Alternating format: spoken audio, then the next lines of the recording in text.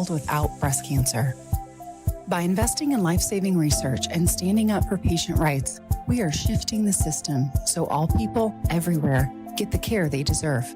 Because if you've just been diagnosed and don't know where to turn, we've got you. If you can't afford the treatment you need, we've got you. And if you are driven to raise money to honor the best friend you've just lost, we have a place for you here.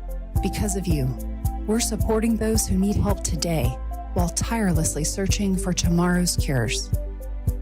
Ending breast cancer needs all of us.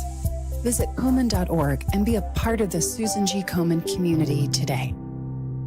Be sure to follow Talk Radio 1210 WPHT on the free Odyssey app. Download it with COE afternoons 3 to 7. Talk Radio 1210 WPHT.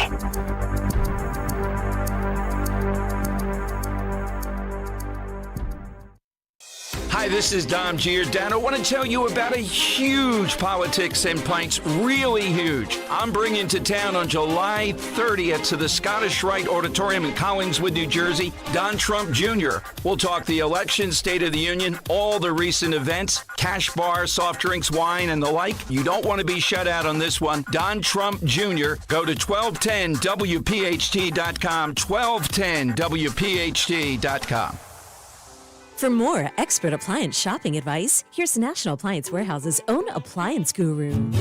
Hello, let's talk premium. These are top-of-the-line appliances that dream kitchens are made of. If you're planning an investment like this in your home, where you buy is as important as what you buy. At National Appliance Warehouse, we're committed to delivering the superior buying experience you deserve. Our showroom features beautifully displayed premium appliances of every major brand, including highly sought-after Sub-Zero, Wolf, and Cove. Our team of gurus is well-versed at guiding you as you navigate the same appliances you'd find in the most magnificent homes and kitchens of cooking enthusiasts. And the National Appliance Warehouse team has the expertise to properly deliver and install your stunning new appliances. Celebrate Christmas in July at National Appliance Warehouse. Purchase a qualifying Sub-Zero, Wolf, and Cove appliance package and choose 3 years of additional warranty or rebate up to $2,500. Click nationalappliancewarehouse.com or visit the showroom in tax-free Wilmington today. Do you owe $10,000 or more in credit card debt or personal loans? With credit card debt at all-time highs, Debt Relief Advocates is urgently notifying consumers of debt relief now being made available, designed to aid consumers with out-of-control credit card debt. Those who qualify and enroll for this relief program will only have to pay back a fraction of what they owe. This is not bankruptcy or a debt consolidation loan. This is a relief program that credit card companies would rather you not know about, as it ends your debt nightmare and saves you lots of money. Consumers owing at least $10,000 in credit card debt or personal loans can now take advantage of this debt relief as the cost of living skyrockets. Debt Relief Advocates has established a relief hotline for you to call to learn what debt reduction you may qualify for, so don't wait. For this free information, call the Relief Hotline at 800-522-2174, 800-522-2174, 800-522-2174. So, what's the asking price on this house? You'd probably be more comfortable living somewhere else. How long a lease is the landlord looking for? Well, I'm sure you can afford to live here, but... What are the schools like in this district? Yeah, we have twins in the 5th grade. This neighborhood isn't really for your kids. You know what I mean? If you're Black, Latino, Asian American, or Middle Eastern, and a real estate agent or rental agent says anything like this, you know what it means. You're being discriminated against. Housing discrimination because of race, color, or national origin is against the law. If you believe you've experienced housing discrimination, contact HUD. Go to HUD.gov/fair housing. That's HUD.gov/fair housing. Fair housing. The law is on your side. A message from the U.S. Department of Housing and Urban Development in partnership with the National Fair Housing Alliance. Look through your children's eyes, and you'll see the true magic of a forest. It's a storybook world for them. You look and see a tree. They see the wrinkled face of a wizard with arms outstretched to the sky. They see treasure in pebbles. They see a windy path that could lead to adventure. When they discover the forest, their imagination is inspired by the smell of pine, the crunch of leaves beneath their feet, the sound of birds calling out for attention. And they see you, their fearless guide through this fascinating forest world. You are the hero in this book. This is a memory being made. This is what they will laugh about years from now. These are the roots, grounding and nourishing them.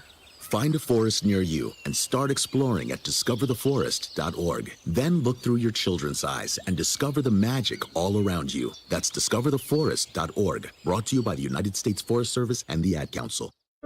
What is dedication? My biggest fear in the middle of my addiction was that my kids wouldn't have a father.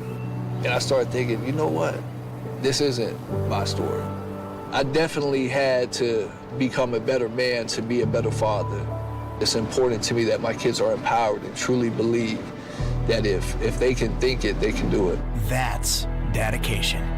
Visit fatherhood.gov to hear more. Brought to you by the U.S. Department of Health and Human Services and the Ad Council. Hey, Ambler.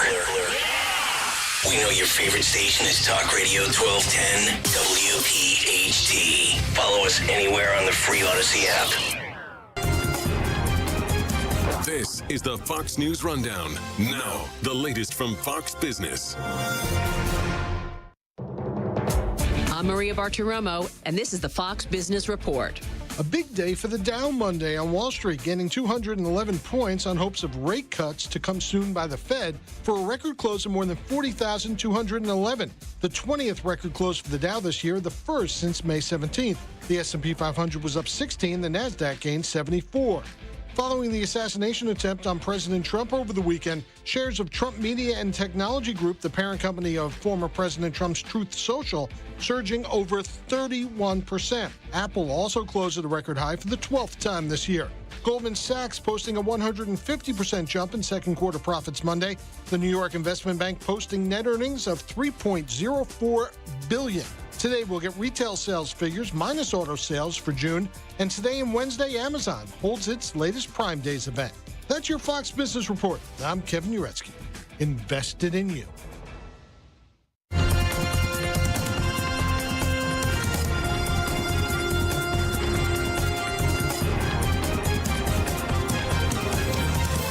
This is the Fox News Rundown. Another legal victory for former President Trump and another legal setback for special counsel Jack Smith, trying to prosecute him twice. Federal Judge Eileen Cannon dismissed the classified documents case in Florida, which charged the former president over the handling of materials he took to his Florida resort after leaving office. He was also accused of obstructing the investigation. The Democrats' efforts to weaponize the legal system against Donald Trump is unraveling. I think that was the right decision. Congressman James Comer and other Republicans cheered the ruling. Former President Trump says he's thrilled and posted on Truth Social it's time to end the weaponization of the justice system. 2 weeks after a Supreme Court presidential immunity ruling further delayed special counsel Smith's Trump prosecution in the 2020 election interference case. Senate Majority Leader Chuck Schumer, a Democrat, called Monday's classified documents case dismissal a breathtakingly misguided ruling that's wrong on the law and must be appealed immediately. Schumer also says it's further evidence that Judge Cannon cannot handle this case impartially and must be reassigned. Now, many on the left have been critical of the judge, a Trump appointee, and her handling of the case, claiming she's biased.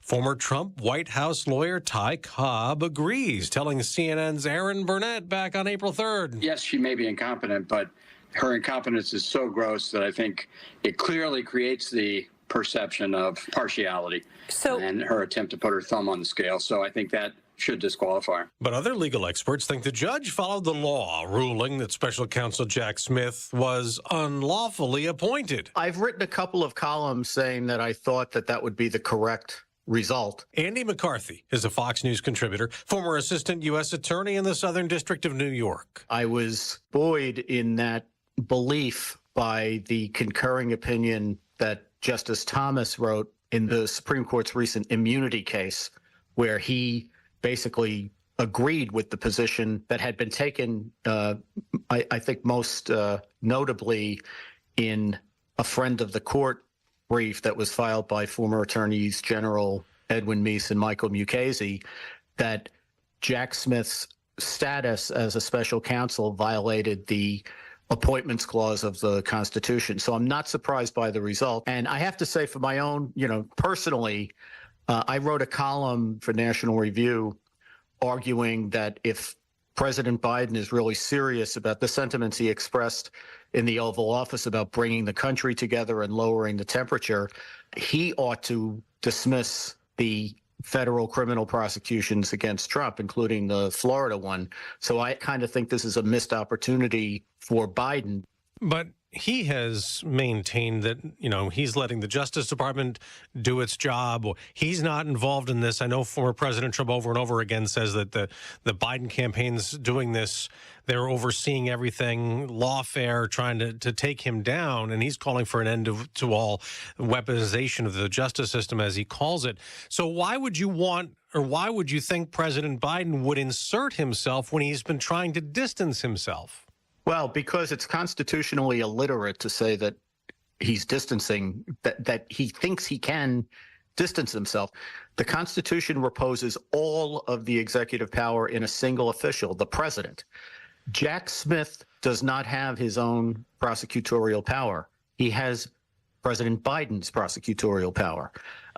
The Justice Department answers to the president. He can pretend all he wants that he has nothing to do with these cases, although we have reporting from Politico, for example, which says that he's been kind of peeved at Attorney General Garland because Trump hadn't been convicted yet in one of these federal cases. So how much he's really removed from this is, I think it's doubtful. If Biden really wants to do what he said he wants to do, he would renounce politicized prosecutions and let the public make its decision about the candidates at the ballot box, which is the way it's supposed to happen in this country. Let's get to this appointments clause that is the basis for the judge's decision here. As you had referenced, Justice Clarence Thomas in his Supreme Court opinion that a few weeks ago in the immunity case, what he wrote was that basically that special counsel Jack Smith is like a private citizen, that he doesn't have the authority to prosecute. Do you agree with that? I do. Here's the thing. Someone who wields the kind of power Jack Smith wields, under the Constitution's appointments clause, that kind of power can only be wielded by an officer of the United States. And there's only two ways of qualifying an officer of the United States. One is he's got to be appointed by the president and confirmed by the Senate. And the other is he serves in a position that's been created by Congress in a statute. All right. Now, the New York Times, in its story, said that this flies in the face of previous court decisions reaching back to the Watergate era that upheld the legality of the ways in which independent prosecutors have been named. Yeah, they're wrong about that. The Watergate decision did not challenge in the famous Supreme Court case of Nixon versus the United States. The defendants on trial and President Nixon did not challenge Leon Jaworski's status as a U.S. attorney. The issue in that case before the Supreme Court was whether a subpoena demanding that Nixon turn over the tapes was enforceable, but the defense never raised, and Nixon never raised, the question of Jaworski's constitutional status. After that, the U.S. attorneys, back then, it was called, I guess Jaworski was called a special prosecutor. After that, they enacted the independent counsel statute. And the prosecutors who were appointed under that were appointed by statute. So to compare them to Smith is to compare apples and oranges. What about the other Jack Smith prosecution? It's obviously dealing with the Supreme Court ruling of 2 weeks ago on the Trump immunity case. It's on hold. Who knows what's going to happen in that indictment related to the 2020 election, but it is the same special counsel. How does this ruling in Florida affect the Washington, D.C. case with a different judge?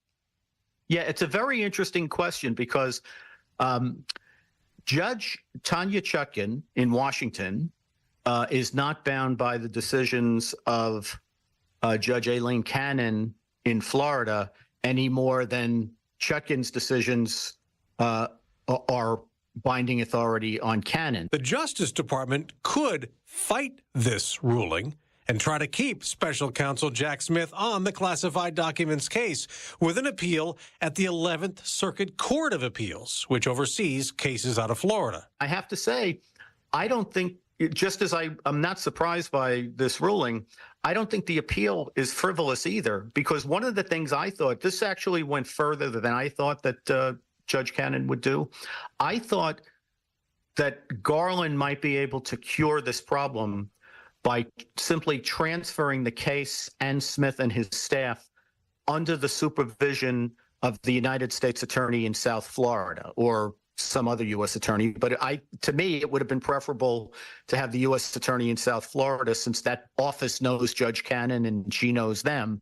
That would be the sensible thing to do. And I think that would make a lot of the problem go away, because as long as Smith was answering to a Senate-confirmed United States attorney, I don't think there's a basis for the objection. So I think that there was room here to acknowledge that Smith's appointment was problematic, but at the same time not wipe out everything that had happened in the case.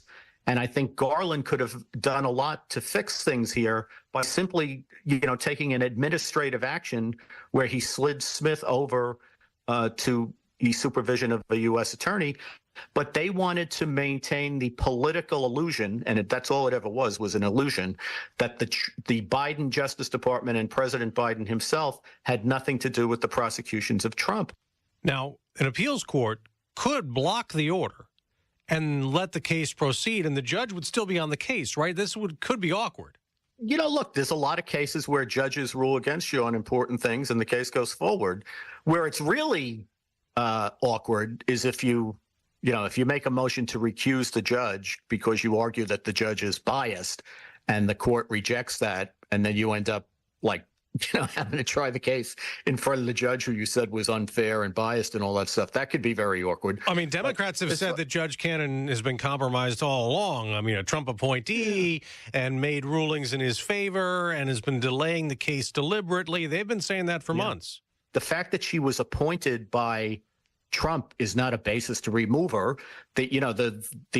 When Trump was challenging the results of the 2020 elections and lost all those cases in court, Trump appointee after Trump appointee, including the three on the Supreme Court, all rejected his legal challenges. So we don't dismiss judges or remove judges or disqualify them based on who appointed them. Even if this case is revived, there is less and less and less of a chance of another Trump trial before the election. And any of these other three outstanding cases, classified documents one included, even though it was dismissed, but it might be brought back. Right? Yeah, I don't see any of these cases potentially going to trial, because if you look at the Washington one, that goes back to Judge Chutkan as a live immunity issue. Remember, the Supreme Court told her basically to go through the indictment and figure out which are the public acts of the president, the official acts, and which are private misconduct. That has to be ruled on first. And because it's immunity, that's an appealable issue. So even if Judge Chutkan could quickly resolve that, which I don't think she could because she might have to take evidence on it, if she ruled against Trump, Trump would appeal to the D.C. Circuit and might end up in the Supreme Court again. There's no way that goes to trial prior to Election Day. There's no way the Florida case was going to trial prior to Election Day either. And as far as the other cases are concerned, I think the Supreme Court's recent decisions create big problems for Judge Merchan's case in New York. I'd be surprised if Trump actually gets sentenced in that case. I think it could get thrown out before sentencing, which is off until at least September for now. And obviously the Atlanta case, it suffers from the same problem as Jack Smith's Washington, D.C. case. That is, she has indicted many things that Trump can reasonably argue are official acts of the president. So they're going to have a lengthy immunity litigation in that case if it ever goes forward. I don't see a prayer of any of these cases going to trial before the election. And as for the federal cases, if Trump wins the election, obviously he's going to have his Justice Department dismiss those cases. Andy McCarthy, Fox News contributor, former assistant U.S. attorney in the Southern District of New York. Great to talk to you as always. Thank you. Thanks so much, Dave. Wake up with Kayal and Company. Mornings 6 till 10. Talk Radio 1210.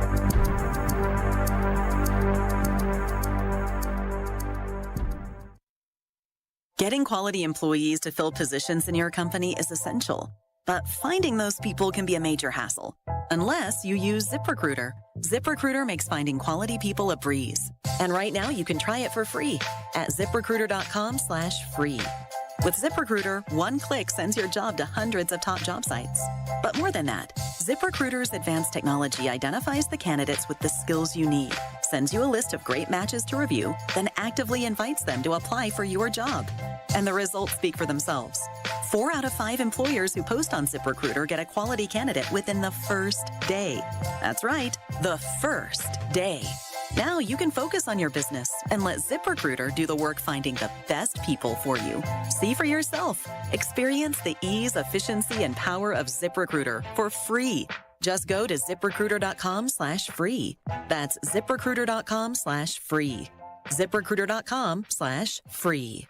For eligible individuals 18 and older only. Results vary. See JobraEnhance.com/try for details and important safety information. How are your hearing aids sounding now? A little tinny. Okay, 2 seconds. With Jabra Enhance Select's premium package, better hearing doesn't happen in a doctor's office. It happens at home, all done remotely from initial testing to adjustments. How are they sounding now? Fantastic. So much better. You get the same advanced hearing aid technology and professional support you expect from a clinic at a fraction of the cost. And if you have any issues, we'll make adjustments 7 days a week, no charge. Oh, you people are wonderful. Our premium package includes hearing aids, 3 years of follow-up care, plus a 3-year warranty with loss and damage coverage, and a 100-day money-back guarantee. I hear better than I ever thought possible. Save $300 on Enhance Select 500 hearing aids automatically at checkout. Just go to JabraEnhance.com/try. That's JABRA Enhance.com/try. JabraEnhance.com/try.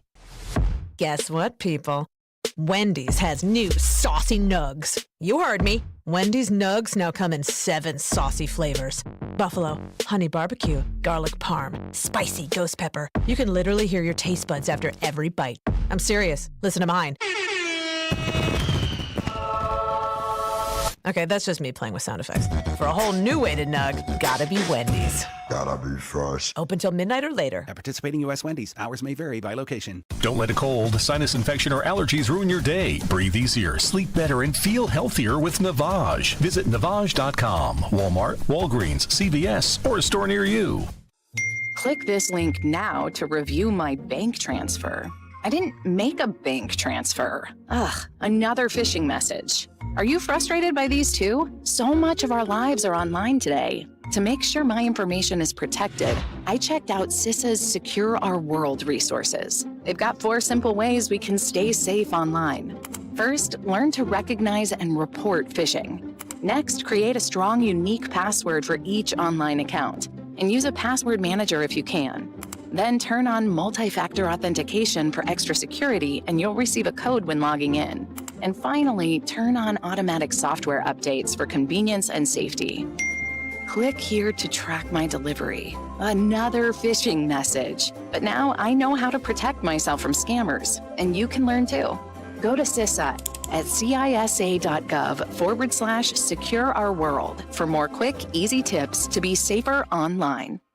Recovery from mental and substance use disorders is real. It happens every day. You can recover.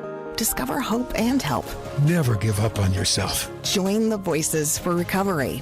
For confidential information for mental and substance use disorders, call 1-800-662-HELP. Brought to you by the U.S. Department of Health and Human Services.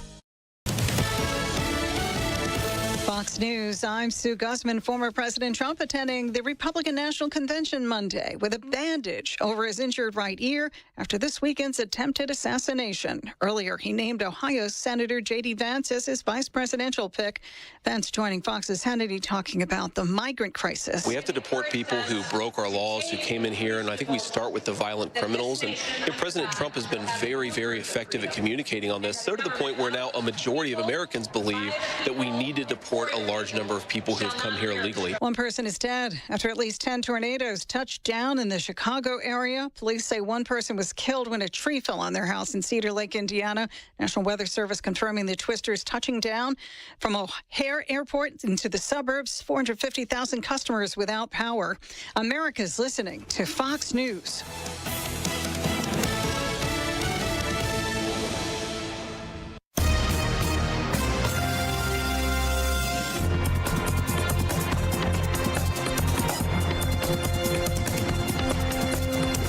This is the Fox News Rundown.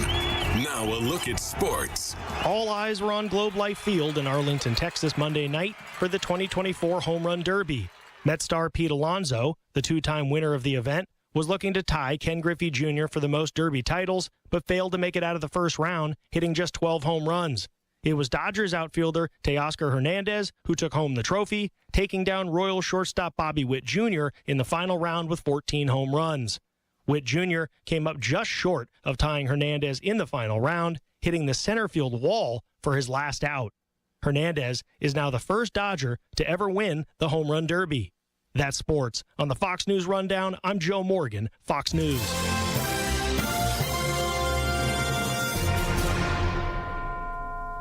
Now an update from Outkick's Hot Mic. Deion Sanders is Bear Bryant meets Lil Wayne.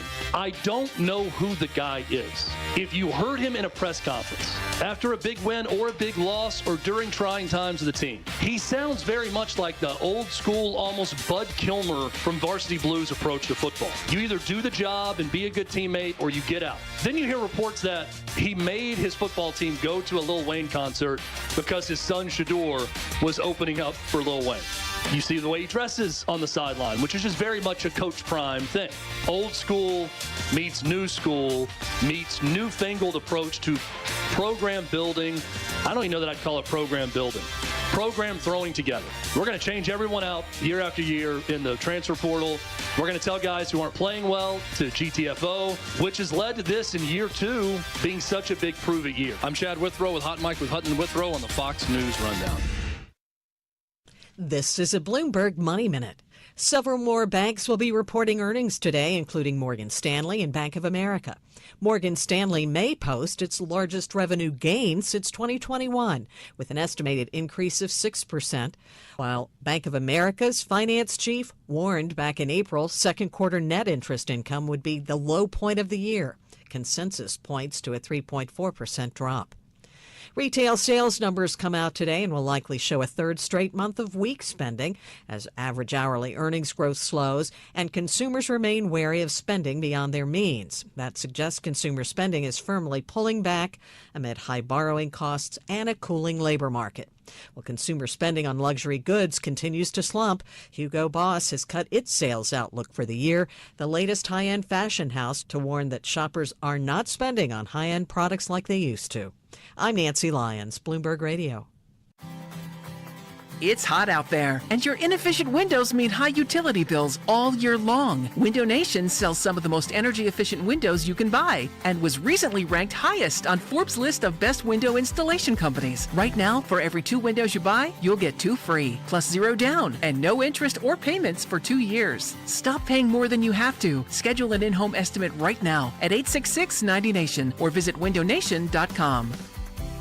When you need to know, depend on KYW News Radio 103.9 FM. Donald Trump made an appearance at the RNC alongside his newly announced VP pick, J.D. Vance. Temperatures could reach triple digits today, and excessive heat warning is in effect through Wednesday evening. And Great Valley School District teachers demand change after it was discovered students created fake TikTok accounts of teachers featuring lewd content. Get the latest anytime on KYW News Radio. Now on Crystal Clear 103.9 FM. You've never needed us more. The doctor's office that mixed up your files has your Social Security number. The power company that mistakenly cut your service has your payment info and last 3 addresses. Your info is in endless places that could accidentally expose your info to identity theft. That's why LifeLock monitors millions of data points every second. If your identity's stolen, they'll fix it guaranteed or your money back. Save up to 40% your first year with promo code CLAY at LifeLock.com. Terms apply. Did you know you can get your prescriptions for less at your local pharmacy?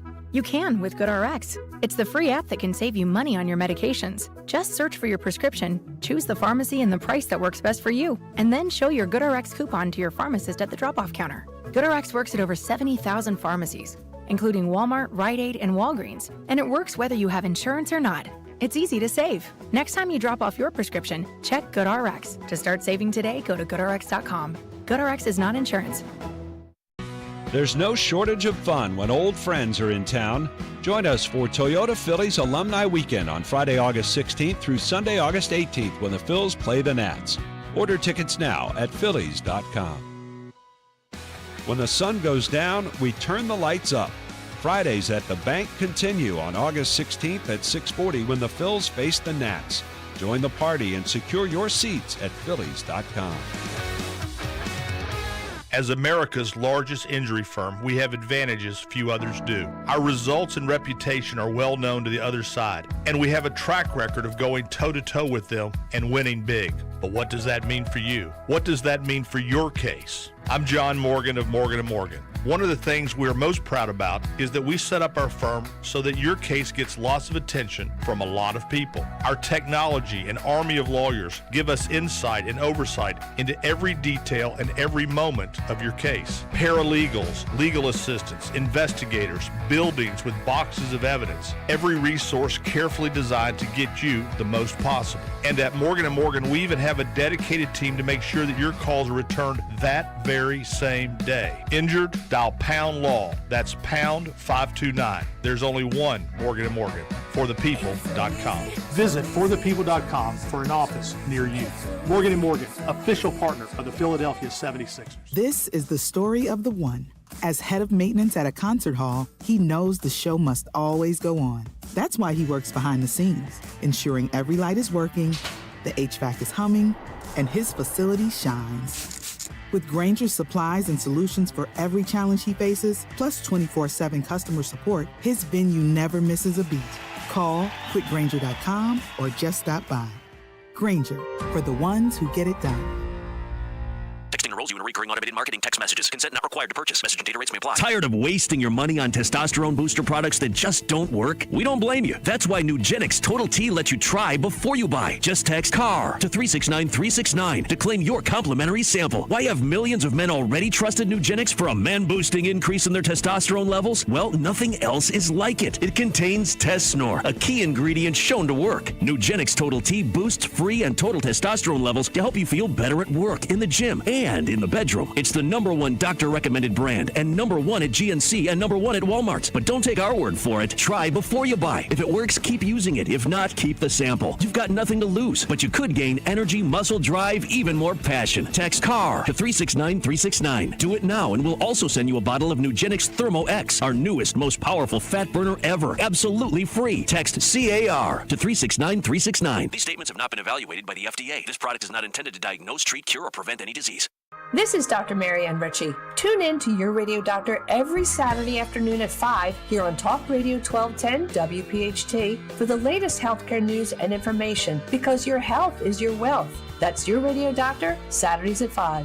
Don't miss the Labor and Energy Show with J-Doc and Krause, brought to you by Advocacy United, this Saturday night at 6. Find out about the important issues that'll affect you. The Labor and Energy Show, Saturday night at 6 on Talk Radio 1210 WPHT. Join Team Kayal and Company once again this year for the Bend to Shore Bike Tour on Sunday, July 21st. From Philly to Atlantic City, you can do the ride or just donate to support the cause. Visit bendtoshore.org. That's Ben, the number 2, shore.org. Let's show everyone how WPHT and Odyssey supports law enforcement. Bend to Shore is organized by Families Behind the Badge Children's Foundation. FBBCF provides financial relief for the families of fallen and injured first responders and supports the Police Youth Alliance, which fosters a positive relationship between police and youth. Sponsored by Gelman Law. Need a criminal defense attorney or personal injury? Visit GelmanLawFirm.com.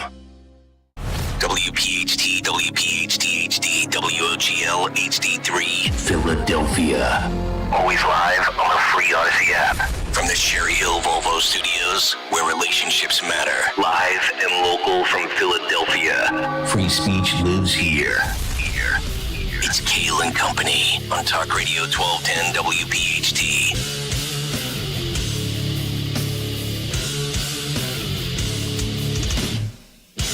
And away we go, live on this Tuesday, July 16th. It is indeed Kayal and Company. You're right here on Talk Radio 1210 WPHT. We are always live on the free Odyssey app.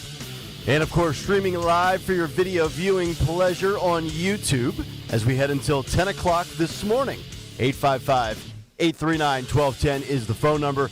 On social media, at 1210 WPHT, I am at Nick Kayal. Dawn Stensland with the news. Greg Stocker, the chairman of the board. Phil Almquist, Henry Machette, our associate producers.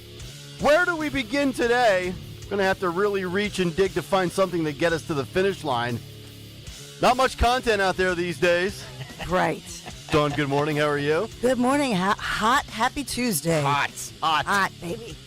Some like it hot. Others, not so much. Gregory? Yeah, I'm here, buddy. I'm here. We're doing this. We're doing this again. Day 2. Tuesday, right? Tuesday. There we go. Yeah. JD Vance, come on down. Classified documents, bye-bye. Did anybody have him in the pool? And don't be these Johnny-come-latelys. Yeah, I predicted this all along. I saw you, Dawn, tweet.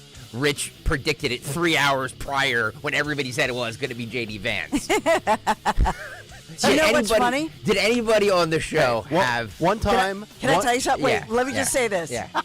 I walk in the door, my husband goes... My husband basically said verbatim what Greg Stocker just said, and I said, I did that just to trigger Greg. My hand to God, that's what I said. One time I said the Eagles were going to win when they were up 37-5. Predicted? No. Well, I think he did have information No, he from did Dan not. Earlier. He did not. Our buddy Sean Farish had him as his most likely as far as what he wanted. Yeah. I don't recall specifically if he predicted it, but he had him pretty much at the top of his list. It's not going to be Sarah Huckabee Sanders. We or will Tulsi see, Gabbard. We will see Sarah this evening. She'll be speaking this evening at the RNC, as well as Nikki Haley. She's kind of hard to miss. Bets right now at 6:02, and we're already way off the rails. Sorry about that. It's always my fault. I know it is. I'm. I don't like the rails anyway. Does Nikki Haley get booed? A little bit. I mean, Mike Johnson got a couple of moments yesterday. He kind of froze when the teleprompter went out, didn't he? Yeah, well, he's Thank you. Good night, everybody. Good night, everybody. Exactly. He Fettermaned it. He did. So we've got Vance. We've got classified documents. Biden with Lester Holt. Trump rolls out in a triumphant return with a bandage on his ear. Some are calling it his Willis Reed moment, his Michael Jordan flu game moment. We've got shooter updates and details. I don't know where to begin, but we'll try to get through all of it before we get to the cut sheet, and that will be loaded. And that is coming up at 7:45 this morning. But before we get to all of that, let's get to the news. Round number 1 at 6:03. She's mad that it's not Sarah Huckabee Sanders, but the show must go on. Dawn Stensland. But it's another person who wears eyeliner. Yes, but he has a beard. That's a sin. So he gets a point for me. You know Trump is going to make him shave that, don't you think? If I'm Trump, I grow a beard too. Trump should go Hollywood Hogan and go beard. Crack me up.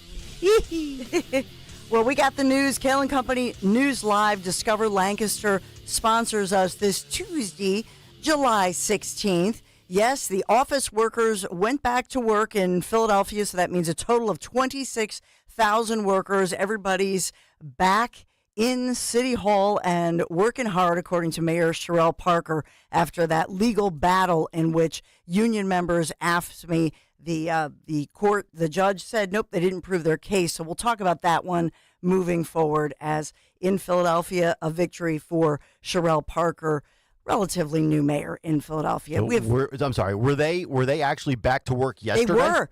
And Okay. do you know what was brilliant? What? A friend of ours who was here last week, Pete Cherokee, do you know he sent down the huge Chickies and Pete's trucks? Oh, okay. Yeah. And they were giving huge discounts or maybe free crab fries and things of that nature. But they're doing a lot of discounting on food. Right. And that was brilliant. But he sent down the food truck to welcome and had a big sign, "Welcome back." Yeah. For everybody. But that was really smart. But so what they're doing is they're doing all these food deals for city workers and I guess all workers if you come back. Sherelle Parker really trying to make this push. We've got to entice you to come back to Yeah, work. So we'll give you food. $1 crab fries and $5 Miller Lite pitchers. You know what? There were lines, even in the heat. There were all these lines. People were happy. Can It you was imagine? Brilliant. Can you imagine having been virtual the last 2, 3, 4 years, whatever it might be for these people? How long of a day yesterday must have felt? Like you're probably looking at let's just assume they work 9 to 5. Any of these individuals by like 3 o'clock in the afternoon, it must have felt like midnight to these people because they've been so out of it. But they haven't had Chickies and Pete's fries for a really long time. Well, that's true. It was just really funny that all they talked about was all the food discounts. They thought it was fantastic. Yep. So that was a great move. Hey, we have new details. There's so much going on in the city of Philadelphia. We do have all these new details of the FBI identifying the gunman, 20-year-old Thomas Matthew Crooks, as a loner. We know that they have cracked into his cell phone, now focusing on the laptop. And this has gone really wild on social media with still no answers as to exactly how this apparently lone shooter, a 20-year-old who could crack into security at the highest levels in our nation. So this is a small Pittsburgh, a suburb of Bethel Park, Pennsylvania, really reeling after the FBI has labeled that Crooks, the suspect, is the person who tried to assassinate former President Donald J. Trump during Saturday's campaign rally here in Philadelphia, which continues to send a lot of reaction shockwaves through the nation. I know Nick will get to the big moment, the big reveal when Trump actually walked out on the stage and was introduced at the RNC last night to a thunderous applause and crowd. But this young guy, Crooks, armed with a semi-automatic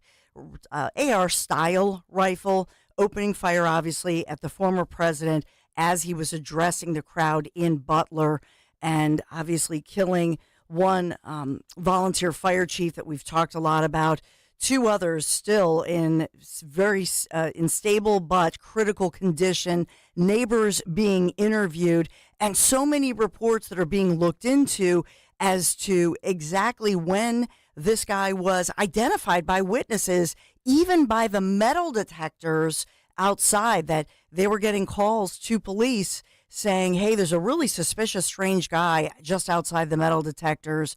I know we talked yesterday and showed the video outside as people were videotaping with their phones, showing somebody on the roof. And we'll get more into that one as far as what went right, what went wrong. Butler County Sheriff obviously spoke out, gave his 2 cents. So we have so much going on.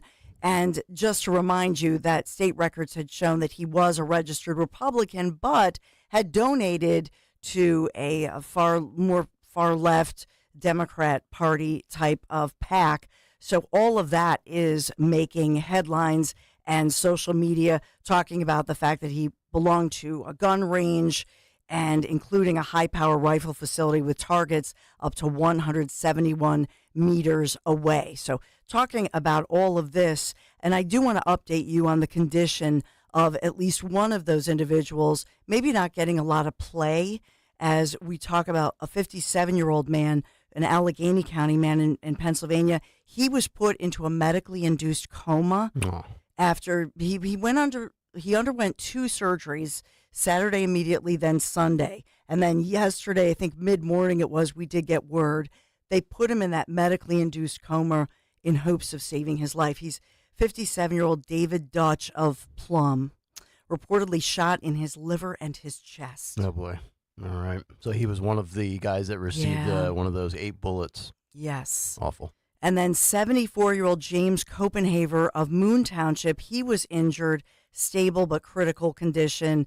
So we've talked, about him as far as looks like he's in better shape than 57-year-old David Dutch, who was in the medical coma. And then, of course, talking about 50-year-old Corey Comparator, who we've talked a lot about, Buffalo Township, who is being hailed as a hero by his own wife and daughters. He was, like you, Nick Hale, a girl dad. Yeah, You indeed. know, Yep. shielding his daughters, was a beloved volunteer fire chief and local employee, learning more details about his life.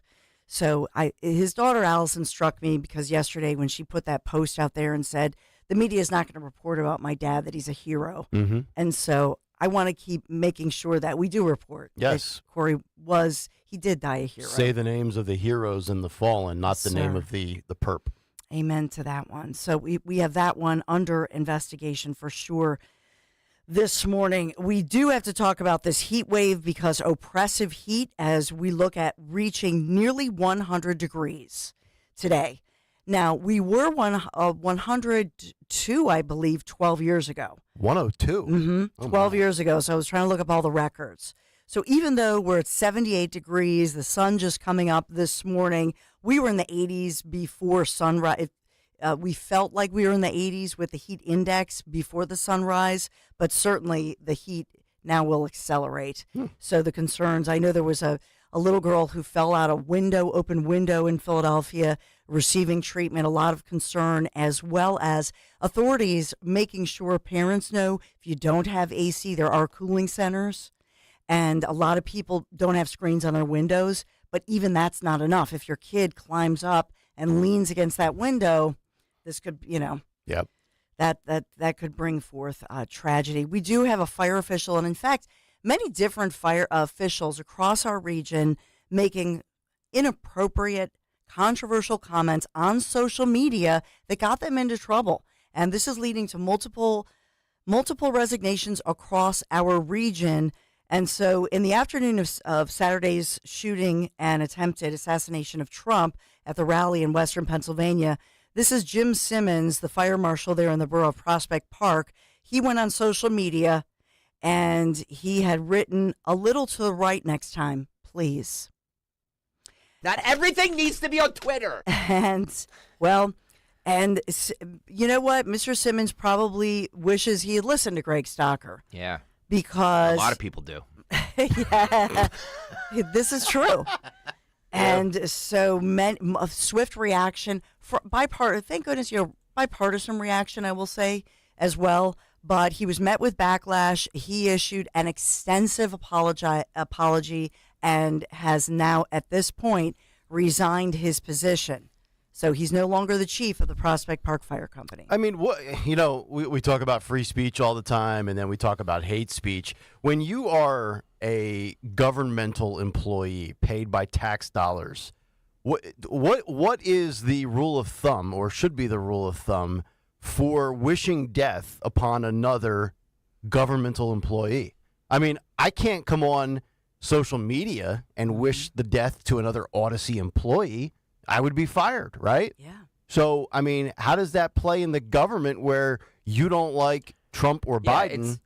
It's consequence. Like it's not cancel culture. It's consequence culture. Right. We talk about that all the time. I don't care if it's left or right. You can put whatever you want to on social media. Yeah. It's your free will.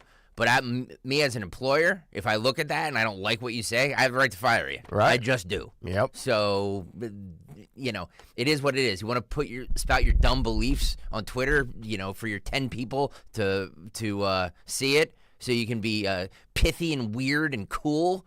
And then, the consequences come to you. Yeah. Sorry, dude. A lot of sick people out there, man. Just stop sharing every dumb thought that's in your head. That's what talk radio is for. Yes, 855-839-1210. Firefighter guy. Yeah. And this is a Kayal Company News follow-up. Great Valley School District holding that board meeting last night after middle school students created 22 fake TikTok accounts impersonating their teachers. This was a packed meeting, and parents in this Chester County School District calling for action last night following the series of disturbing discoveries on TikTok, not TikTok, that actually, this all began last February. And now learning new information, obviously it has exploded on social media again.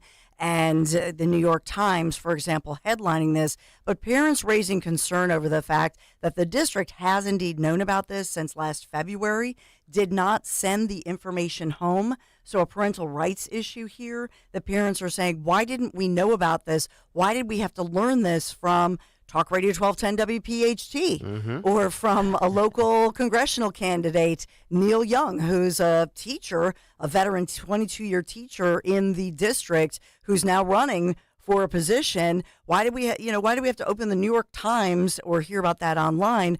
We needed to know about this. And they demanded the district pay for mental health services for the impacted teachers to heal. Some of these got really nasty and weird. And there's the headlines you'll see, it says, oh, they were homophobic or they were sexist, this and that and the other. The actual Neil was one of the male teachers who was shown, and he's also a wrestling coach.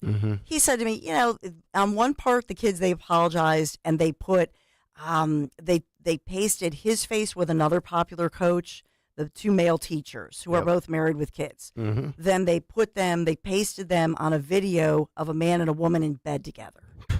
And he said, okay, they were being silly and they apologized. And that a lot of people think they didn't mean to be like homophobic. They were being silly. On the other hand, to the Spanish teacher, they actually took a photo of her husband and young children they found somewhere. They're on a beach. And they were making like some kind of a weird appeal to pedophiles. You like these little kids.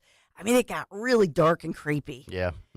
And so a lot of, people saying we have to have some rules about social media and talk to the kids, include the parents. So there are a lot of layers to this, but just wanted to put that to your attention. I know there's so many breaking details this morning, and we'll get, of course, into the Republican National Convention. What an amazing, historic kickoff yesterday. I know Nick's going to get into it, and we're going to have all the details moving forward and more details and new details on the national level and the local level as far as that local police investigation into, of course, the assassination attempt on Trump as we move forward. Got to talk about Discover More of Lancaster. I scream, you scream, we all scream for ice cream. Head to the Turkey Hill Experience, enjoy samples, and even make your own flavor in the Taste Lab. A 90-minute drive from Philadelphia. Visit discoverlancaster.com. Plan your getaway. Discover Lancaster. Not a bad idea on this excessive heat. And, of course, Philadelphia declaring a heat emergency today. It looks like we'll reach 100 degrees today. And no relief with showers. The showers, we could see some storms tomorrow that break up the heat, so that'll finally be broken up for your Thursday. But in the meantime, keep cool. The ice cream will be melting if you bring it outside. This is Kayal and Company News Live. All right, John, thank you very much. 6:17 on this Tuesday morning. Let's get to another Big Take. The Big Take on Kayal and Company.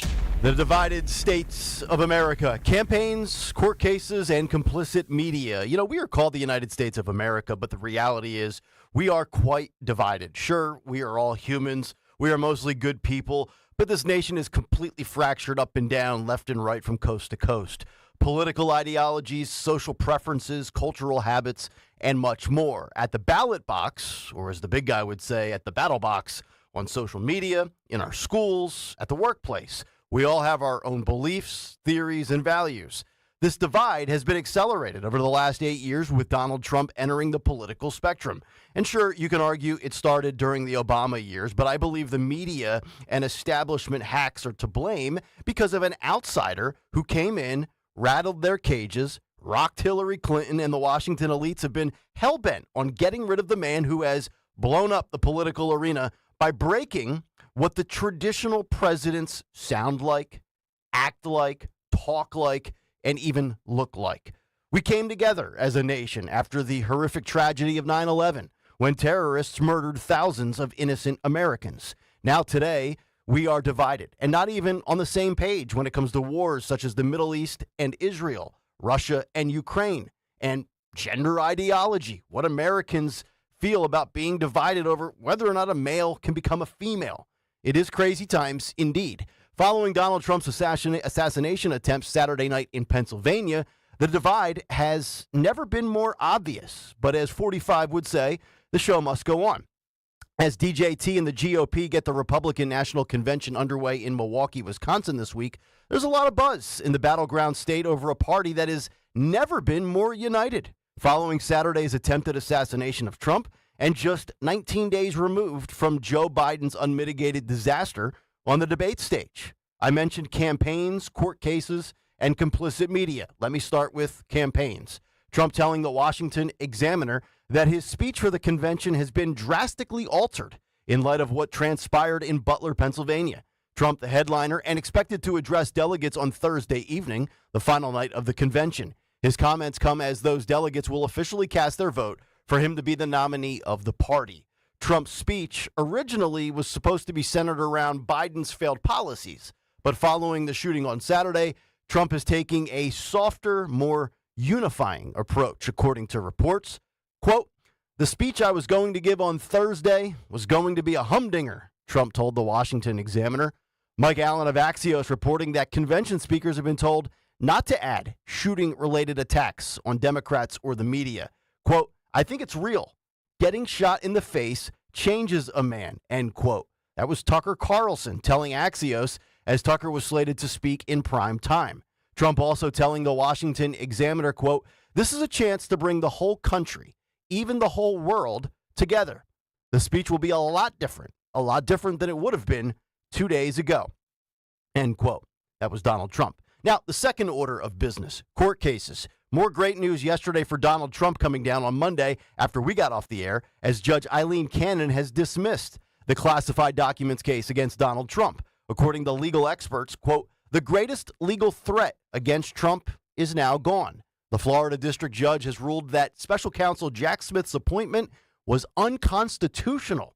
According to reports, Judge Cannon issued a 93-page opinion that scholars claim is, quote, "strongly reasoned." Cannon wrote the following: "Upon careful study of the foundational challenges raised in the motion, the court is convinced that special counsel Smith's prosecution of this action breaches two structural cornerstones of our constitutional scheme: the role of Congress in the appointment of constitutional officers and the role of Congress authorizing expenditures by law." Jonathan Turley, legal analyst and law professor, telling Fox News, quote, "Of all the cases that could be dismissed, this would be at the top of the list. This was the greatest threat, and for now, at least, it's gone." Here is House Oversight Committee Chairman James Comer, Republican from Kentucky, giving his thoughts on the failed lawfare against Donald Trump. Listen and watch this. Well, my first reaction is the Democrats' efforts to weaponize the legal system against Donald Trump is unraveling. I think that was the right decision. I think when Hur made the decision not to prosecute Joe Biden for his obvious mishandling of classified documents, I think that sealed the fate for this case. I think Trey Gowdy's the expert, and certainly he's done a tremendous job explaining why this never should have made it this far to begin with. But I'm glad that all these cases that I considered legal warfare against Donald Trump are falling to the side, and the American people can focus now on electing the next leader of the free world and basing that decision on issues and facts. Jonathan Turley tweets this on X: "The dismissal of the classified docs case is a seismic development," he writes. "From the beginning of all these cases, I've said the Mar-a-Lago case was the greatest threat to the former president. It is now dismissed." What did Donald Trump have to say about Jack Smith's failures against him? Fox News' Brett Baer had a phone conversation with Donald Trump yesterday after the news came down, and he had this to share with America. Listen and watch. We just got off the phone with the former president, and he said this: "I am thrilled that a judge had the courage and wisdom to do this. This has big implications, not just for this case, but for other cases. The special counsel worked with everyone to try to take me down. This is a big deal. It only makes this convention more positive. This will be an amazing week." He said again and again that this was a big decision. He pointed to, Justice Thomas and the questioning in the Supreme Court on this very issue about the special counsel, but seemed to indicate that he thought that this would have implications for other cases. Next up, the complicit media. Just as things are backfiring on Democrats, attorney generals, special prosecutors, and weaponized government, the media meltdown officially took an unexpected turn late on Monday during Kayal and Company, as MSNBC yanked Morning Joe off the air in fear of what Joe and Mika might say following the Donald Trump failed assassination attempt on Saturday evening. I wondered if this was a scheduled vacation and time off, but according to the New York Post, it was not. So your high-paid, low-performing morning show not allowed to broadcast on what is likely the biggest story they will ever cover on television. According to the New York Post, hosts Joe Scarborough and Mika Brzezinski, staunch Joe Biden advocates, were expected to return to the anchor chairs on Tuesday, despite the huge political news and Monday night start of the RNC. Instead, MSNBC rolled out breaking news coverage Monday morning instead of risking one of its bad stable of talking heads uttering something that could paint the show and the network in a bad light. A source familiar with the matter told CNN of all places on Monday. Excuse me while I smile for a moment, knowing millionaires don't have the trust of their bosses and their network to act like responsible broadcasters and grown adults and not make comments like calling Trump Hitler. Kind of glorious if you think about it, but you know what it is? It's an admission by MSNBC that they have gone too far in painting Donald Trump as Adolf Hitler. And lastly, Hitler selects his vice president, and we have 39-year-old J.D. Vance from Ohio. Trump making that announcement official Monday on Truth Social. And when it pertains to the vice president, I said this last week. For the first time, I thought about it really, really hard, and I said, you know what? The VP does matter, and two reasons why. Number one, if Kamala Harris wasn't such a space cadet, Joe Biden would possibly have stepped down already. But since she polls lower than he does, the Democrats are stuck with him. And secondly, the VP matters because Trump said, quote, you need somebody that can be good just in case, that horrible just in case. Well, that just in case, horrible just in case, was a few millimeters away from becoming reality on Saturday night. You can't have somebody as your vice president that can't assume the duties of president in the event that a horrific situation plays out. News coming down Monday afternoon that Trump had trimmed his VP list in half as Florida's Marco Rubio and North Dakota's Doug Burgum were ruled out. That would have presumably left us with J.D. Vance, Tim Scott, and maybe Glenn Youngkin. But Trump is going for a young, up-and-coming senator from Ohio. And I had said all along that Doug Burgum did nothing for me. Marco Rubio didn't move the needle either. I liked Vance, I liked Youngkin, and Byron Donalds from Florida. So overall, I'm pretty pleased with the selection of J.D. Vance. Now, it's only day 2 of the RNC convention, but momentum, energy, luck, and even unity is on the side of Donald Trump and the Republican Party. And yes, many variables can change and likely will. But what happens between now and November 5th seems pretty set in stone, barring an October shocker. Let's just hope that Trump and the GOP, who are in command right now and dictating the pace and the tempo, don't screw it up. And that's the big take. The Big Take on Kayal and Company. All right, Big Take, if you want to jump in, your thoughts and reactions, 855-839-1210 on social media at 1210 WPHT. And, of course, let it rip in the YouTube chat. It's the Kayal and Company comment community. Just go to youtube.com/@1210 WPHT and hit the like and subscribe buttons. We've got 3 big stories to get to before we get to the cut sheet. Details on the shooter. We have updates to get to. We'll also give our thoughts on J.D. Vance being the vice president and also Eileen Cannon dismissing the classified documents case against Donald Trump. It's Kayal and Company on a Tuesday morning. Back after this on Talk Radio 1210 WPHT. Look at you. Your life is under control. Errands? Done. Groceries? Got 'em. It's a good time to give yourself a reward. You know the one. Your favorite tasty cake treat. Is it the delicious crimpet or the mouthwatering candy cake? No matter where you are, choose what feels right and enjoy. You've earned it. And you know you deserve it. Tasty cake, accept no substitutes. Now, your Live Nation lineup. Don't miss these upcoming shows. Check out Ellen's last stand-up on July 31st at the Academy of Music. Plus, see James Taylor and his All-Star Band at The Man August 30th. Then see Ringo Starr and his All-Star Band at The Man September 24th. Plus, check out Mike Birbiglia on October 11th at the Academy of Music. Don't forget Ellen, James Taylor, Ringo Starr, and Mike Birbiglia. For tickets and info, go to livenation.com. I'm Kareem Abdul-Jabbar. I learned about atrial fibrillation the hard way. My symptoms would come and go. Shortness of breath, fatigue. I kept going. Then I got so lightheaded, I couldn't. My doctor said I have AFib, so I'm about 5 times more likely to have a stroke. Other symptoms, irregular heartbeat, heart racing, chest pain can come and go, but the risk of stroke stays. If you have symptoms, tell a doctor.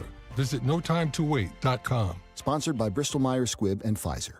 Is this house a good price compared to others in the area? Are prices going up or down? If I don't make an offer right this very moment, will I miss my chance? These are just some of the questions a home buyer might ask. And these are the sorts of questions an agent who is a Realtor can help answer.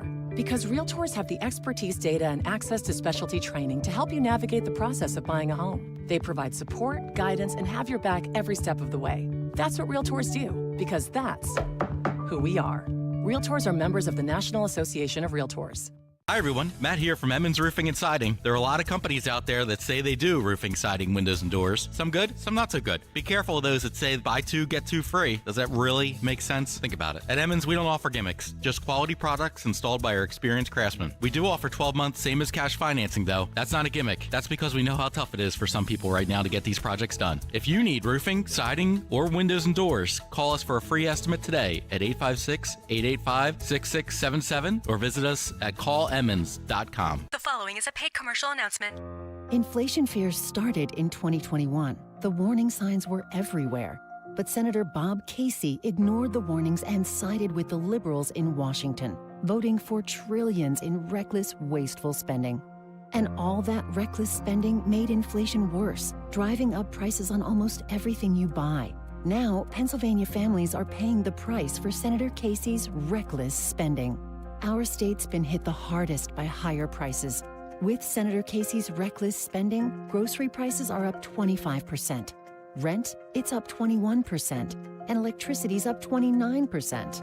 Senator Casey helped create this mess.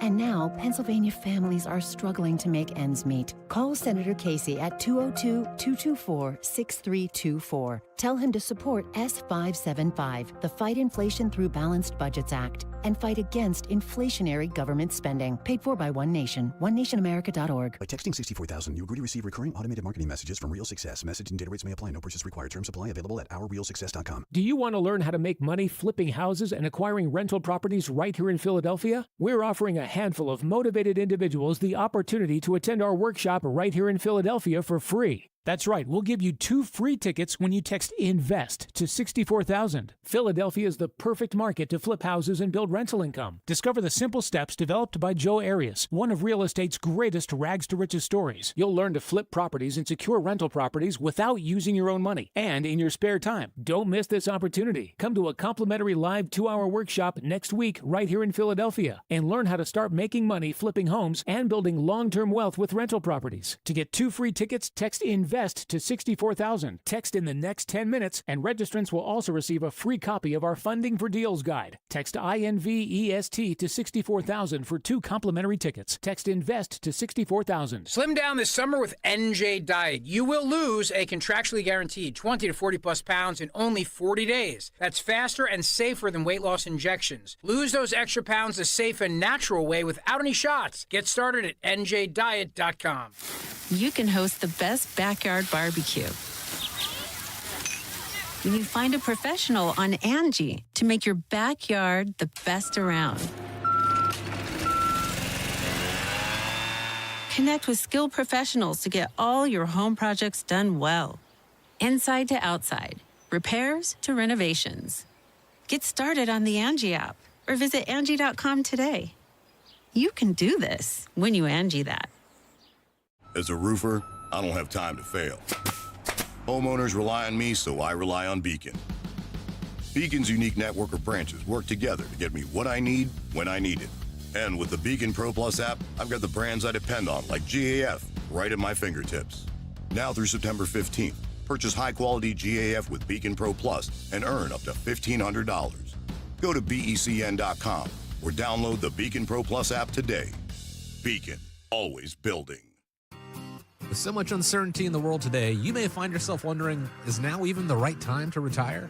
And so many people are waiting, and those folks are going to be waiting a really long time, I hate to say, because there's no perfect time. The market is always unpredictable and volatile. Fortunately, Jim Cipriotti has been helping get people to, through, and beyond retirement for over 25 years. And each week, he wants to help give you that freedom to retire.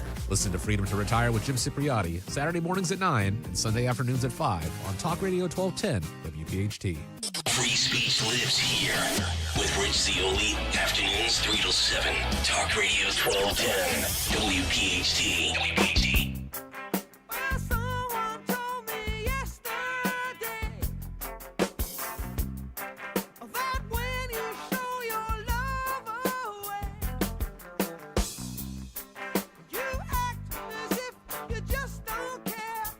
Kayal and Company, 6:35 Tuesday morning. Hopefully all of you getting off to a great start on your work day, especially of those of you that went back to work for the first time in 4 years in this city. You lazy leeches. Nick, Dawn, and Greg, as we roll till 10 o'clock, we will get to J.D. Vance. Trust me, that is coming up, as well as the classified documents case dismissal. But first and foremost, I think the most pertinent story continues to be the fallout, the reaction, the investigation, and the information collection that's going on right now, and what we really don't know about that shooter and what transpired on Saturday night. And there's a couple of updates that we need to get to from law enforcement being, quote, baffled over the lack of information about this killer who is now deceased, and also what law enforcement botched for almost 30 minutes. But I do want to start with this, courtesy of NBC Philadelphia. I just saw this morning as we were getting ready to go on the air, and Dawn highlighted a couple of these bullet points in the news at 6:05. Authorities saying Monday that they had accessed the phone of the person who attempted to assassinate Donald Trump. They say ongoing efforts to understand the shooter's motives have so far come up empty, and also it has only deepened the mystery around the gunman.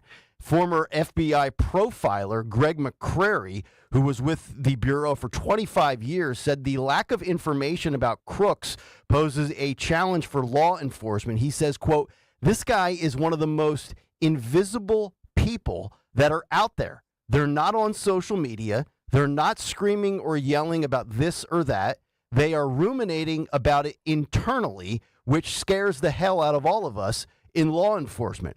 Quote, "Some people say it's like looking for a needle in a haystack," he added, "but that's not really it. A better way to think about it is to try and predict which piece of hay is going to become a needle."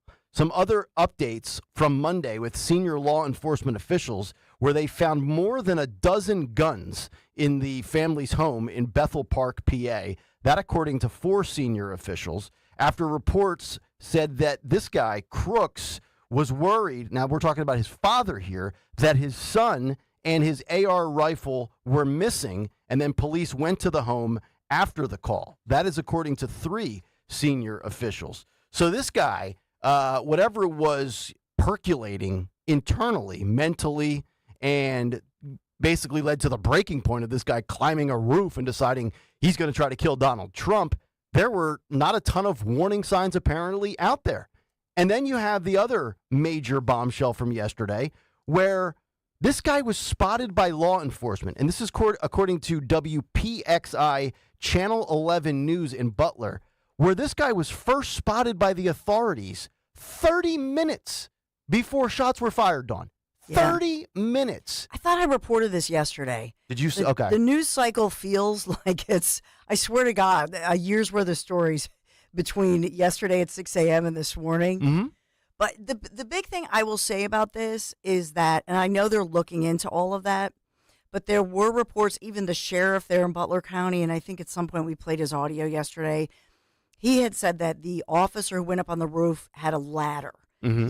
He had stated that in his interview, but he hadn't physically spoken to his officer, so he was getting it from one of his, one of his supervisory people. Right. The bottom line is with that officer is that a lot of people, if you look at it, hail him as a hero. In fact, the sheriff said he was, because he was one of the people who listened to those who said, hey, there's a guy on the roof. And so he and another officer, they literally, because they don't have a ladder. So the one officer hoists his fellow officer up. Right. And he's like helping the guy up to the roof. Yeah. The guy has his hands like perched, you know what I mean? Using his hands like as if it's like a pull up to see. And that's when he does the pull up. He does see the shooter who like points his gun at him. Right. But he falls perhaps because he couldn't hold himself up anymore. There's no way he could have. I don't know that. I mean, unless you're like The Rock, in those movie scenes where they make it look so easy that, oh yeah, I'm hanging from a cliff and I could just reach and unholster my firearm and shoot the bad guy and have perfect aim. Right. And so what I think is significant here is that those two police officers may very well have thrown the assassin or would-be assassin, threw him off guard enough that he rushed his shot. Might have rattled him a little bit. Yeah, he panicked. But I mean, okay, so we can play the blame game certainly, and we can now Tuesday morning quarterback this. But so Butler Police drops the ball, but what are the Secret Service elevated snipers doing for 30 minutes? It's a great question. If you're laying on a roof as a sniper and you see one of presumably 5 or 6 areas where somebody could get up on top of, and I know there's like a little bit of a tree that sticks up, so maybe it's a little bit of a distorted view, but it's still unacceptable. Channel 11's Nicole Ford confirmed that Beaver County's ESU team had 8 members at the rally. Remember I asked that caller yesterday who was a former officer, how many people does he think were on site? Well, apparently she had the answer. There was 8 members at the rally, including snipers and spotters. According to Ford's sources for WPXI, one of them noticed a suspicious man on a roof near the rally at 5:45, called it in, took a picture of the person. They go on to say, we have learned from our sources the person in that picture is Crooks. We're told it's not clear if Crooks had a gun with him at that point. Just the guy hanging out on a roof. Right. Yeah, but at one point, the guy, it's not one of he's our on guys. his Well, belly. who is it? He's not like, he's on his belly. He looks like you know what I mean? He's not just walking on 2 feet. Yeah. I mean, it looks, he has something in his But if you're a sniper and you have a scope and you look in and you zoom in and you're doing your job, you got to imagine, well, why is a guy crawling on a roof getting ready before a president speaks in about 25 minutes? There's an interview. I think it was I don't know if it was a video or if it was a news article with a former sniper who said the first thing he would have done was looked at that rooftop that I think that was what Dawn mentioned yesterday, Yeah. the Canadian guy, right? Yeah, but they also, remember, they had 2 guys, specialists, inside the building that the sniper was on the roof. They were inside. So they never heard anybody climbing And I guess up they a roof? didn't hear if it was a metal roof, if it was. The only thing I would, so 2 reports. One report is that the snipers who we keep, the police and then a Secret Service sniper, that the reason they didn't immediately fire was this issue of they wanted to make sure it wasn't a local cop. Mm-hmm. That was the hesitation there. Right. Thought it might be a local cop. And that's, so there was obviously a real failure in communication. It's terrible. According to multiple sources, a law enforcement officer had also previously seen Crooks on the ground and called him in as a suspicious person with a picture prior to 5:45 p.m. According to WPXI, they say our sources tell us an officer checked the grounds for Crooks at that point, but did not see him where the first picture was taken. 26 minutes after the second picture of Crooks was taken by law enforcement and the information was called in, shots were then fired, which, of course, the Secret Service then returned fire and killed Crooks. But I was reading about this yesterday from all different media outlets out in central and western Pennsylvania. So we have a FBI field office in Pittsburgh. They're kind of handling and running the kind of taking the lead on this investigation. And did you know that is the same field office that did not get involved in the Hunter Biden bribery in Ukraine? That's worth sharing. And also, remember Kim Cheadle yesterday, our newly appointed, hired Secret Service director? Think about some of the things that have occurred under her watch where her office is handling investigations, least of which probably anybody cares about anymore, but the White House cocaine situation from last July in 2023. So we have a field office in the FBI that has a history of a cover-up, and we have a Secret Service director, probably not qualified to be the Secret Service director, that just couldn't get to the bottom of whose cocaine it was in July of 2023 at the White House. That should make you feel reassured that they're going to get to the bottom of this quick, fast, and in a hurry, Dawn.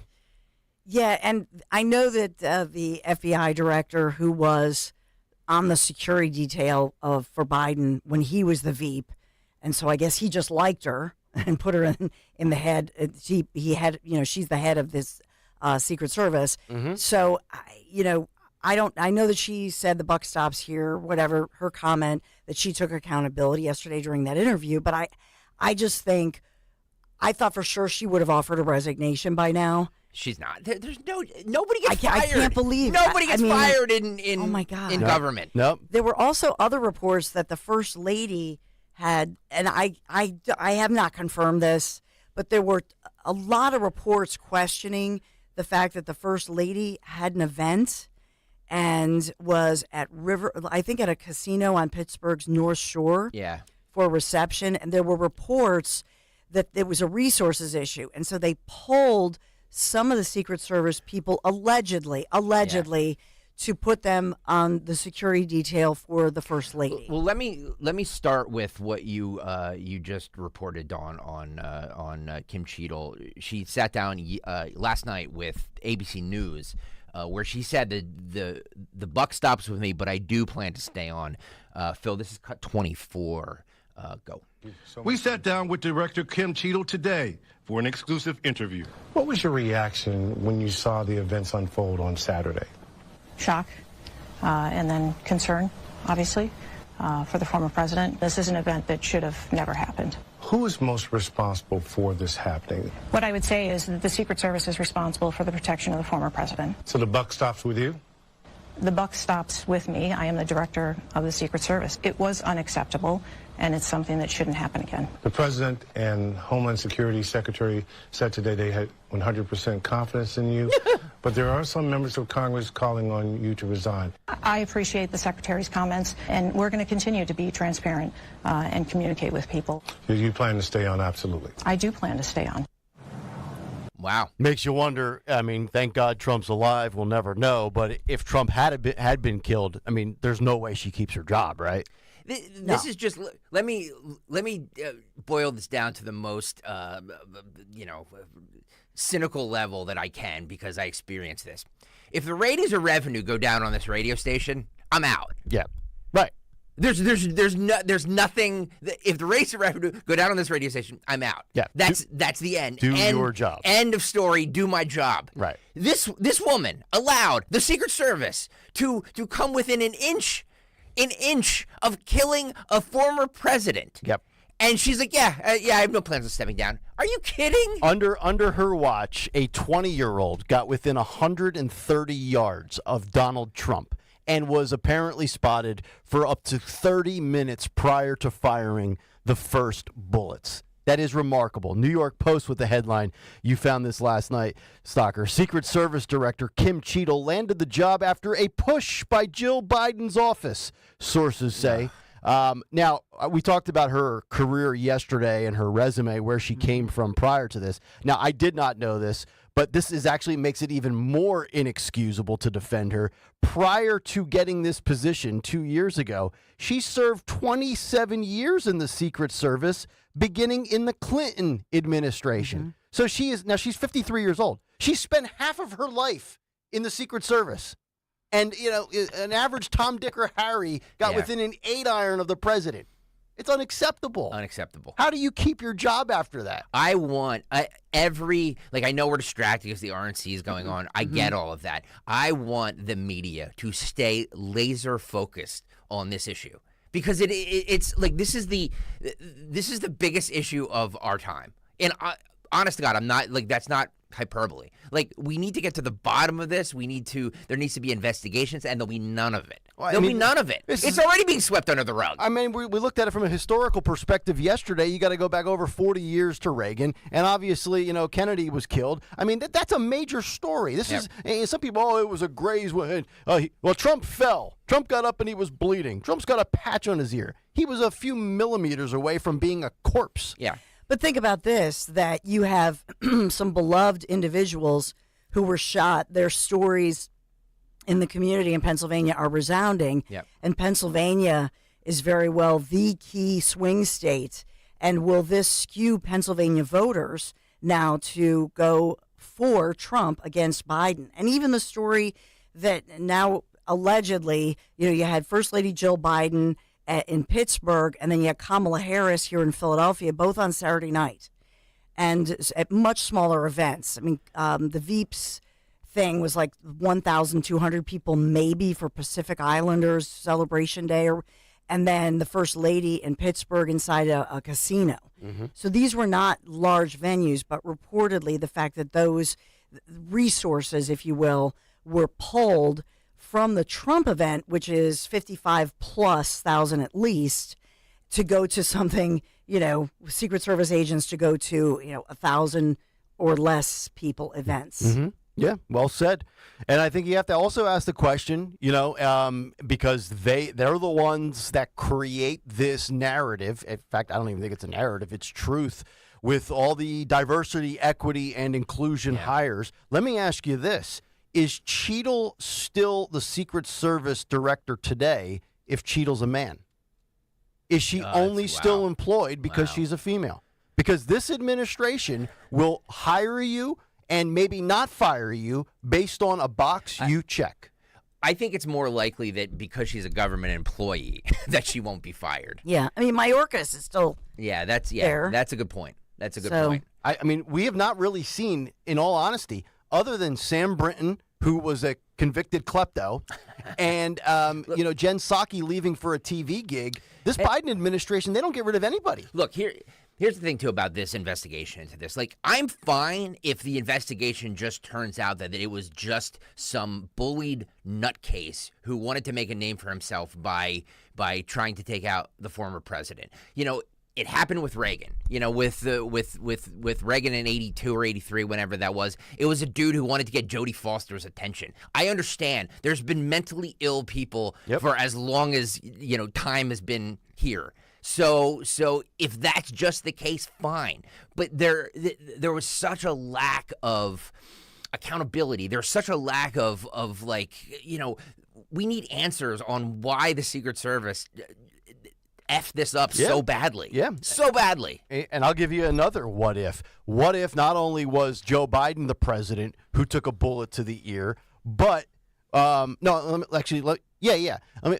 I'm going to stay with that. Joe Biden takes a bullet to the ear, but Joe Biden inherited the director of the Secret Service who was a man from the Trump administration. If that was a guy that was selected by a Republican to lead up the Secret Service that Joe inherited in his first term, would that person be employed? It just seems to me there's just different rules for Democrats and based on what boxes you check. And I just feel like if you're a guy, you're getting whacked today. That's just the way you look at the workforce climate, if that makes any sense.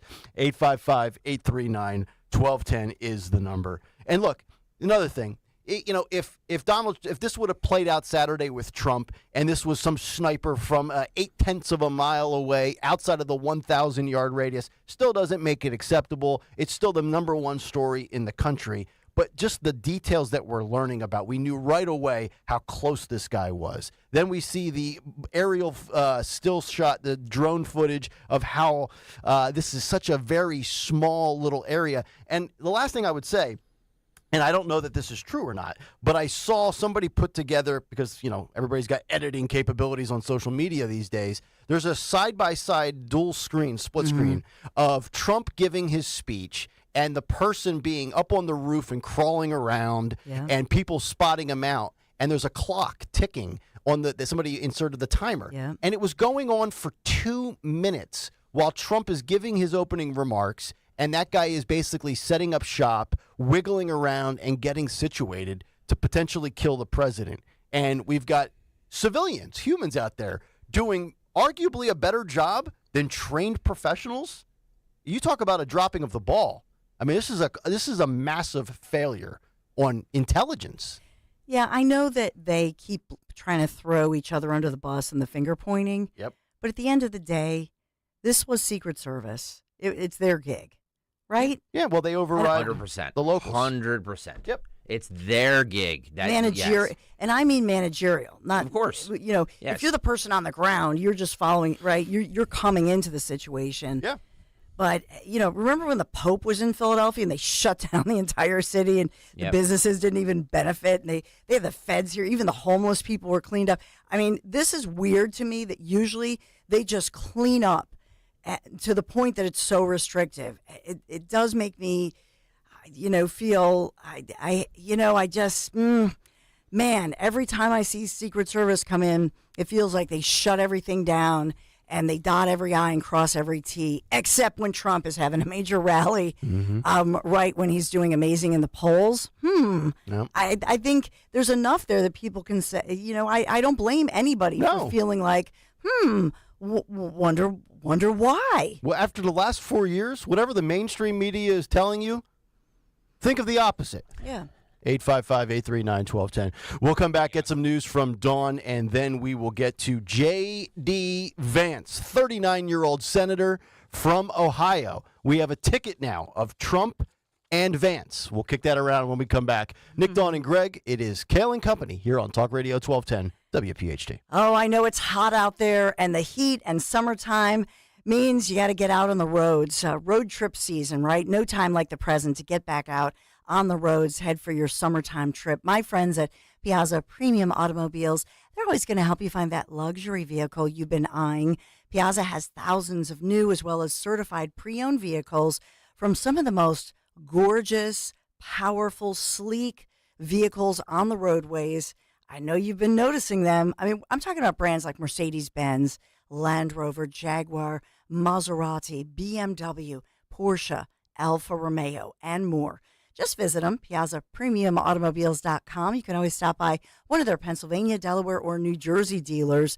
PIAZZA, PiazzaPremiumAutomobiles.com. Tell them Dawn sent you. Prescriptions require an online consultation with a healthcare provider who will determine if appropriate. Restrictions apply. See website for details and important safety information. Subscription required. Price varies based on product and subscription plan. Hey guys, did you know there's a generic form of Viagra that works just the same but is 95% cheaper? And you can get it online at hims.com/joy. Through Hims, you'll get a free medical consultation to determine the ED medication that's best for you. Discreet shipping if prescribed, a 100% online process, and a range of treatment options, including trusted generic alternatives to the name brands, at up to 95% off. ED is personal, and at Hims, so is treating it. Just go to hims.com/joy and get connected to a licensed medical provider online for free, with zero copay, no expensive appointments, and no awkward face-to-face conversations. To start your free online visit, you need to go to this exclusive address, hims.com/joy. That's hims.com/joy for your free online visit. hims.com/joy. Getting quality employees to fill positions in your company is essential, but finding those people can be a major hassle, unless you use ZipRecruiter. ZipRecruiter makes finding quality people a breeze. And right now you can try it for free at ZipRecruiter.com/free. With ZipRecruiter, one click sends your job to hundreds of top job sites. But more than that, ZipRecruiter's advanced technology identifies the candidates with the skills you need, sends you a list of great matches to review, then actively invites them to apply for your job. And the results speak for themselves. 4 out of 5 employers who post on ZipRecruiter get a quality candidate within the first day. That's right, the first day. Now you can focus on your business and let ZipRecruiter do the work finding the best people for you. See for yourself. Experience the ease, efficiency, and power of ZipRecruiter for free. Just go to ZipRecruiter.com/free. That's ZipRecruiter.com/free. ZipRecruiter.com/free. Do you have a property that you no longer want? Maybe you inherited the property. Maybe you're underwater in the property. Or maybe you're just a tired landlord, tired of dealing with tenants. Listen, I can buy those properties, and I'll buy those properties fast. I can close in 2 weeks. I buy properties cash. My name is Larry Steinhaus. Give me a call at 855-939-1137. That's 855-939-1137, and I will personally answer the call. You can also visit easyOutRealEstate.com. This is Larry Steinhaus of Investor Schooling. Did you know we are having a full one-day event on August 17th? It's called the Money Hacks event. You want to come to this event and you will learn how to become your own bank, how to invest in real estate without any money. You will learn the stock market, and you will learn how to build credit for cash-flowing assets, and so much more. It's a full day packed with information. Use the code 1210, that's 1210, to get a 50% discount on the ticket. Go to 4mmw.com, that's 4mmw.com, and register today. WPHT, WPHT HD, WOGL HD3 Philadelphia. From the Cherry Hill Volvo Studios, where relationships matter. Always live on the free Odyssey app. Fargo, your virtual assistant from Wells Fargo, makes banking faster and easier. Like this. Fargo, what did I spend on groceries last month? And this. Fargo, turn off my debit card. And this. Fargo, what's my checking account routing number? And that's just the beginning.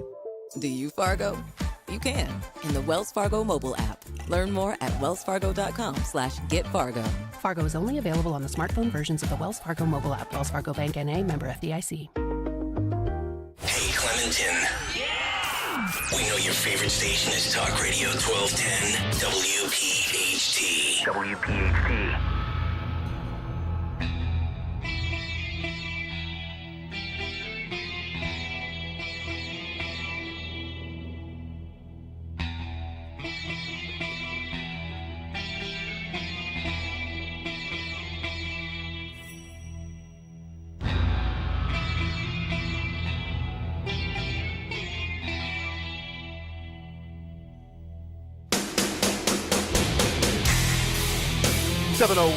Kayal and Company as we get hour number 2 underway. Nick, Dawn, and Greg. Talk Radio 1210 WPHT. Get us on the free Odyssey app. Watch us live on YouTube. 855-839-1210. Don't forget, we're inching closer to $20,000. Yeah, where are we, by the way? 16.4-ish. Really? About, I think, maybe 3,700 to go. Hang on. BenDeshore.org, GregStalkerSucks.com. 16,698. All right, I'd like to get to 33. Yeah, I'd like to get to $17,000 by 10 o'clock. Yeah. Yeah. So I just need a $300 donation, or a couple people that donate a little bit to get to $300. There you go. GregStalkerSucks.com. All the money goes to the Families Behind the Badge Children's Foundation. By the way, they'll be in studio on Thursday. Perfect. And I believe our friend Stephanie Mack will be with them. All right, great. Ben to shore. Nick will ride 65 miles. I am injured. So do we have an ankle gate injury list update? Are you questionable, probable, doubtful? Luckily, my swelling is going down. But it's still not 100%. You should see me waking up in the morning, after a good night's sleep. I can barely walk on it. Yeah. I can't risk it. Right. It's too important to this radio station. GregStalkerSucks.com. Please donate. Please be generous. All the money goes to the Families Behind the Badge Children's Foundation. Such an important cause and such an important organization. All locally owned. And they will be in studio on Thursday. We've got Bruno tomorrow and Sean Farish on Friday. Cut sheet coming up at 7:45. And also we are going to break down J.D. Vance as well as the classified documents case. But before we get to those two big stories, let's get to the news. Round number 2 at 7:03. Round and round we go with the great Dawn Stenson.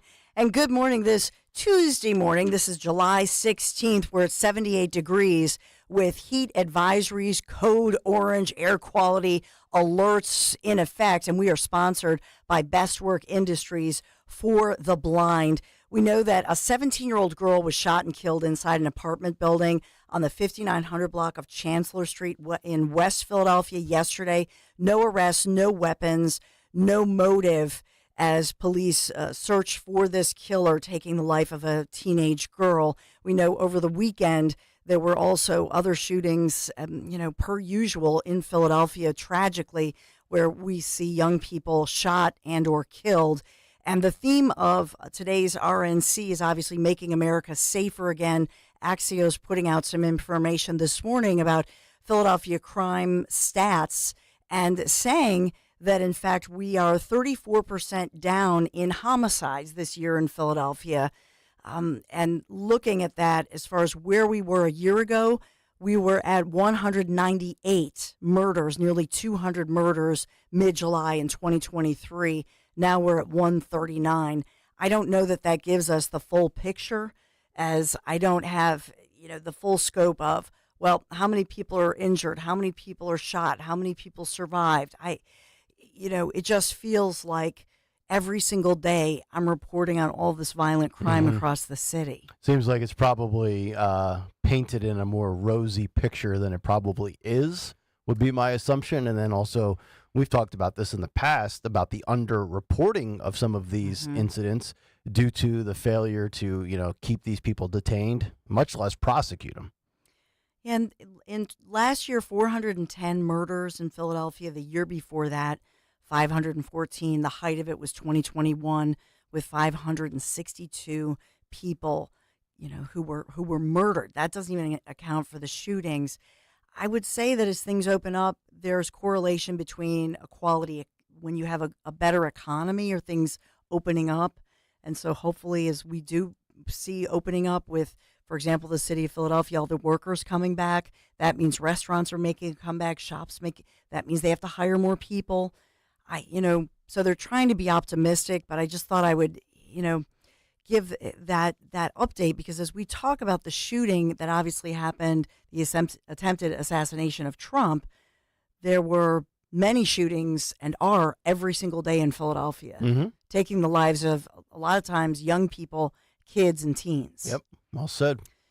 By the way, the Montgomery County Republican Committee, and we're seeing this across the region, I believe that there were concerns also in Delaware County. I'm not sure about Bucks, but the Montgomery County Republican Committee had closed its office to the public in the wake of the attempted assassination of former President Donald Trump in Pennsylvania over the weekend.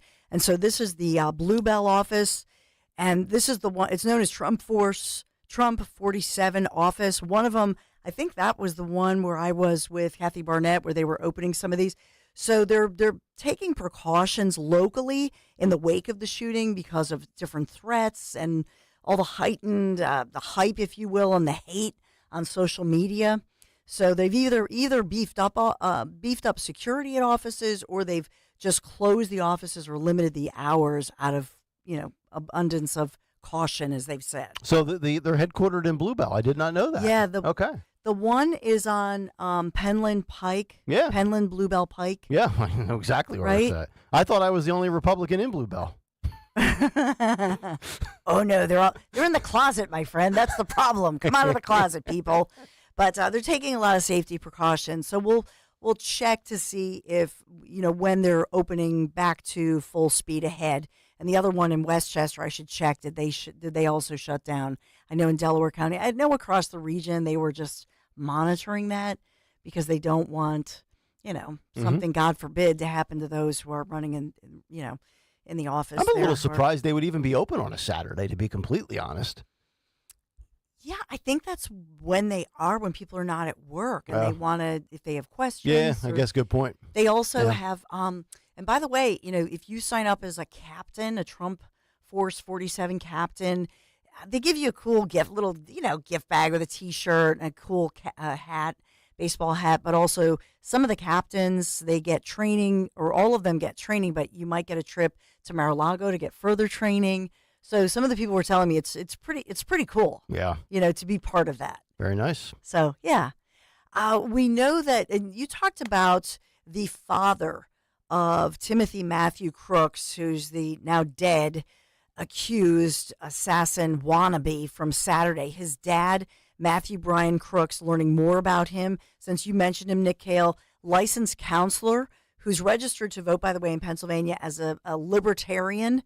He's the dad who called police Saturday reporting his son was missing and said that he was missing along with one of his 20 guns that he owns legally and kept in their suburban home, which is a modest home, Bethel Park, about 25 minutes south of Pittsburgh. So learning more about the family.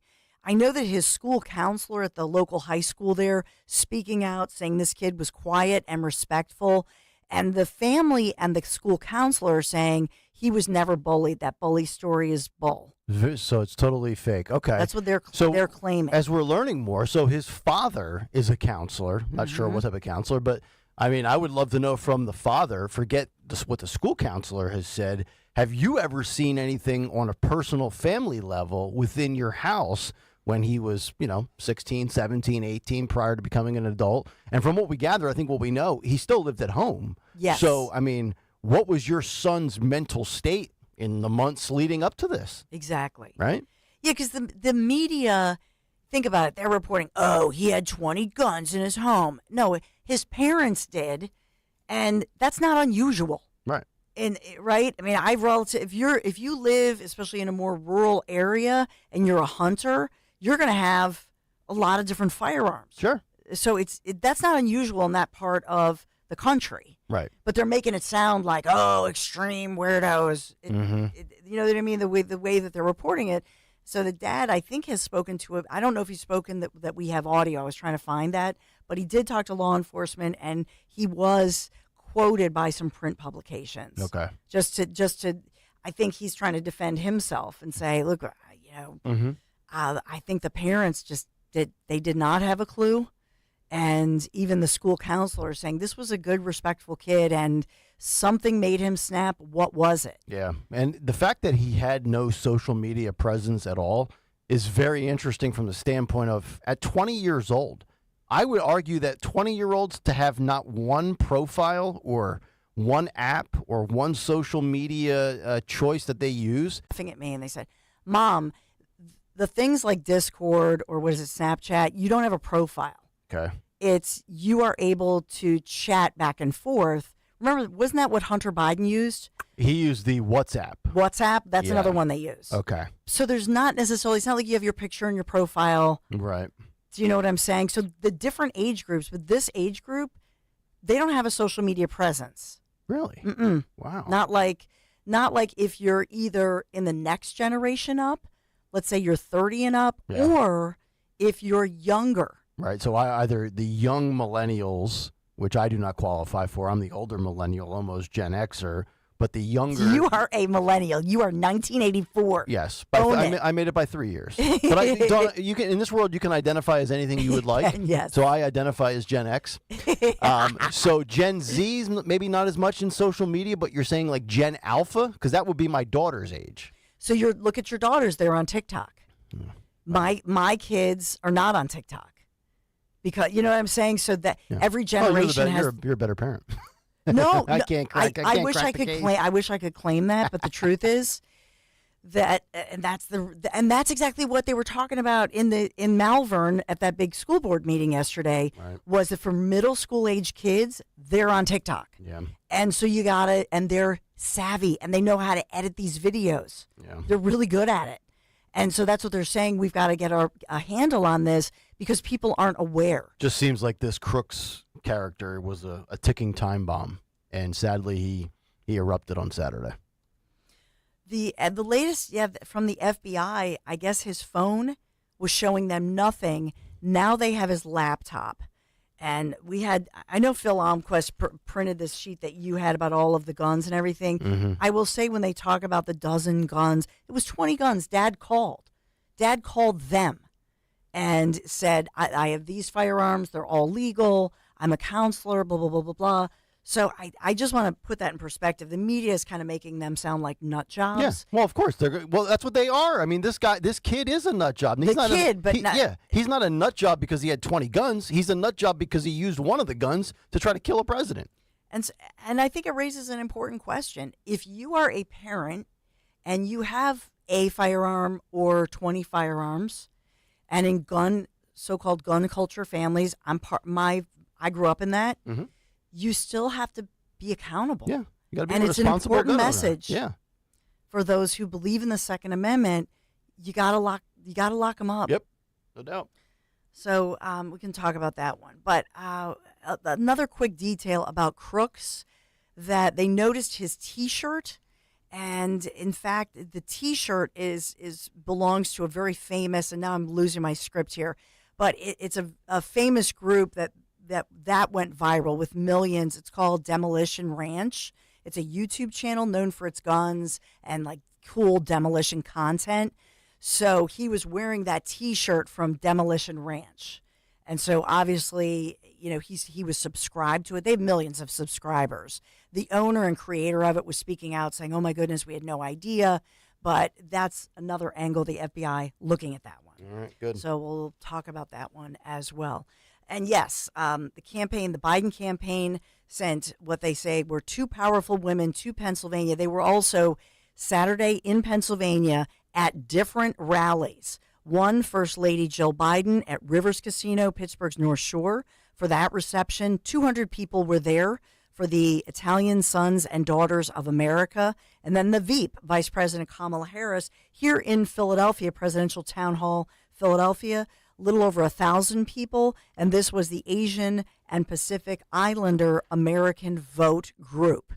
And so these two groups, if you combine those two events, about 1,400 people at both. And so reportedly, Secret Service resources were diverted from the Trump rally. This is the allegation, to those two other rallies, which were significantly smaller. The Trump rally, depending on who you hear, 55 to 60 plus thousand. 55,000 to 2,800. Remarkable. So talking about that one as well. Other headlines, nobody's fired, but the feds have ordered SEPTA here in our area to be better. They say that we have a deteriorating safety record with a higher than average accident rate. This from the Federal Transit Administration ordering SEPTA that they must better protect transit operations from assaults, improve employee training, tighten bus and rail procedures to prevent those injuries and fatalities. And we've talked a lot about this. Remember, a year ago in August, the rash of Philadelphia, remember all those weird crashes? Mm-hmm. Even the trolley going just off the went rails. loose. And Yep. Exactly. It's like this show. Yeah, sorry, that's me. That's my bad. Hey, we are sponsored this morning by, who are we sponsored by? Bestwork Industries for the Blind, who we talk about all the time. Just a great organization, and their store is absolutely incredible. They're also a local employer, but they really help businesses succeed in all work environments. If you go to bestworksupply.com, offering traditional office products, all the cleaning supplies you need, technology, and more, free shipping, next day delivery. Shop now, save at bestworksupplycenter.com. Kayal Company News Live. All right, Dawn, thank you very much. 7:17, we'll come back, get to J.D. Vance, front and center, the cut sheet, less than a half hour away. It's Kayal Company. Talk Radio 1210, WPHT. Oh, if you're tired of that dated old kitchen or maybe the bathroom, ready for a refresh, you need to give my friends at Kitchen Magic a call. They've been transforming spaces quickly, beautifully, and affordably since 1979. From refacing to custom cabinets, backsplash, counters. Yes, you can get the kitchen you want now. Right now, they're offering 12 months, no payments, no interest financing, 10% off your remodel, too. Just schedule your free in-home design consultation today. Do this. KitchenMagic.com.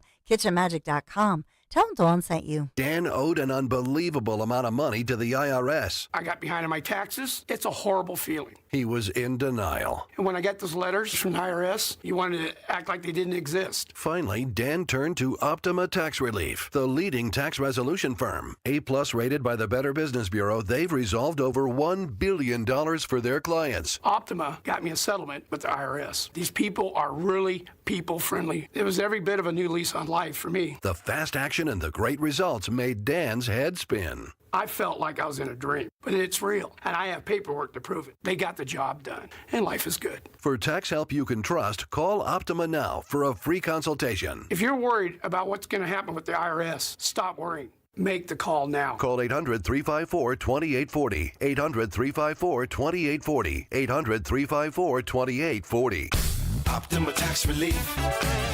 Testimonial from an actual client. Some restrictions apply. For complete details, please visit OptimaTaxRelief.com. Hi, this is Dom Giordano. Get ready for a gift from Rescue Natural Supplements. It's their Christmas in July sale. That's right, the season of giving is making a summer comeback with huge savings. That means all health supplements will be slashed up to 50, 60, even 70% off site-wide. Treat yourself with savings on heart-healthy omega-3s, pain-relieving anti-inflammatories, natural immunity boosters, and so much more. To order, call 800-26-ALIVE. 800-262-5483. Speak to a Rescue product consultant or shop online at res-q.com, res-q.com. Don't miss Rescue's Christmas in July sale. Shop savings up to 70% off all natural solutions for your highs and lows, from high blood pressure, cholesterol, low energy, testosterone. Rescue's got you covered. Hurry on over. Unwrap the joy of a healthier you at res-q.com. Do it today. This summer, take a trip down memory lane with me and hear from the legends of baseball. I'm Brett Boone from the Brett Boone Podcast. Every week I have a conversation with one of baseball's greats to talk about the glory days and reflect on today's game. Randy Johnson, Pete Rose, Deion Sanders, Jay Buhner, Albert Bell, and Goose Gossage, they've all shared their wisdom with stories of their playing days. To hear who's next, follow and listen to the Brett Boone Podcast on the free Odyssey app or wherever you get your podcasts. When you haven't found love, it can feel like everyone else has. It's in every movie, every song, and all the PDA. Looking for love sucks. Thankfully, California Psychics can give you the guidance you need to find the one. We guarantee if your reading isn't life-changing, it's free. And new customers receive 20 minutes for just $20. Visit CaliforniaPsychics.com and experience the joy of certainty. California Psychics. Space may be the final frontier, but it's also what a lot of us lack in our basement or garage. By switching to a Navien tankless water heater, not only will you have all the hot water you need whenever you need it, but you'll gain storage area as well. Maybe a place to display your space collectibles. Highly logical. Learn about Navien's series of high-efficiency tankless water heaters and how they don't just save space, but save dollars on your utility bills too. For more, go to tanklessmadesimple.com.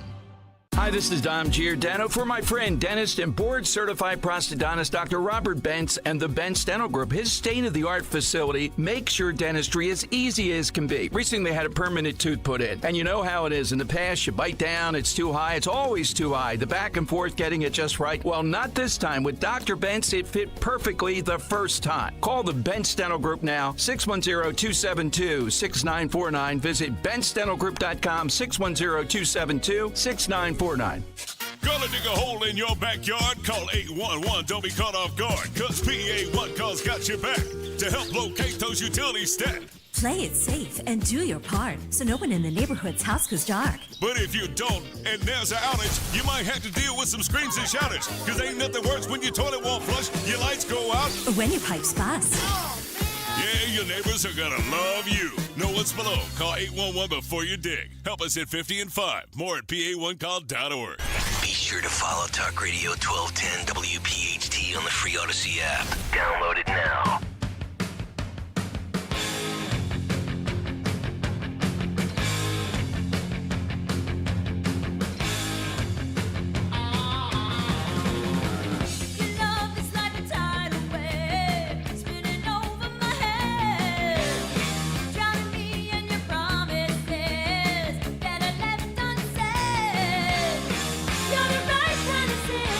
Kayal Company, 723. Welcome back in. Nick, Dawn, and Greg on this Tuesday morning, 855-839-1210. Get us wherever you go. Free Odyssey app. Watch us live on YouTube, youtube.com/@1210WPHT. So let's get to J.D. Vance, who will now be Donald Trump's vice president. That is the big story, the big takeaway from, I would call, the afternoon, early evening wave of the RNC yesterday. Obviously, Donald Trump taking the stage late last night with, obviously, the bandaged ear. But I, for the most part, like the J.D. Vance selection. I've got a bunch of positives jotted down here, one or two negatives, and then a couple of questions that I think all of us might have. But overall, I think it's a darn good selection. If I had to give it a grade, A-, B+, somewhere in that range. And the positives, you got J.D. Vance. He's a very young guy. In fact, he's 39 years old. He's basically half the age of 78-year-old Donald Trump. J.D. Vance is also proof, and I think this is important here, because Democrats and the Biden administration always talk about equity, right? Well, we all don't start in the same place, but we should end up in the same place. J.D. Vance grew up dirt poor. J.D. Vance basically had nothing as a child and is now living the American dream and making good money. J.D. Vance is proof that you can start with nothing and amount to a lot in your life. Take a note, Democrats. He's also a Rust Belt guy. So when you look at the senator from Ohio, he could maybe deliver you, or he certainly at least knows what it's like to live and have grown up in that area, which is important when we look at 3 swing states, Pennsylvania, Michigan, and Wisconsin. Marine veteran, that's a bonus. Ivy League law degree, don't mean much to me anymore. I'm down on the Ivy League since October, and everybody apparently has an Ivy League law degree these days. He's energetic. He's articulate. I think he will crush Kamala Harris in a Veep debate. And I think if Trump is looking beyond a potential second term and wanting the Republican Party for years and years and years to come to be about the MAGA movement, I think J.D. Vance is a guy that can continue that vision and that direction of the GOP moving forward. So I think those are all the positives for J.D. Vance. Now, on the flip side, possibly a few negatives. You can sit there and say positive, he's young. It could also be a negative, right? Lack of experience. I think experience a little bit overrated. If you have talent, drive, and ability, I think you can succeed without experience. I had no experience doing this format, and I came right back. I came right in and hit the ground running. Now, the other negative, he writes a book called The Hillbilly Elegy. And I lived in the South, and I'm not going to sit here and criticize somebody for being labeled a hillbilly, but there's a mantra, there's a narrative out there with Republicans. Oh, they're a bunch of hillbillies. Not sure that necessarily goes over to the masses completely well, but I like the guy. I really do. He's got a great beard. Not a big fan of the mascara on the eyelashes. So what do we think? Look, I know he's addressed this, but all I hear, all I've been hearing the last couple of days is rhetoric. Comparing Trump to Hitler, that's what caused this guy to get up on a roof. His vice president did. Yeah. Yep. I'm not saying, look, you can change your mind. Many people change their minds about stuff. He admitted he was wrong, and he was in his early 30s, and he didn't know what he was talking about. I guess now he's in his late 30s, so he does know what he's talking about. I'm just saying that, how does that sit with people? You would who've been Trump since day one. Right. You probably would classify him back in 2016 as a never Trumper, right? I think there's actually a quote of him saying he would never be a Trump guy or something to that effect. He called MAGA supporters idiots. He did. He did. Look, I think, you get forgiveness, you get a second chance, you grow, maybe you change for a good reason, maybe you become a fraud just to move up the totem pole, maybe he's trying to ride the Trump train to success. Who knows what his specific motives are, but I do think it's kind of interesting considering Trump's a big loyalty guy, and I thought maybe the reason Rubio would not get it beyond the Florida connection, we've talked about that. You can change your address, not that big of a deal. Rubio, opposed and went after Trump literally in the political arena in 2016 when he was trying to become president as well. The only thing I have as far as question and then question answer. Let me answer my first question. I'm going to answer my own question. People are going to say, well, he's not going to deliver you the Hispanic vote. He's not going to give you the black vote. He's not going to help you gain with females. That's true. But if you look at the map right now on all of these polls, and I get it, the polls are the polls, and they've been dead wrong. But Trump has done a nice job in Virginia. He's done a nice job in Minnesota. And again, I'll reiterate, he's got no chance in New York. But the fact that he's within 8 points of Biden in New York, I would argue that Trump is growing the map on his own, and I don't think he necessarily needs a Veep that can do that.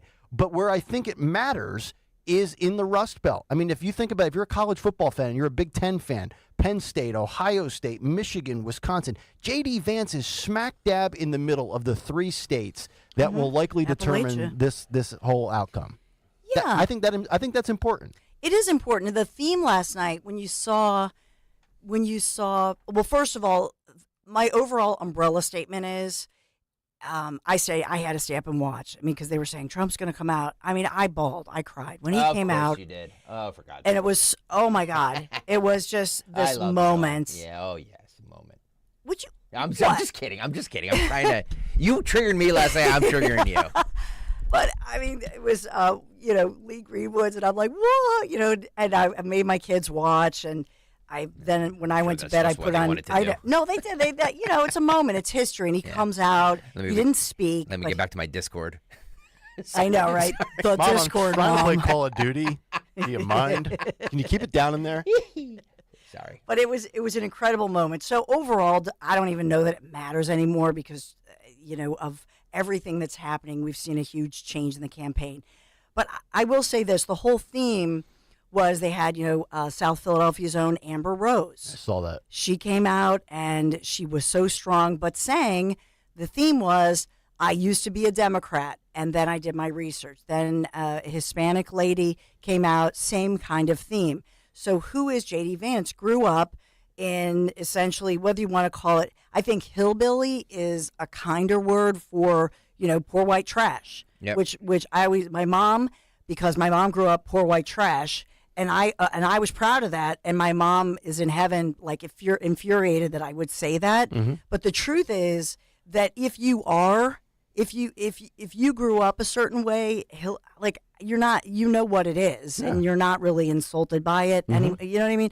So only woke, liberal, highbrow people think, oh, they shouldn't say hillbilly because they're not. The ridiculous part, the ridiculous part is that the far left sits there and says, like black people or Hispanic people are the only people that are born poor. You just said it. Yeah, poor that's white crazy. trash. Some white people. I mean, I grew up. That's right. Neither one of my parents ever eclipsed, I think, $40,000 a year in a salary. By the way, Nick, if you've never seen Hillbilly Elegy, oh my God, it's so good. You should watch it. It is a really good movie. Okay. Glenn Close plays his mom. My wife read the book too, and she said it was amazing. So cool. I will. You should. I think it's on Netflix. Yeah. You should 100% on watch the movie. It Okay. is really, really good. Sorry, I didn't mean to interrupt. Yeah. No, that it came out. So the book came out in 2016. 16, yeah. Right when you know who became president, right? Yay! And then in 2020, that's when this movie, and I don't know did Amy Adams, it was an award-winning movie, Ron Howard. Yeah, I don't remember who played it. It was Amy Adams, Yeah. Ron Howard produced it, directed it, whatever. So it's really, but it's all about growing up poor, mom is drug addicted, dad leaves. In fact, his birth name, he was born, by the way, his middle name Donald, his birth name was Bowman. So I guess Vance is that the grandmom's name? I'm not sure, but Okay. Vance is not his birth name. Mm-hmm. Dad left, and so grandmom raised him. Yeah. And I mean, to look at this rise from coming from Appalachia, dirt poor. He's only been a senator for 2 years. Yeah. I mean, he's Like Obama. he's labeled a freshman senator Mm-hmm. still, which is remarkable. That was Obama. Yeah. The only question I have, and most people won't care about it because it's 4 years from now, the only question is, can this guy become presidential? Can you see him and envision him being the president in 2028? Here's the thing, is that for the people that don't follow this as closely as we do, nobody knows who this guy is. Right. You know what I mean? So, true. He's whether this moves the needle or not, I don't think they care. They don't want the vice president to move the needle because in most cases it doesn't. So the fact that 80% of the country probably doesn't know who this guy is doesn't really matter to them because they want somebody. Look, he's he said what he said a couple years ago, but he's been very loyal to them, and that's I think what they look for more than anything else. Well, more than anything else, he can go to rural Pennsylvania. He can go to places like Butler County or across rural Pennsylvania, and he can say, here's where I grew up. I am you. And I grew up a Democrat, and I grew up believing that Republicans were greedy, blah, blah, blah, blah, blah. And by the way, there was a union head that spoke yesterday, so he can speak to that and say, I grew up just like you. I am you. And he can give an inspiring speech to say, despite everything going on, this is what happened to my life. But he can speak directly to an audience where he's not some elite person. Mm-hmm. And guess what? He will speak to those people, Dawn, because Axios is reporting that they have been told the Trump campaign plans to, quote, park Vance in Pennsylvania for the next 4 months with side trips to Michigan and Wisconsin, using his Rust Belt appeal to try to deny President Biden those blue wall states. So, I mean, this is a guy who's basically going to be taking up residency here in our own backyard. We said that. I mean, the Biden campaign has done a good job of 25 times parking themselves in Philadelphia and Pennsylvania. They might as well move the White House here. So having J.D. Vance here, I think, is a huge plus. But he needs to get out and let people get to know him. Yeah, you know what I mean. Right. So I think it's smart. Yep. I think it's a smart. Look, he's not gonna get them anything, but I don't know if they necessarily want that or need that. You know what I mean? So I think they just need a number 2 in there who's going to be loyal. He's also apparently, I'm sorry, Dawn, he's apparently a great storyteller, and I think that's what separates. There's a lot of things that separate, Trump from Biden, but Trump can tell a story. Trump's got the gift of gab. He can talk and talk and talk. So apparently J.D. Vance is the same way, and let's face it, he's done a great job of getting himself camera time and microphone time. He has been on a short list of senators that we have seen in the spotlight, senator or congressman. Over the last 2 years of doing this show, there's been people, whether it's, Jim Jordan, Rand Paul, Byron Donalds, J.D. Vance. There's a select few, Marjorie Taylor Greene, even though she drives me insane. There are certain ones that find the spotlight frequently. Vance has been in that category, but he doesn't come off to me as so much self-righteous and making everything about himself, like I think Marjorie Taylor Greene does at times. So I think Vance has really done a good job of getting himself the publicity to be in this spot. And I think it's hard for anybody to say, oh, he might be a hillbilly white guy, but he's a racist. When you look at his wife, she's biracial, right? Well, she is Indian from India, Indian. Okay. like born in India. Yeah. And so she's a beautiful young mommy. They have 3 little kids, I think 2, 4, and 7 other little kids. By the way, their middle son is Vivek Vance. No way. Yeah. Yeah. How random is that? So, but she is, from India, Indian American, but, she is dark brunette hair like mine. She is brown skinned, if you will. So they met, I know, at Yale Law School, and she's brilliant and fabulous. But I think that she's an important piece of this, that if she campaigns with him, kind of tough to say, oh, that guy's a racist, because he didn't marry, a Fox News anchor who's blonde and blue-eyed. He didn't marry fellow white trash? I think his age, too, is an asset to the Trump campaign, because in this world that we, this political world where everybody is obsessed with everybody's age and cognitive abilities and everything like that. You have a 78-year-old and an 81-year-old. Kamala Harris is certainly not old. No. But she's going to be 60. Yeah. So having somebody there who is 39, as Dawn said, with 3 little kids, I think does play well for the Republicans. Mm-hmm. And the fact that he's not a political, he's a political kind of outsider, kind of like Donald Trump was. He didn't grow up as a political hack like the rest of them. I think does play well, and I think that all of that is the package that the Trump campaign looked at and said, like, this is our guy. Yeah. By the way, I misspoke. Mrs. Vance, her parents, so she's the child of immigrants from India. She grew up in San Diego, California. Oh, okay. But she also did clerk for Brett Kavanaugh. Okay. So she's got a law background as well then. He says she's the brighter of the two, like when he's in past interviews. All right. 855-839-1210. If you want to give your thoughts, do you like the J.D. Vance selection? You can send us your tweets at 1210 WPHT, or also let us know in the YouTube chat. We'll come back and get to a Tuesday edition of What's on the Cut Sheet. I can't imagine it comes up small. We're back after this. Kayal and Company, Talk Radio 1210 WPHT. My friends swim no matter the season, but my moderate to severe plaque psoriasis can sometimes take me out of the moment.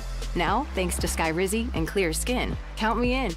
With Skyrizi Risankizumab Riza, a prescription-only 150 milligram injection for adults who are candidates for systemic or phototherapy. 3 out of 4 people achieve 90% clearer skin at 4 months. Don't use if allergic to Skyrizi. Serious allergic reactions and an increased risk of infections or a lower ability to fight them may occur. Before treatment, your doctor should check for infection and tuberculosis. Tell your doctor if you have an infection or symptoms such as fever, sweats, chills, muscle aches, or cough, or if you plan to or recently received a vaccine. Thanks to Skyrizi, there's nothing on my skin, and that means everything. Ask your doctor today about Skyrizi, the #1 dermatologist-prescribed biologic in psoriasis, and visit skyrizi.com or call 1-866-SKYRIZI to learn more.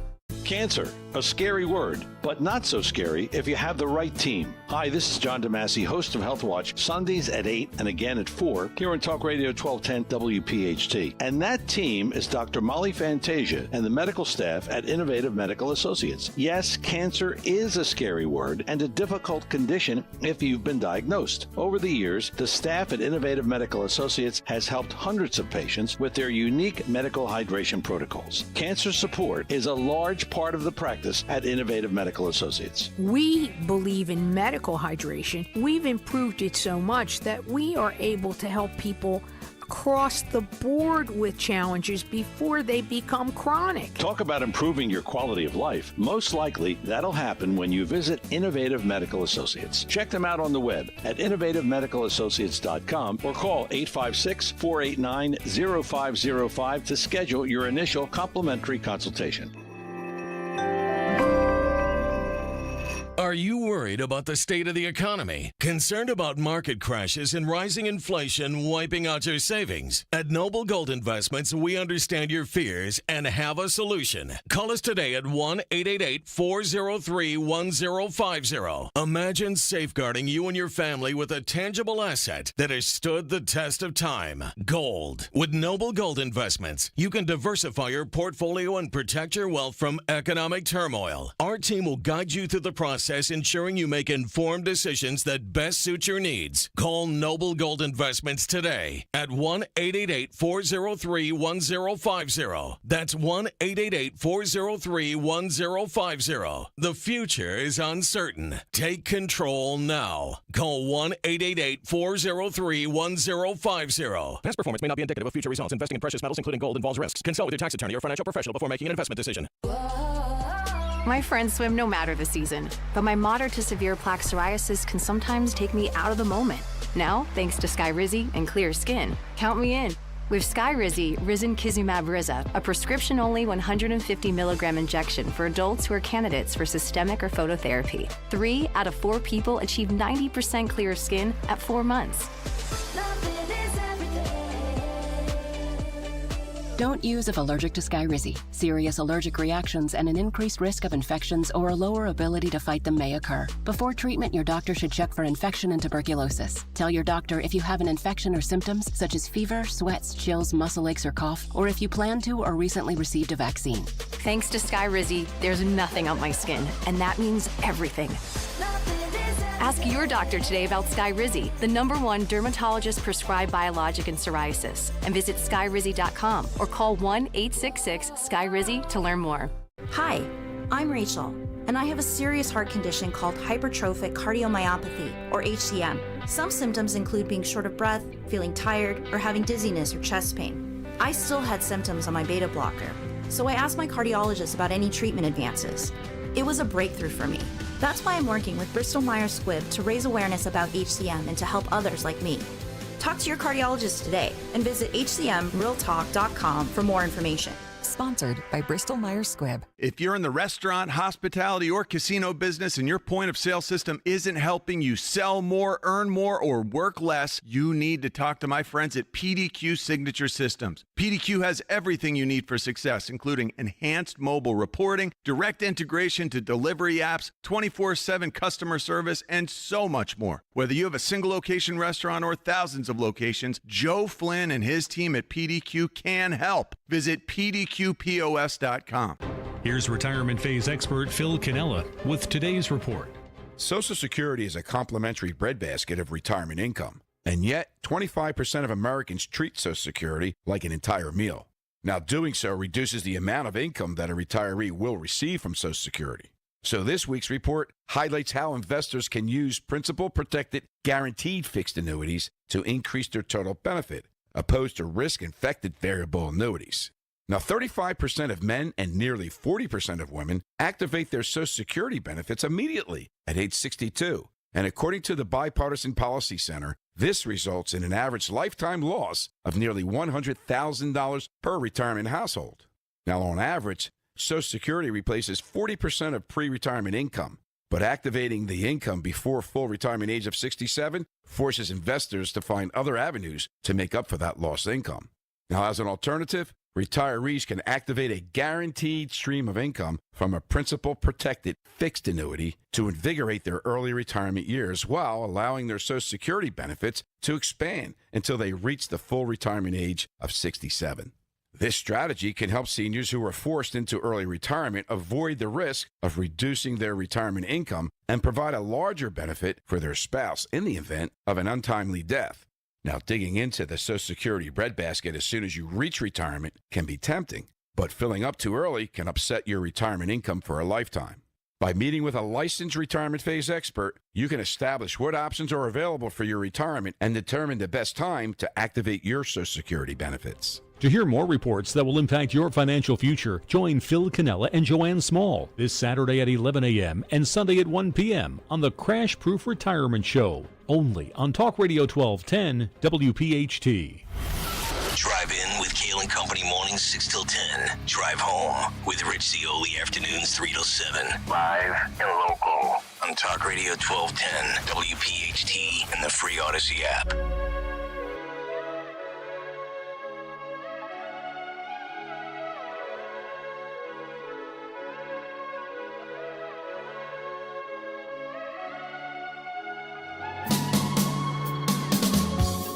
If I could turn the page in time, then I'd rearrange just to get to 746, Kayal and Company on a Tuesday morning, still ahead. Judge Eileen Cannon dismisses Donald Trump's Florida classified documents case. We will get to that and where Jack Smith goes from here. That's coming up in just a little bit. But let's get right to it. A lot of things to react to and pontificate as talking heads and other notable figures say a bunch of really interesting things and sometimes a lot of stupid stuff. It's time for Kayal and Company's What's on the Cut Sheet. What's on the Cut Sheet? What's on the Cut Sheet on this Tuesday is brought to you by Cherry Hill Volvo, where they have amazingly competitive pricing plus an additional $1,000 discount on all new Volvos. Cherry Hill Volvo is where relationships really do matter. Judith, Yosef, and the entire team look forward to meeting you. Check them out on Route 70 in Cherry Hill Volvo, where relationships matter. Thank you, Cherry Hill Volvo, for sponsoring the ever-important Tuesday edition of What's on the Cut Sheet. Nick Kayal, Dawn Stensland. This, Dawn, is what made you cry last night. This is how Donald Trump entered the Republican National Convention. By the way, Rich Zioli broadcasting live all week from the RNC. He's in Milwaukee. Him and Matt DeSantis are down there. Quick little note to Mr. DeSantis, if you're listening. Can you sync up the audio with the video on YouTube? Is that possible? Can we do that? Can we figure that out before? Can we figure that out before today's broadcast? I'm sorry, Nick. I played over your thing. No, that's fine. What did you say? DeSanctis. There we go. Yeah, DeSanctis. Can we please figure out how to do that? All I'm asking, just sync it up. You know, it's these are the major leagues here, everybody. Come on. Sometimes I just have to do my business on air. I saw Rich had Linda McMahon on the program. Yeah, the program. Yep.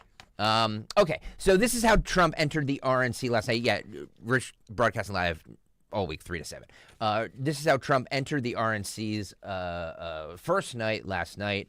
And this is what made Dawn Stensland cry. Nick Kayal, it's a little visual, so if you would describe it, maybe Dawn can start tearing up for the for I'll the try morning to read drive. it and deliver it in a very emotional language. Thank you very much. Cut 19, Philip, go. Wherever they are in this United States and abroad, There would be no wars. Ladies there wasn't and any when gentlemen, President Trump please was president. welcome the next And he's president gonna of be the president United and fix every States, problem. Donald J. Trump. Here comes the 45th and hopefully 47th president in his standard blue suit with red tie, bandage on the right ear, flanked by presumably qualified Secret Service. Unfazed, Dawn Stenzel weeping in the Chestnut Hill section of Philadelphia late on a Monday night. It does look like a UFC or WWE entrance. Well, that's doesn't what I it? was gonna say when because I was watching it too, and because I just couldn't fall asleep. I laid in bed for like an hour and a half. I'm like, I'm just gonna put the stinking TV back on. So I'm watching it, and I'm thinking, boy, if all I need now is that entrance with the song that he usually comes out to. Lee Greenwood. For UFC fights. Oh, excuse me. When he comes out with Dana White, I think it's Kid Rock's. I forget the Kid Rock song. American Badass. Like, I mean, say what you want. But, that's a guy who 48 hours ago damn near died, right? Yeah. Like, Joe Biden needed 14 days in a basement to get ready for a debate. This guy gets his ear blown off, and in less than 48 hours is just coming out there with a gauze pad on. Which, by the way, let me ask you a legit question with this, and definitely that's going to be an iconic moment as well. Do we know from a doctor, did they reattach whatever came off? Is it going to heal and grow back? Like, what? I don't know if anything came off, did it? I'm still basking in this moment, rewatching. Yeah, I'll be quiet, Dawn. You just shh. Go ahead, Dawn. Take us home. So he waves, he's clapping. His son, Don Jr., they did cutaway shots, and there were no tears from his family. But this is Lee Greenwood. We cannot take this man down. Lee Greenwood said a bullet missed Donald Trump just enough for him to become next president. Prayer works. The crowd, standing ovation, the crowd just went wild. It was really an emotional moment. And just kind of look at the demeanor. If you didn't know that he was almost assassinated 2 days ago, you would not be able to look at him. You could sit there and say, well, what happened to his ear? Did he get stung by a bee? What did he do here? The guy damn near died, and he still doesn't even look like he's bothered by it. So when people say he's like a fighter, my God. I get a little post-nasal drip, and I'm a baby for 6 days. But I think, anybody looking at this, anybody who thought, well, he's really a wussy, this guy's a warrior, and he's a warrior for us. He has a great life, better than any of us could ever imagine as a billionaire. And the fact that he would want to come back, the fact that he's been persecuted, prosecuted, the way he has in unprecedented ways, even though, Judge Cannon threw out yesterday's. Basically, the persecution's done with after the SCOTUS ruling. But you look at this guy. Incredible warrior for the country. He just wants to work for the country to make America great again. I don't know how the Biden administration comes back from this. I know that they were all snickery and, talking about J6 or whatever, but nothing's going to work. Yeah, it's funny you say that. How do they come back? The Hill with a story yesterday saying only an October surprise will swing the presidential election. And they basically say it's going to come down to a development in foreign policy, meaning if Biden can get peace in the Middle East, which would be in his favor, or if war happens, with war happening and it getting worse, either in the Middle East or elsewhere around the globe, it'll work against him, they're saying. All right, let me throw a turd in this punch bowl like I always do. Wait, there you see Trump and J.D. Vance together. Dawn's not done crying. Their first, listen to the crowd. Listen. Again, USA, and this is hearkening back to Saturday night, and he raised his fist, and that's the tribute to him, USA. Well, yeah. And that to me is the biggest fighter moment. Yep. Persecutions and prosecutions aside, the fact that you could get shot with a bullet and stand back up in 70 seconds fist pumping, I would have been laying there for hours just waiting. Is he gone? Is the shooter gone? And they're the same fight, like they saw him say Saturday night. Chanting fight, fight, which is what he said right after the attempted assassination attempt. And you can see the emotion on his face. It looks like possibly even tears on his face. Oh. He didn't have tears on his face, but why do you have fake Tapper on? But you have Fox, Martha, and they did such a much better job. But this was an unscheduled appearance. Anybody curious why Ivanka and Jared Kushner are not there? And Melania. Oh, Melania's up. Melania and I went to bed I watched the very beginning of Gutfeld, but where's Tyrus? So that's my question. No idea. Ivanka, Tyrus, and Melania. Well, maybe they're holding them for keynotes. I don't know. Ivanka and Kushner have said that they're out of the political portion of the family. And after the assassination attempt, they probably don't want to be there. I don't know that I would. Well, I'm a wuss though. Yeah, I'm just saying that it's I think that you don't want to be involved in that's completely fine. They want their business, their kids. I 100% understand that. But this is not that. This is like the ceremony, the crowning of your father, right? Yeah. So why wouldn't they be there? To me, the bigger why wouldn't Melania? I would want. Yeah, that's what I would want to know. Why is Melania not there? Well, I think to be fair, I have some guesses. Melania is scheduled she will be there, but I think, and she did release that beautiful statement we talked about yesterday. But she wasn't scheduled to be there this evening. He was not scheduled to even make the appearance that he made that Greg and Phil just replayed. Yeah, which is interesting because we know he's going to give his speech on Thursday, the final day of the convention. And I get it. You got to be there. You're the face of the party. But if you don't come out to the convention last night for that moment, what exactly are you doing for 3 days holed up in a hotel? I'd go insane. Yeah. I just think that, yes, everybody's like, they said they were stepping back. I understand, but that's not this isn't policy. This is the crowning of your father. This is like Radio Row at the Super Bowl, right? Exactly. Yeah, this is media day. You go there, you wave. You know what I mean? He wasn't even scheduled to be out there. This was unscheduled, and so I think that they just thought we'll hold you there. You think Ivanka and you think Barron will show up? Couldn't get an American Airlines flight out there? Fly coach? They'll be there. Okay. See, I told you. I don't know why he triggers. He does this to bug me. I had to throw a turd in the punch bowl. I always do. We haven't had a turd for a couple of weeks. I find it odd that the majority of the family, not the majority, but a lot of the family not there. Yeah, that's what I'm saying. Fair point. This is so you mentioned the fight thing, and you mentioned the toughness. Don was talking about the toughness. Dana White was on the Pat McAfee show, and as a guy, Dana White, who I assume everybody realizes is a super tough guy and surrounds himself with super tough guys. What did he say about his friend Donald Trump almost being assassinated?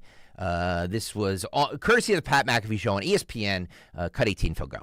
I've been saying this forever about this guy. He is one of the toughest, most resilient human beings that I have ever met in my life. And let me tell you what, everybody wants to act like a tough guy, right? Everybody wants to act like a tough guy. Well, when the goes down, that's right. You find out who tough guys are and who tough guys are not. This guy is the legitimate, ultimate American badass of all time. The guy takes a shot at him. He goes down. He stands up. And then he starts chanting to the crowd and fight, fight, fight. I literally was blown away.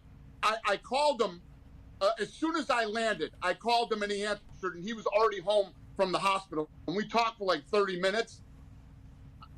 Pat, I'm telling you, I have never known a human being like this in my life. He is literally one of the toughest, most badass guys of all time. Listen, you don't like him. You can say whatever you want about him. It is undebatable now. Literally undebatable. A sniper tried to take a shot at him and missed him by millimeters. A bullet through the ear. I had a buddy in Boston when we grew up, and a bunch of guys tried to kill him one night outside of a bar. And he was never the same again. He was never the same. He literally moved out of South Boston and went down South Shore and was never the same again mentally after that happened to him. This guy's almost 80 years old. The guy tried to blow his head off, and to have the reaction that he did when he got up. This guy's been a friend of mine for 25 years. He's one of the greatest human beings I've ever met. He's an unbelievable friend, and he is forever now the ultimate American badass. That picture that you just showed will go down in history 100 years after we're dead. Woo! Kudos to Dawn for finding that and sending that to us last night in our group text, which I immediately said, that had to be driving ESPN nuts that they're promoting Donald Trump and talking about Trump on a sports show, but that's what you get with McAfee, and that's also what you get being a business partner because ESPN and UFC have a partnership. And where I give, I almost called him Rogan again. I always do it because they're both bald guys for the UFC. But where I give bald stereotyping. Yeah, but bald stereotyping as part of the group myself. Dana White has been a Trump guy since the late '90s when Trump was a media darling, a Democrat, a mainstream sweetheart, the whole bit. And he and both Rogan, they're not staunch Republicans. They're not hardcore conservatives by any stretch. But they're just, they're Trump guys. They're free speech guys. And I love the fact that was happening yesterday on ESPN for probably, I don't know how long that interview went, 15 minutes. But I just knowing the way ESPN works, the suits were not enthralled. I was talking to somebody yesterday and this person will remain nameless, who's not the biggest Trump fan. I think voted for him in 16, didn't vote for him in 20, was on the fence about voting for him in 2024. And he said something to the effect of, like, it was the most badass moment I've ever seen where the dude takes a shot at him and he, gets up and, that iconic image. And his son even said to him, like, this is a, badass moment. Yeah. Who doesn't follow politics. So I do think that did resonate with a lot of people who may have been kind of wishy-washy about the whole thing. Yeah, and going back to what Dawn was talking about of, J.D. Vance and growing up, poor white trash, there's this, narrative. Well, it's not even a narrative. It's true. Trump was born very privileged. So they just make the assumption that he's a wussy and he's a country club golfer, which, maybe a lot of that is true. But now that has to change based on what you saw because the guy gets shot, gets up. Secret Service's mission is to get him into that SUV alive. And he's like, hold on a second. And then he's like, let me make sure my people see this. Can I ask you a question? And maybe somebody in the audience knows, because I don't know if the three of us can, know this answer. Okay. But if you're the Secret Service and somebody just takes a shot at the former president and nicks them, like hits them in the ear, are you letting him stand back up and wave to the crowd and chant to the crowd? Like, aren't you, like, don't you cover him and then, like... It's a good point. But then again, it's Trump, so he, kind of just brushed him off. I just love the fact that he's like, well, let me get my shoes.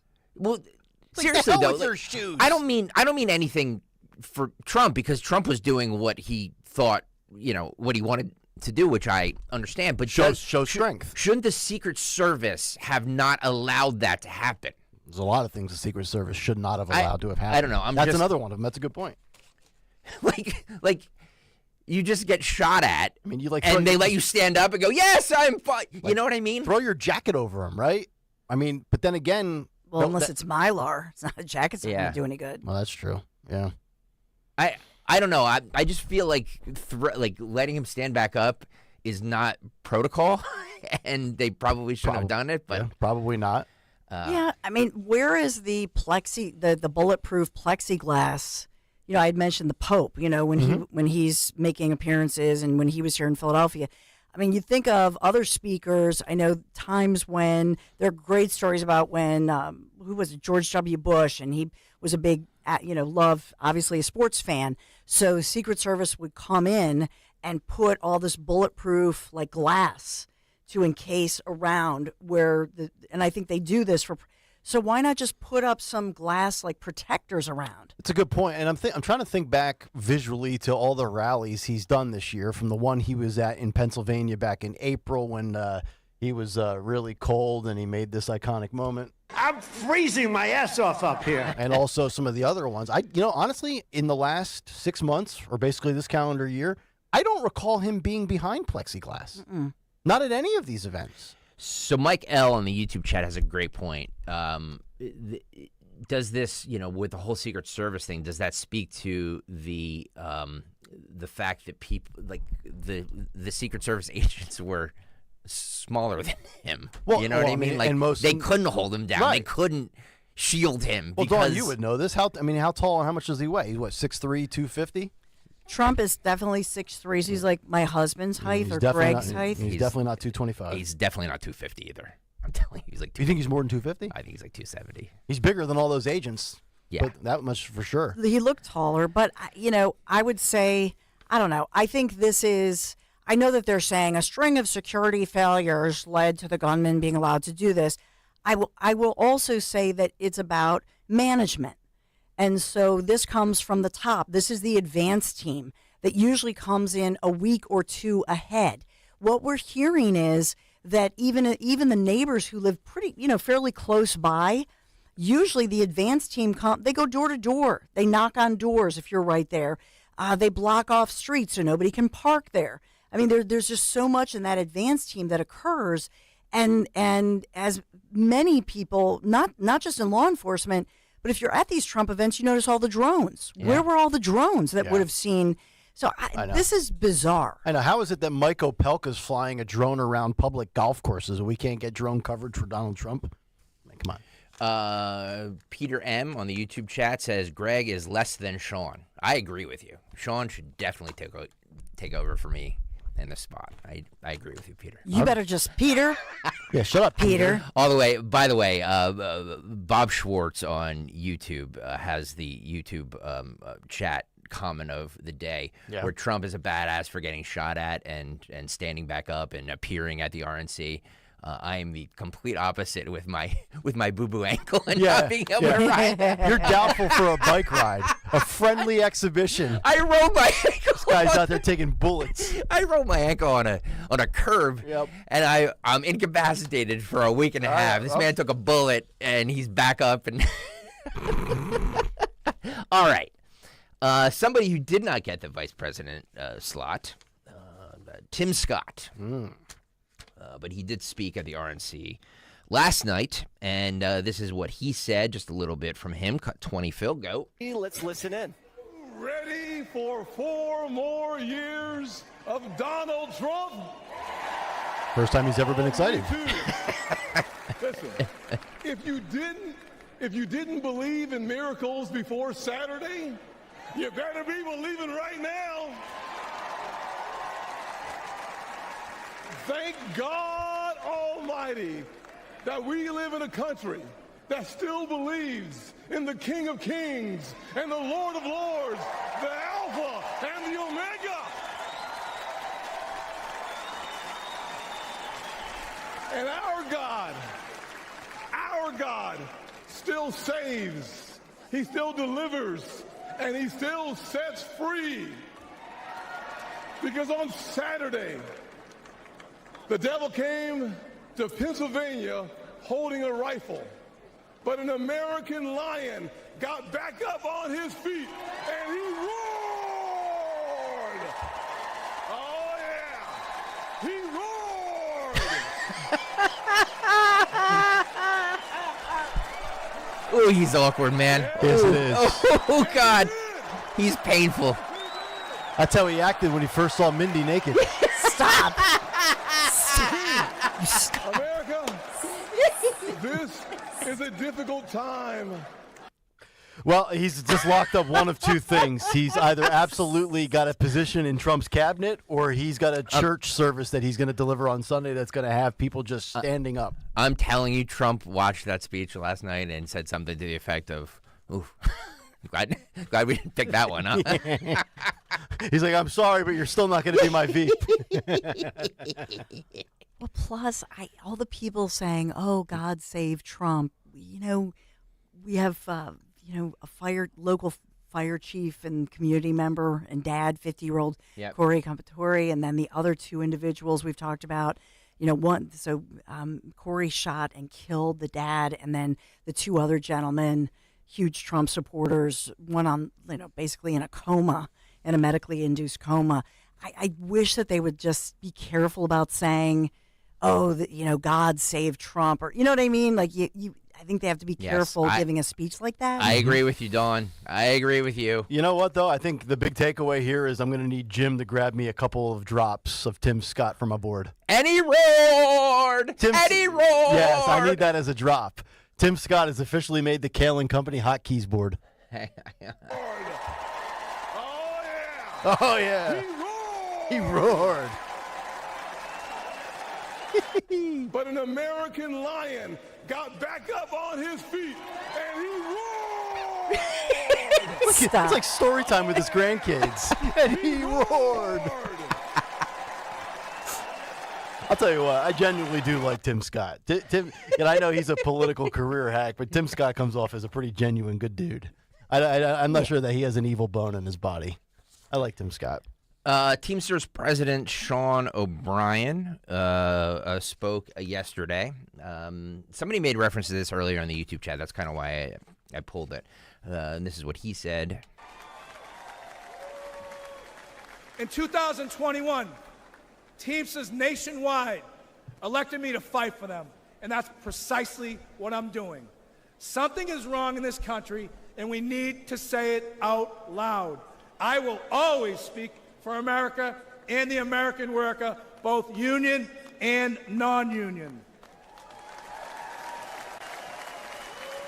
I challenge each and every one of you, and especially my friends on the Democratic side, to embrace cooperation, to truly collaborate, to achieve meaningful and productive change, to ensure we make this great nation in this world the bigger, faster, and strongest nation in the entire world. I love this country. The Teamsters love this country. Our 1.3 million members move America on the roads, in the ports, on the rail, and in the air. And at the end of the day, if the powers to be stop me from raising my voice on behalf of American workers, I will not have one single regret. I still carry my commercial driver's license. I still have my place on the union seniority list. You'll find me back in Boston driving a tractor-trailer, delivering equipment for Shaughnessy and Ahern, because I have the protection of a union contract that gives me the freedom to speak my mind and to fight like hell. God bless the greatest nation. Thank you very much. Very powerful speech, very powerful group of people, and what a concept. Embrace cooperation and collaboration. Maybe then you get things accomplished. Very interesting that he called out the Democrats as well there. Yeah, the union vote in states like Pennsylvania in play here. Yep. It went to Biden last time around. That's why I played it, because Yeah. I think it is important that they had the union boss there. Speaking of Democrats, let's grab a call quickly. Charlie in Philadelphia has a point to make about Democrats. Go ahead, Charlie. One of the things that worries me, this whole scenario, I don't know if you remember it, but I remember back when Clinton was disgraced with Monica Lewinsky and the Chinagate and all that stuff. And then all of a sudden you had the Oklahoma City bombing, and boom, everything went back the other direction. And I still am confused with whatever happened with that. I mean, Irv Homer used to have people on, and they said that place was sanitized in 2 days. It was never even really investigated. And I don't want to be a conspiracy nut here, but can you trust anything that goes on anymore, you know? No, you should absolutely you might have question something everything. tomorrow swing everything back the other way. Well, that's all I wanted to say. yeah, and that's the scary part, Charlie. I appreciate the call. This, beyond the obvious of a tragedy happening, the scary part is you still have 3.5 months to go, and we know how the news cycle. I mean, think about this. To your point, something happening and then momentum swinging back in favor of the Democrats, or just other things being forgotten about. It is 8:12 a.m. on Tuesday morning. We have not talked yet about Eileen Cannon dismissing the classified documents case. Why? Because the J.D. Vance story is bigger, and the assassination story is bigger than J.D. Vance. And who knows, and Dawn, you said this to me yesterday out in the kitchen when we were getting coffee. You're like, oh my God, there's just so many stories. You just can't even keep up with it. Next thing you know, everything else gets put on the back burner. Although I would say this. It's going to be very hard for something bigger to happen in the next 3.5 months that will eclipse Donald Trump almost being assassinated. I mean, we're going to, and this is going to have to be some sort of cataclysmic story in this country. And I'm not even sure. I think I would actually probably disagree with the Hill. I don't know that peace in the Middle East will swing things back in favor of Joe Biden right now. I really don't. No, it won't. Because with all due respect, while we've talked about it, it's still an issue overseas. Yes, the ramifications are felt here for sure. We've covered it. College protests, on down the list. But I'm not sure that that's going to move it. I really don't. You mentioned peace, but wars, and I hate to even say this, wars can strengthen an incumbent president. But an incumbent that has been this lowly rated, with this low of an approval rating, with a Veep even lower than him, I'm not sure what saves the guy. I hope you're right. Yeah. One headline, I'm just looking this up. No U.S. president has ever blown re-election during wartime. Yeah. 0. Because I'm trying to look up the stats of that. Although I think if you are to look at the specifics here in the last 4 years, and this is where I do think context matters, Donald Trump did have peace across the board, and then all of these conflicts and wars broke out under the new guy. Not sure if that matters, but there's some of the facts. In a weird meeting yesterday on the floor of the RNC, Caitlin Collins interviewed Donald Trump Jr. Oh my goodness! He's on fire, man. To her credit, she asked a very respectful conversation about how his father's doing and all that. By the way, in case you haven't heard, we are bringing Donald Trump Jr. To New Jersey. He's coming to the Scottish Rite Auditorium on Tuesday, July 30th. Tickets went on sale yesterday at noon, and they are going really fast. So if you haven't done so yet, you can purchase tickets. There's also meet and greets available, so you can meet him, get your book signed, and all that stuff. Dom will host it.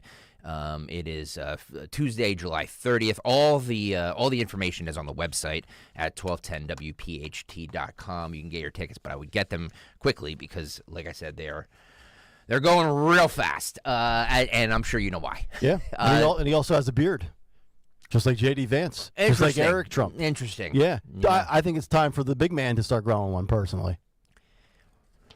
Zioli needs to grow one as well. I want Dom with a beard. We're all going. Stocker, you got a beard going right now. You haven't shaved since the debate. Yeah, well, we're having our bathroom redone, so our house is kind of in shambles. So I don't have all my accoutrements. Some guys do it in the shower. Some guys do it in the sink. Sorry, you mentioned your bathroom. Okay. On a more serious note, this is Cut 14. Donald Trump Jr. On the assassination attempt of his father. Cut 14. Phil, go. He's doing well. I mean, it obviously was a pretty somber moment. I was with my kids on a Saturday evening, and I get this news that he's been shot, but I couldn't get a hold of anyone. He was in lockdown at the hospital. It took about 90 minutes, so that was a long time. 90 minutes before you could talk to him? Before I could speak to him and really know what was going on. And when I did, he was, some shock, but a lot of resolve. He was joking about it and talking about it in a way that only my father could do. But it was just that moment when he stood up after being shot at and just showed resolve to keep fighting for this country. That was everything for me. I just literally told him, I go, "You're the biggest badass I know." And so we had some jokes about that. That was the first thing I thought to think of even in that moment, because it was that powerful. And that's the kind of resolve. That's why we had peace deals under Trump. That's why we had a great economy. You need that. We're watching right now the weakness that's led our country into all of these disasters, into these wars, and it's because that's the nature of predation. When a predator sees weakness that we're exuding on the world stage, they pounce. And so I think it's going to be important to get that back, and I'm looking forward. By the way, can I ask about the 2020 election in January 6th, now that I've asked about your father's health? By the way, I don't think it's any coincidence that when they talked about weakness that they that they panned over to Mitch McConnell. Speaking of fragility. Sorry. Mitch was frozen up. You had to be watching on YouTube to get that reference. Yeah, I saw this in the background. I was watching a little of the coverage last night about 7 o'clock, and you could see up in the rafters where they have the suites and where different television and radio broadcasts are held, because that's the NBA arena for the Milwaukee Bucks. You could see the CNN booth. I wonder what it was like being CNN and MSNBC at the RNC convention after years of going after Trump, just 2 days removed from him almost being killed. It almost, it's like you get into a fight with somebody or you have a falling out and you don't talk to them for years, and then you show up at their funeral. Yeah. And everybody's looking around like, wow, you really had the nerve to show up? Like, I know it's their job, it's the media, their credentials, blah, blah, blah. But it's got to be a kind of a weird spot when you made it your core mission statement for 8 years to call him Hitler, Yeah, but this family, the difference I think with this family is that they grew up, and even especially Don Jr. and Ivanka, but Don Jr. especially, I mean, they grew up with media scrutiny. When their parents back in the day, and I'm talking about the divorce between late Ivana Trump and Donald, it was everywhere, and they've written about it and they've been interviewed about it, how painful that was as children, like middle school age, and their parents went through this very public, very ugly divorce. The Trump kids are vetted when it comes to, they know how vicious the media can be as children. Oh yeah, you think about that. Mm-hmm. And so for Don Jr., and there was another one, I want to say MSNBC was just, but he has an answer for everyone. He's quick. He's not intimidated. But on the other side, they like the media. They grew up in the media. They grew up, think of The Apprentice was like 16, 17 years, whatever. So I think that they're very media savvy, but media comfortable. But they're also very different, I think, between Don Jr. and Eric. Don Jr. is more bombastic and combative like his dad. Eric Trump, I think, is more measured and reserved. Yes. Yeah. And I think Eric, I'm now seeing his interviews, and he's much more comfortable in his own skin, I'll say. Yeah. And so I think he was impressive last night. He did, some long-form interviews. As far as Ivanka Trump, she will be attending, but she's not, for my knowledge, she's not scheduled right now to speak. But we're seeing a lot of late breaking alterations in the convention schedule. Melania Trump will be there. I'm being told that she will be there, but as of right now, Melania Trump, there's not a confirmed speaking role for her, but I am being told by multiple sources she will be there. Multiple sources. Wow, look at Dawn Stensler. Yes, sir. By the way, Sean Farish is on the YouTube chat. So, Sean, hey, buddy. So we love you. Sean, if you're listening, there's been all kinds of talk about you replacing me. Not replacing. We're bare bones. Greg, we're not going anywhere. We're going to add you to the payroll. Stockton's got more money all of a sudden. I got to say, yeah. Boost. Think about boosting, not eliminating. Kudos to Philip Omquist for turning this around really quickly. So while we were talking this morning, the Morning Joes are back. And they addressed, apparently, why. I haven't heard this, so Phil pulled this. Okay. He vetted it for me. And they addressed why they weren't on air yesterday. And this is apparently what they said. We're hearing this for the first time together. Cut 29, Phil, go. I wanted to briefly talk to our friends and viewers that watch us every day. And talk about what happened yesterday. We were told in no uncertain terms on Sunday evening that there was going to be one news feed across all NBC News channels yesterday.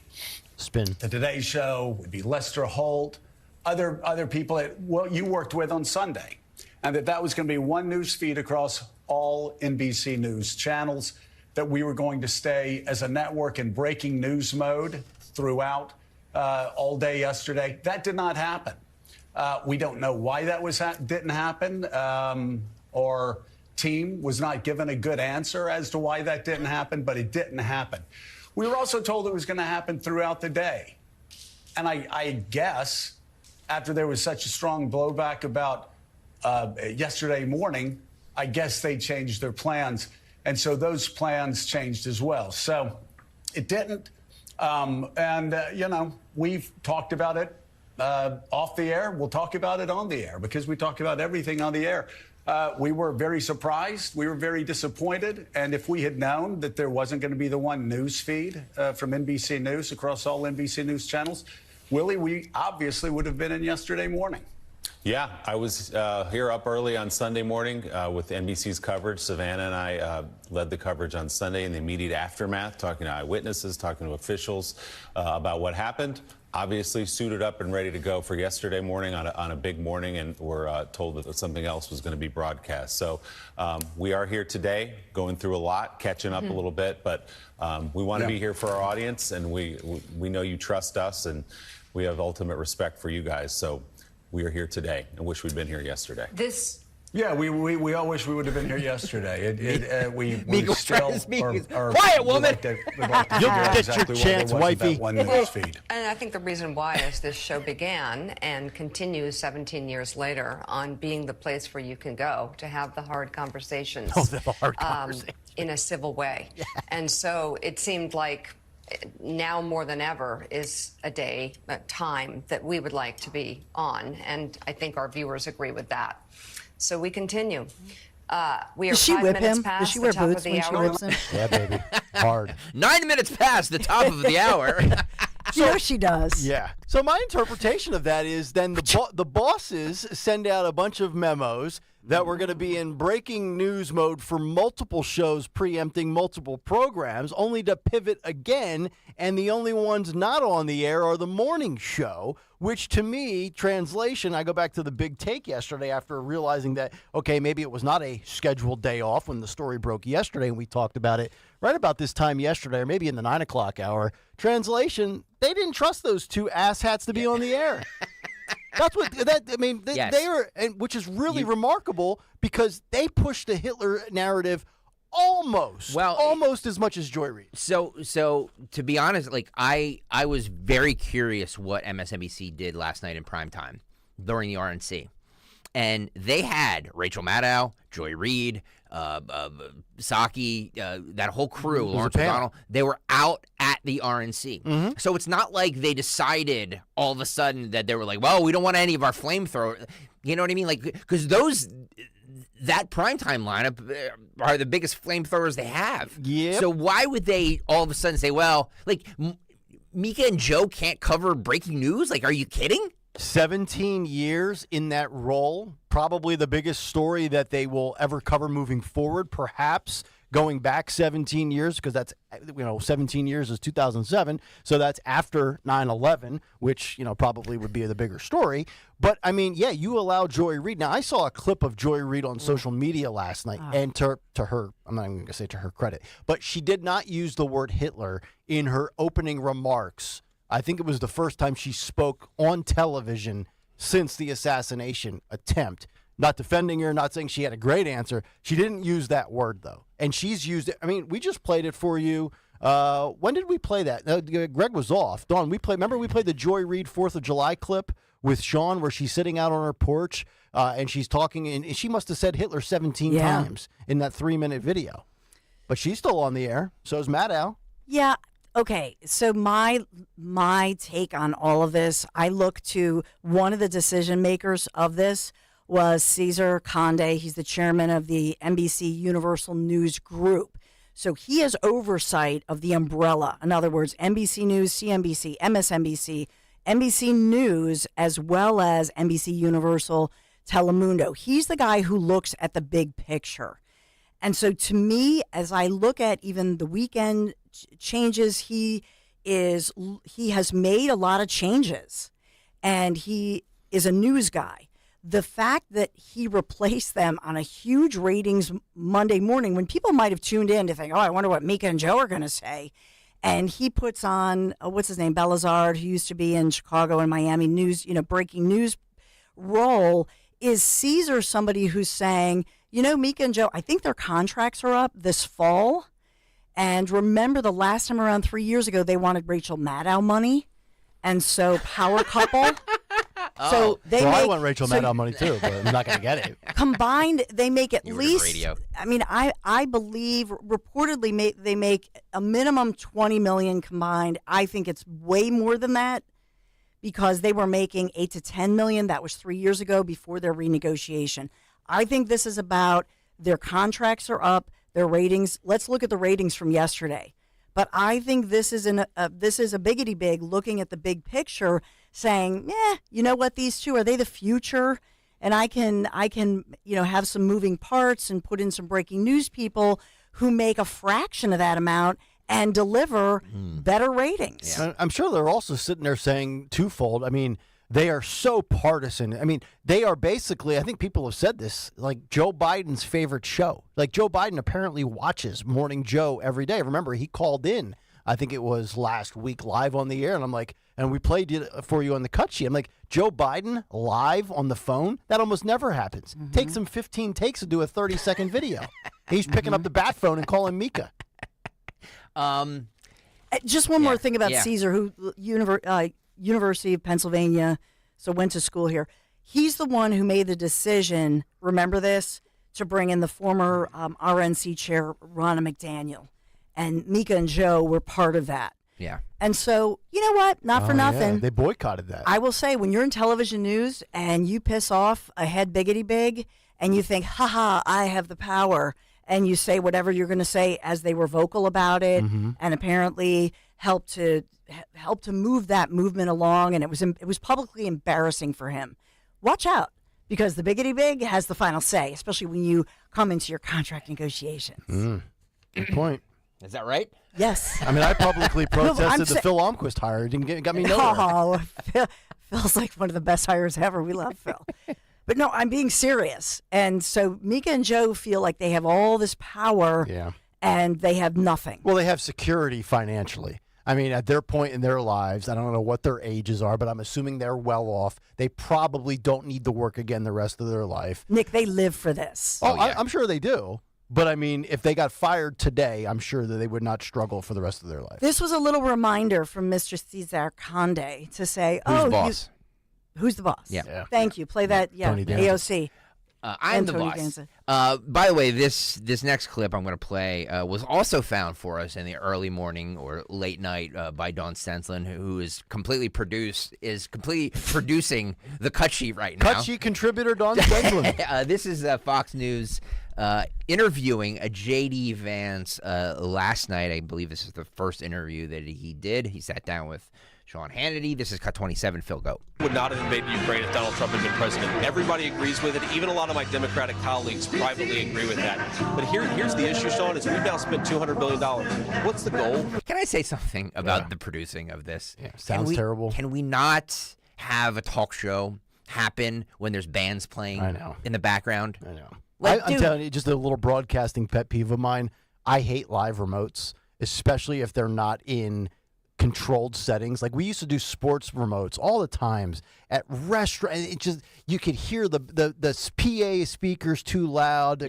Like, I get it. You might people, oh, that sounds like a heck of a happening time. But from a broadcast standpoint, it's maybe I'm alone in this. I would much rather be in a studio in a controlled environment. I love being in studio. That's just me. I absolutely love being in studio. But another part of this is they have lavalier microphones on. Yeah. And so to me, when I saw that last night, I'm like, you guys, you got to use handhelds. I'm sorry. Maybe you don't think it looks as pretty, but just hold. If you have a handheld, or maybe a mic where they can set it up so that it's right up against your mouth. With one of the sort of fuzzy looking mic coverings. Yeah. You can totally fix that. But you're listening. You're interviewing the vice president or the vice presidential candidate of the United States, and Huey Lewis is playing in the background. Like what? It's like the first day Americans might be seeing J.D. Vance. And I'm hearing more of Huey Lewis. All right, let's start cut 27 over, Phil, if we can stand this. Cut 27, go. Would not have invaded Ukraine if Donald Trump had been president. Everybody agrees with it. Even a lot of my Democratic colleagues privately agree with that. But here's the issue, Sean, is we've now spent $200 billion. What's the goal? What are we trying to accomplish? Is there a risk of escalation into nuclear war? Because there is. I can't deal with it. I know. Something about war and money. It's effing terrible. Whatever he was saying, I agree with. Producers, stop. Yeah. Get them in Can we check our work, please? Get them in a studio. Before we put it on the air and save it. Oh, my God. See, in my house, Hannity, the big dummy, is sitting there like, oh, okay, this sounds good. Oh, you know what? Forgive me. They are holding the handhelds. Here's the problem. They look at where the handhelds are, down by their belly buttons. So it's not the technical crew. The crew knew exactly. professional crew, of course, it's Fox. So the 40-year broadcaster hasn't figured out where to hold his microphone. Sean, come on, man, you know better. Just like his radio show, which is why it's not on this station anymore. He just mails everything in. Everything he does, he mails in.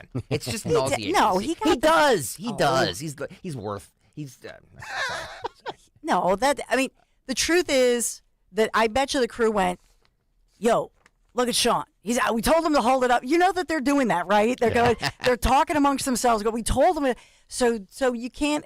So they're all distracted and they're leaning back, and so they can't rely on the on-air talent to hold the microphone properly. Hello. Yeah. So as usual, the union crew they did everything they had to do. It's not their fault. It's the on-air talent. So they need to set some kind of something up where they can hang the mic or do whatever. Mm-hmm. By the way, they can have it right by their mouth. By the way, can I just say this? It's 8:34 right now on the dot, and we are just getting to the fact that the commander-in-chief last night spoke with Lester Holt in an interview. Like, that's how much news and this is like we're talking right now about what NBC thought was a big get at 2.5 hours into a highly rated morning drive show. Still haven't even gotten to Trump and classified documents. Exactly. It was one of the 4 biggest stories we covered for almost a year. Wait, Trump spoke to Lester? Oh, wait, Biden's fine. The other guy did. Cut 21, Phil. This is, there's a lot of talk about Biden saying putting Trump in the crosshairs or putting Trump in the bullseye or something like that, he said. Bullseye. Yes. So he Lester Holt asked him about that in an NBC News exclusive last night. Cut 21, Phil, go. Let's listen to some of that interview. Well, let's talk about the conversation this has started, and it's really about language, what we say out loud and the consequences of those. You called your opponent an existential threat on a call a week ago. You said it's time to put Trump in the bullseye. There's some dispute about the context, but I think you appreciate that I didn't say crosshairs. I was talking about focus on. Look, the truth of the matter was, what I guess I was talking about at the time was there was very little focus on Trump's agenda. Yeah, the term is bullseye. It was a mistake to use the word. I didn't say crosshairs. I meant bullseye. I meant focus on him. Focus on what he's doing. Focus on his policies. Focus on the number of lies he told in the debate. There's a whole range of things that, look, I'm not the guy that said, I want to be a dictator on day one. I'm not the guy that refused to accept the outcome of the election. I'm not the guy who said that won't accept the outcome of this election automatically. You can't only love your country when you win. And so the focus was on what he's saying and, the idea. But have you taken a step back and done a little soul searching on things that you may have said that could incite people who are not balanced?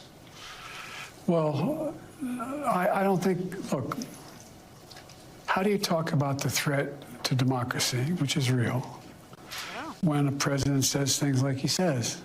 Do you just not say anything because it may incite somebody? Look, I've not engaged in that rhetoric.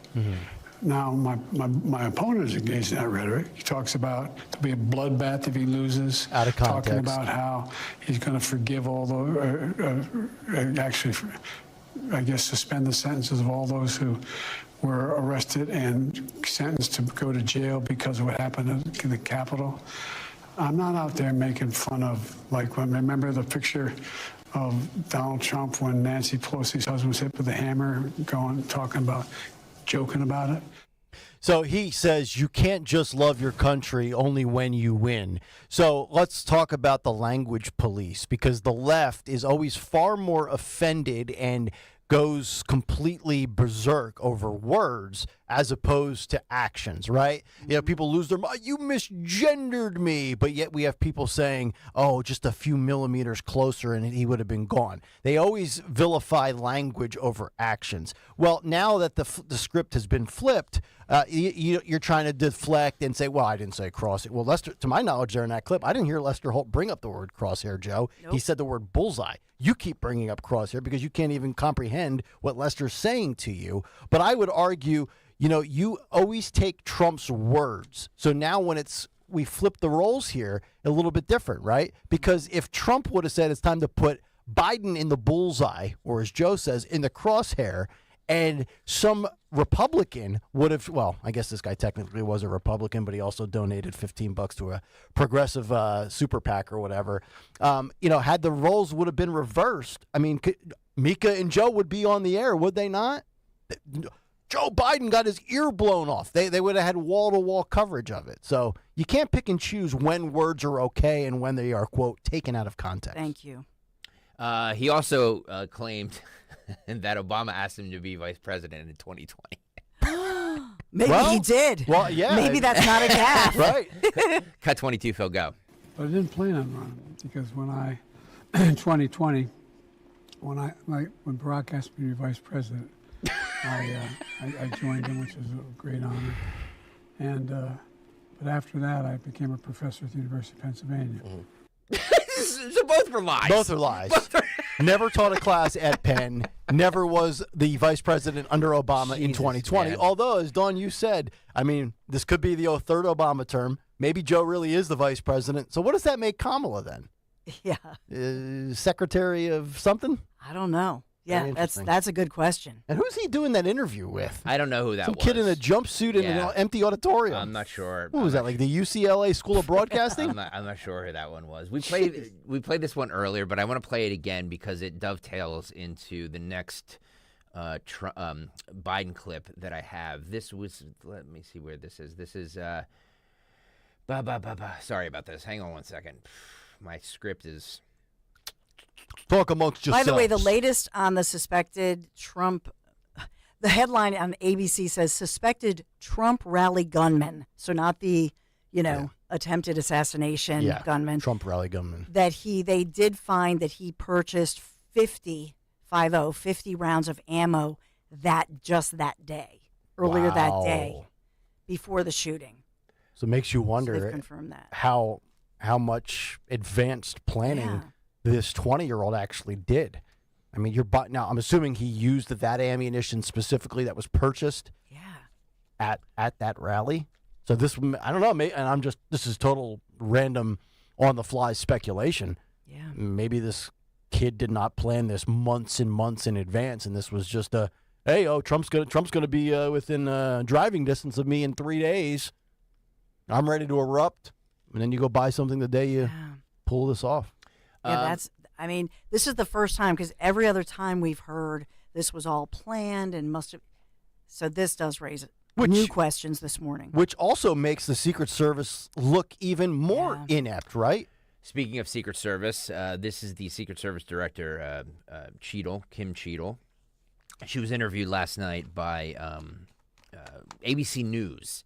And she says, the buck stops with me, but I do not plan to stay on. This is cut 24, Phil. Go. We sat down with Director Kim Cheadle today for an exclusive interview. What was your reaction when you saw the events unfold on Saturday? Shock, and then concern, obviously, for the former president. This is an event that should have never happened. Who is most responsible for this happening? What I would say is that the Secret Service is responsible for the protection of the former president. So the buck stops with you? The buck stops with me. I am the director of the Secret Service. It was unacceptable, and it's something that shouldn't happen again. The President and Homeland Security Secretary said today they had 100% confidence in you, but there are some members of Congress calling on you to resign. I appreciate the Secretary's comments, and we're going to continue to be transparent and communicate with people. Do you plan to stay on? Absolutely. I do plan to stay on. The least transparent administration in my lifetime says we will continue to provide full transparency. Kim Cheadle, who is 53, has spent 27 years in the Secret Service, going back as far as the Clinton administration, and under her watch and tutelage allows a bozo to get within 130 yards. We might as well replace Kim Cheadle with Don Cheadle at this point because you can't keep your job after that kind of mistake. That's an insult to Don Cheadle. It is. Come on, he would have man. done better. Secret Service protection has been beefed for Trump as well as Biden, and now, as we've said earlier, RFK Jr. Yeah, and by the way, let me actually read this post from RFK because Trump has come out saying that Kennedy deserves Secret Service protection as well. He'll get it. Trump posting on Truth, in light of what is going on in the world today, I believe it is imperative that Robert F. Kennedy Jr. receive Secret Service protection immediately. Given the history of the Kennedy family, this is the obvious right thing to do, to which Bobby tweeted yesterday a screenshot of that. And he says, "It is a hopeful sign for our country when a political opponent calls for one's protection. Maybe our country can unite after all." So Trump and Kennedy on the same page. Meanwhile, the great uniter, Joe Biden, doesn't know he's being interviewed by Lester Holt. By the way, Paul Swanholm on the YouTube chat says wouldn't. Same.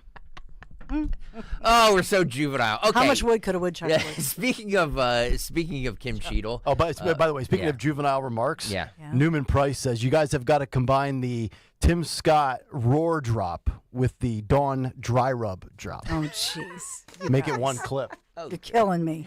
Right. Lester Holt asked Joe Biden last night about Director Cheadle. And this is what he said. He has no clue who she is. This is amazing. Cut 23, Phil, go. Is it acceptable that you have still not heard, at least publicly, from the Secret Service director? Oh, I've heard from him. But have you heard from her publicly? Publicly, I've sat down in a situation room downstairs with the Secret Service, the FBI, the national security agencies, the Homeland Security, all the major elements. So either Joe doesn't know who the director is, or the director's gone through a transition. Maybe she's a female becoming a man, or vice versa. But either way, the commander-in-chief does not know the gender. Yeah, small minor gaffe in the scale of Biden gaffes. But for an administration that is hell-bent on gender ideology, can you at least know the gender of your Secret Service director? I know that's a big ask. That's the new verbiage these days. Here's my ask of you. Yeah. I need you to know that your Secret Service director, her name is Kim, and she identifies as she/her. It's in her email signature. What did Mayorkas say? Because he took to the podium yesterday in the White House press briefing. What did Mayorkas have to say about the director of the Secret Service? Cut 11, Phil, go. Sorry, Mr. Secretary, on that, does the president have confidence in the Secret Service director after Saturday's failures? I have 100% confidence in the director of the United States Secret Service. I have 100% confidence in the United States Secret Service. And what you saw on stage on Saturday with respect to individuals putting their own lives at risk for the protection of another is exactly what the American public should see every single day. It is what I indeed do. He is also 100% sure that the border is secure, and we're doing all we can to handle what the Trump administration left behind.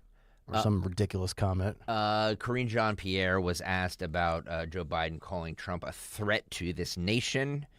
The rhetoric, we're hearing a lot of talk of rhetoric. This is cut 12, Phil, go. Just last week in Michigan, President Biden called Trump a threat to this nation. Should we expect that he will not be calling out Trump with that kind of rhetoric going forward? So what I will say is that it is important, right? We believe it's important to continue to forcefully speak against any type of political violence. That is what the president believes. Right. And we do not want to politicize this moment. No, of course not. Politicizing this moment is unacceptable.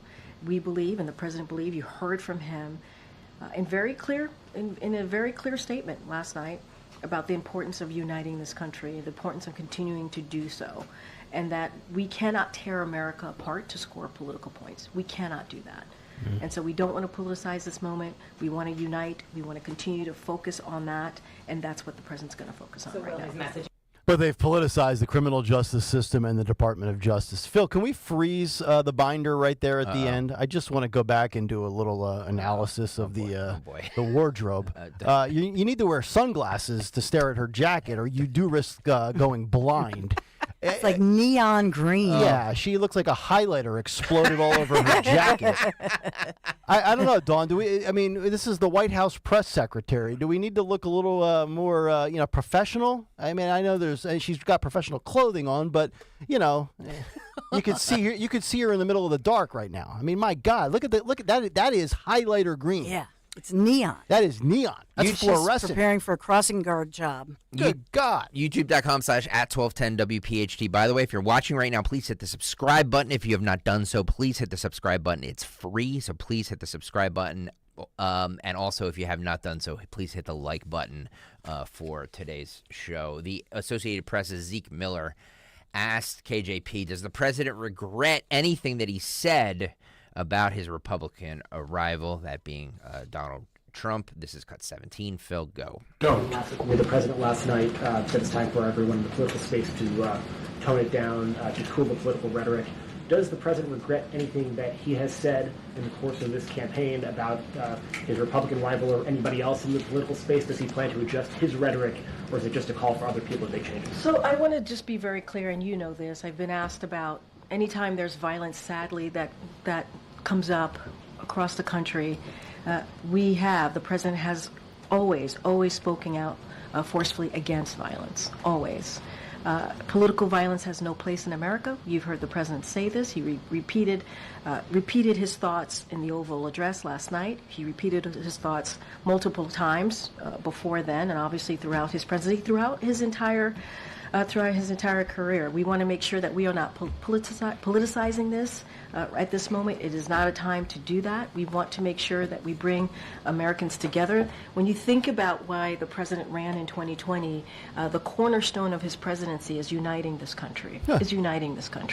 And he also said that it is okay to have disagreements on agendas. It is okay to have disagreements on character or record, but we cannot have violence in this country, and that is something that he's going to continue to be very, very clear about.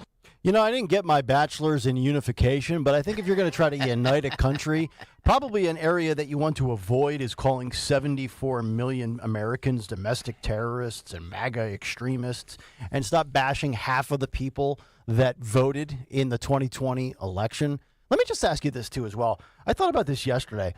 You know, this is a assassination attempt that we know about. I wonder how many other attempts have been thwarted in the infancy stages of either planning, plotting, or attempting to execute the desired end result. And I have no idea. I don't think they share that type of stuff, but I can't imagine that this is the first time in the last couple of years. Right? No. And by the way, in most people's lifetime, not most people, but in a lot of people's lifetime, they saw Kennedy be killed. They saw his brother killed. They saw Martin Luther King Jr. killed. They saw an attempted assassination on Gerald Ford. They saw an attempted assassination on Ronald Reagan, and now Donald Trump. So it's not like it's a new thing. No, especially in the modern world. Right. And I do think that there's a lot more that we don't see or we don't know about. Yeah. But this one just happened to be. Yeah. Well, to your point, close and if you're 65, 70 years old, you've seen everything you just mentioned. Yes. Or you've been alive for it, I should say. Yeah. Yeah. One more from the Lester Holt Joe Biden interview on his debate performance and appearing to be confused in the debate. This is what Joe Biden said to that. This is cut 26. Phil, go. I guess the question is, are you all on the same page? Are you seeing what they saw, which was moments of, frankly, that appeared to be confused? Lester, look, why don't you guys ever talk about the 28 lies he told? Where are you on this? Why didn't the press ever talk about that? 28 times it's confirmed he lied in that debate. I had a bad night. I wasn't feeling well at all. And I had been, I screwed up. But I just asked the question because the idea that you may or may not have seen what some of these other folks have seen, you're not on the same. I'd have to see. I was there. You weren't? I'd have to see it. I was there. And by the way, seriously, you won't answer the question, but why didn't the press talk about all the lies he told? Well, I didn't know anything about that. We have reported many of the issues that came up during that debate. No, you haven't. We'll provide you with them. God love you. Okay.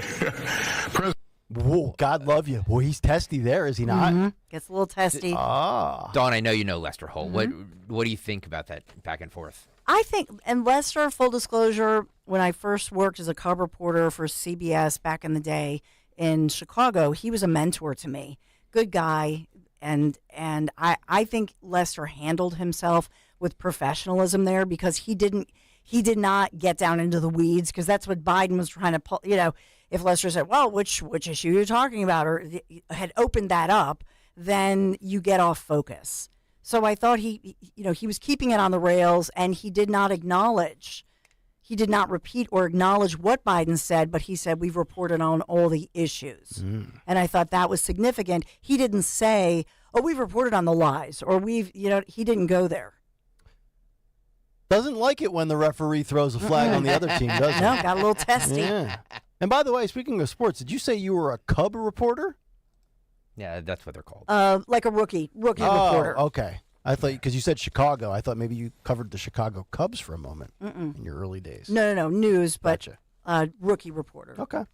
All right. Out of college. 8 o'clock hour brought to you by Holland Floor Covering, is the region's premier flooring dealer. Family operated for over 50 years, providing exceptional service and professional installation.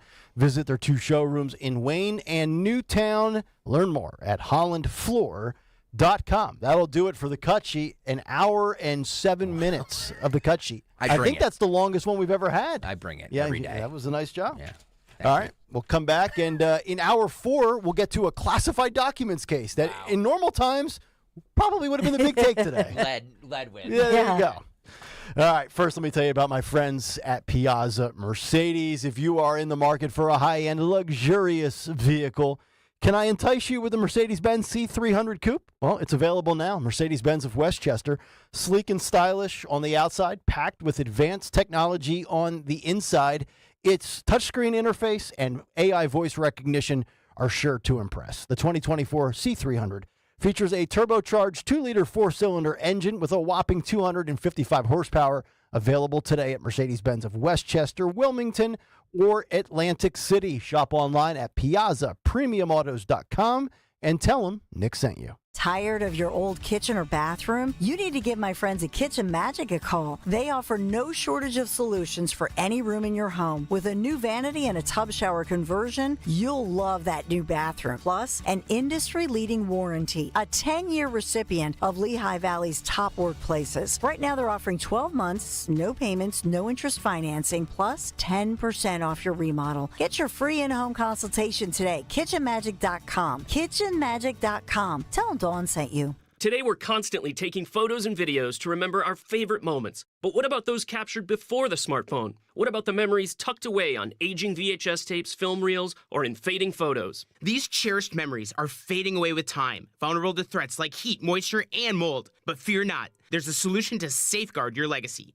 Hi, I'm Adam. And I'm Nick. Together, we founded Legacy Box over a decade ago with one mission: to bring your memories into the 21st century. It's time to bid farewell to old tapes you can't watch and faded photos. Legacy Box transforms them into digital treasures, ready to share with a click. Just like magic, your shoebox of memories is now safely stored in the cloud or on a thumb drive. Over 1 million families have trusted Legacy Box, so you can rest assured your priceless moments are in good hands. Don't let your childhood fade away on old tapes. It's time to digitize those priceless moments. Fast forward into the digital age. Visit legacybox.com/value and unlock 50% off your order. That's legacybox.com/value. As a roofer, I'm always on the go. So I need to be able to get things done from anywhere. That's why I partnered with Beacon. With their unique Beacon Pro Plus app, I've got the brands I depend on, like GAF, right at my fingertips 24/7. I rely on Beacon because I never stop building, and neither do they. Now through September 15th, purchase GAF through Beacon Pro Plus and earn up to $1,500. Go to BECN.com or download the Beacon Pro Plus app today. Beacon, always building. Hi, I'm Angie Hicks, co-founder of Angie, and one thing I've learned is that you buy a house, but you make it a home. Because with every fix, update, and renovation, it becomes a little more your own. So you need all your jobs done well. For nearly 30 years, Angie has helped millions of homeowners hire skilled pros for the projects that matter. From plumbing to electrical, roof repair to deck upgrades. So leave it to the pros who will get your jobs done well. Hire high-quality certified pros at Angie.com. Do you feel like you're going through life clouded by doubt? Talk to California Psychics. Our trusted and accurate psychics are available 24/7, and we guarantee If it's not life-changing, it's free. Download the app or connect with us at CaliforniaPsychics.com. Right now, new customers get 80% off their first reading. Experience the joy of certainty. California Psychics. La la la la la la la la la la la la la la. Oops. Ever had your singing lessons cut short by icy water? Oh, I'm sorry, honey. Say goodbye to those cold notes with Navien tankless water heaters. With Navien, you'll hit all the right notes without the surprise chill. So keep singing and let Navien keep the hot water flowing. And get ready for the encore when you get your utility bill. La la la la. Navien tankless water heaters. Visit tanklessmadesimple.com. Seems everyone has an opinion on where the stock market is going, but where should you be going? Find out with Joe Yakovich on The Heart of Your Money, Sundays at 9 on Talk Radio 1210 WPHT. There's nothing quite like local. Local is your weekly farmer's market or homemade strawberry ice cream. It's live music on the corner, yoga in the park, and a chance to try something new. That's why AARP is local, right here in our community, offering free events and enriching experiences that can help with finances, family, and fun. Join AARP Philadelphia on July 25th for a virtual tour of the Renoir and Women exhibit at the Barnes Foundation. Learn more at aarp.org/local. WPHT, WPHT HD, WOGL HD3 Philadelphia. From the Cherry Hill Volvo Studios, where relationships matter. Always live on the free Odyssey app. For a complete list of Talk Radio 1210 WPHT's contest rules, go to 1210WPHT.com/rules. Chronic pain, cancer, fatigue. Find out about the benefits of medical hydration therapy on Health Watch with Dr. Molly Fantasia every Sunday morning at 8 on Talk Radio 1210 WPHT. See Joe Conklin and the City Rhythm Orchestra at Cherokee High School in Marlton, New Jersey, Saturday, October 26th. For tickets, go to joeconklin.com. JoeConklin.com! Your official home for Penn State football and basketball is Talk Radio 1210 WPHT and the free Odyssey app. Listen to every Nittany Lions game on Talk Radio 1210 WPHT and the free Odyssey app. Today we're constantly taking photos and videos to remember our favorite moments. But what about those captured before the smartphone? What about the memories tucked away on aging VHS tapes, film reels, or in fading photos? These cherished memories are fading away with time, vulnerable to threats like heat, moisture, and mold. But fear not, there's a solution to safeguard your legacy. Hi, I'm Adam. And I'm Nick. Together we founded Legacy Box over a decade ago with one mission, to bring your memories into the 21st century. It's time to bid farewell to old tapes you can't watch and faded photos. Legacy Box transforms them into digital treasures, ready to share with a click. Just like magic, your shoebox of memories is now safely stored in the cloud or on a thumb drive. Over 1 million families have trusted Legacy Box, so you can rest assured your priceless moments are in good hands. Don't let your childhood fade away on old tapes. It's time to digitize those priceless moments. Fast forward into the digital age. Visit legacybox.com/value and unlock 50% off your order. That's legacybox.com/value. Don't let a cold, sinus infection, or allergies ruin your day. Breathe easier, sleep better, and feel healthier with Navage. Visit Navage.com. Walmart, Walgreens, CVS, or a store near you. Talk Radio 1210 WPHT. Free speech lives here.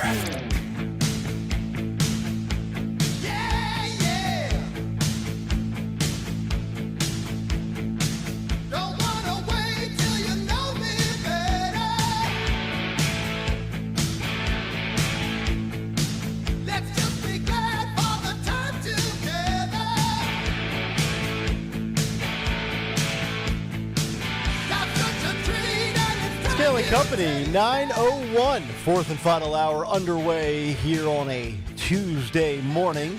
We will get to Donald Trump's Florida classified documents case being dismissed in just a few moments. Dawn's Big Three is coming up next. And also our morning mystery movie clip, What's on the Cut Sheet Part 2, if there's anything left over that we didn't get to in the first round that went an hour and 8 minutes, which is usually about the time it takes Joe Biden to enjoy his ice cream and then conk out around 8:30 as he goes to bed. We're also going to get to some more fallout from the shooter. Apparently, this shooter appeared in a commercial for a major company that I think a lot of people don't hold in high regards for a variety of reasons. We will explain. And also another person losing their job for posting things on social media about Donald Trump and the assassination that maybe they should have not posted. We'll get to all of that coming up. But right now, let's get to the news. It is time for a Dawn Stensland Big 3 at 9. It's the Big 3 at 9 on Kayal and Company. And Big 3 at 9 on a day where it'll feel like 105 degrees and we could set some new records. Sponsored by Budget Blinds for our Big 3. Let's take you to 1 year ago. What was the lead story 1 year ago today? The lead story was after that huge summer storm stalled over part of our region, Upper Makefield especially, dropping 6 inches of rain in just 2 hours, overwhelming the banks of beautiful waterways. And that flooding was worse, of course, in a roughly 1 mile stretch along Washington Crossing Road, that state route 532, I should say. 19 people, a dog named Coda, they were swept away. These individuals were in their vehicles, and this huge wall of water just appeared, crashed down on them at that steep embankments and consumed that area. 11 people entered the debris-filled, fast-moving water. We know now 7 died, despite the efforts that were initially a rescue attempt and then recovery as the days went on. Hundreds of first responders. You remember we spent about a week and a half covering this major story that made national news. Was this the one where the mom and the newborn baby got swept away and they were ultimately found in the Delaware? The little boy, the youngest victim, Conrad, right? His body was never found. Okay. The youngest. And they were Bucks County, right? Yeah, the 9-month-old baby was Conrad, and then 2-year-old Matilda also, and then the mom, 32-year-old Katie. Remember, they were visiting. They were in the vehicle and visiting the grandparents. I remember that, yeah. But it just was such a tragedy and consumed coverage. How could this happen? And initially, remember, some of the news media coming out saying, remember, don't go on the road in a storm. And the first responders even were quick to come out and say, hey, this thing happened so quickly that when people went out on the roadway, there wasn't a heavy rain. And it happened so suddenly. And so they've worked on, I know that there were appropriations, budgetary issues, money that they want to fix this area so that can never happen again, as well as resources dedicated to retraining. I know an all-terrain vehicle. So much has gone into the efforts. But last night, and this week, many commemorations remembering the lives of those lost in that horrific storm. Yeah, very sad. Yeah. Hard to believe it's been a year. Time flies. Well, this is true. It seems like longer ago, I think, to your point, because of the news cycle that we talk about. Mm-hmm.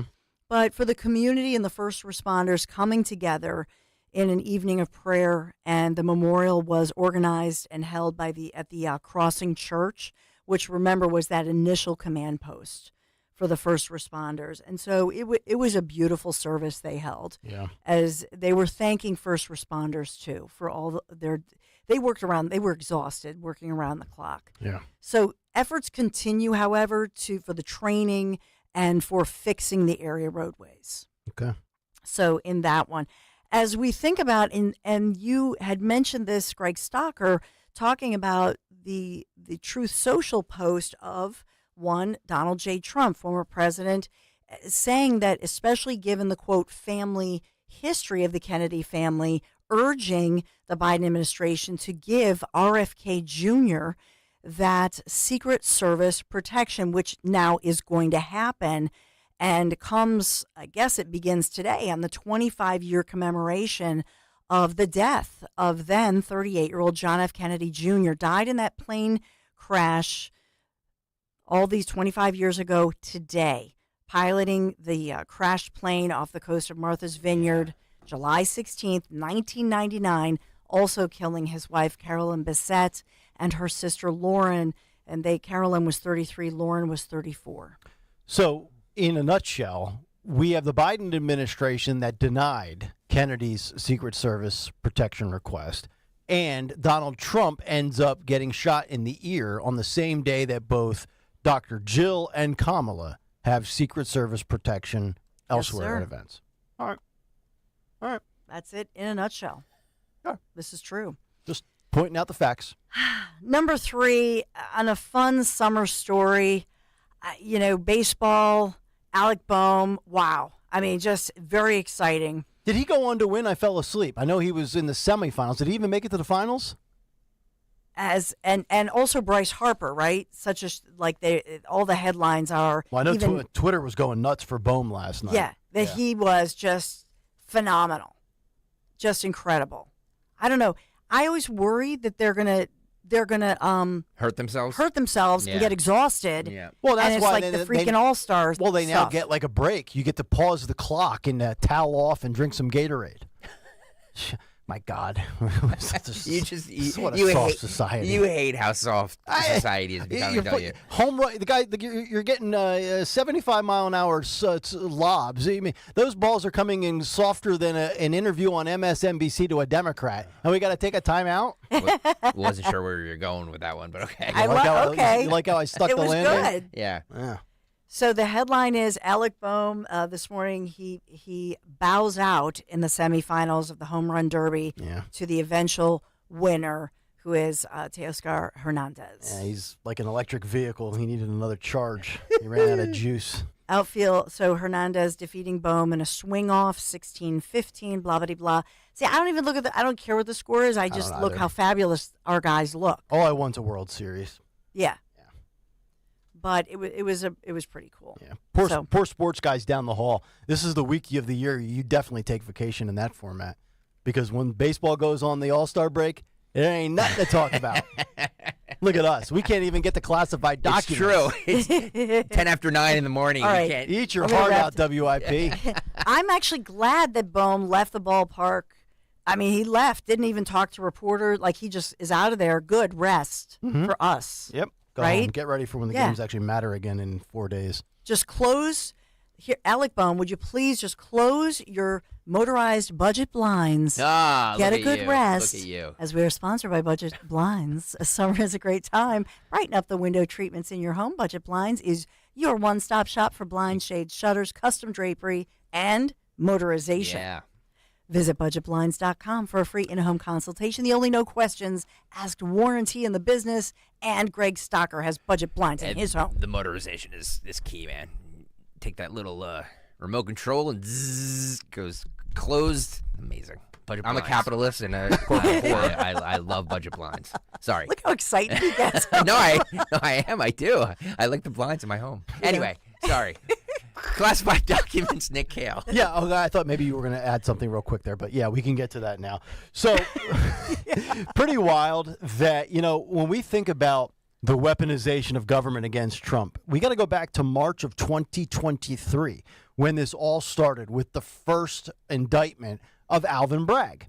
And here we are now, 16 months later, and, across the board, yes, okay, Trump was found guilty, 34 felonies. But nobody really cares about it. $130,000, the appeals process.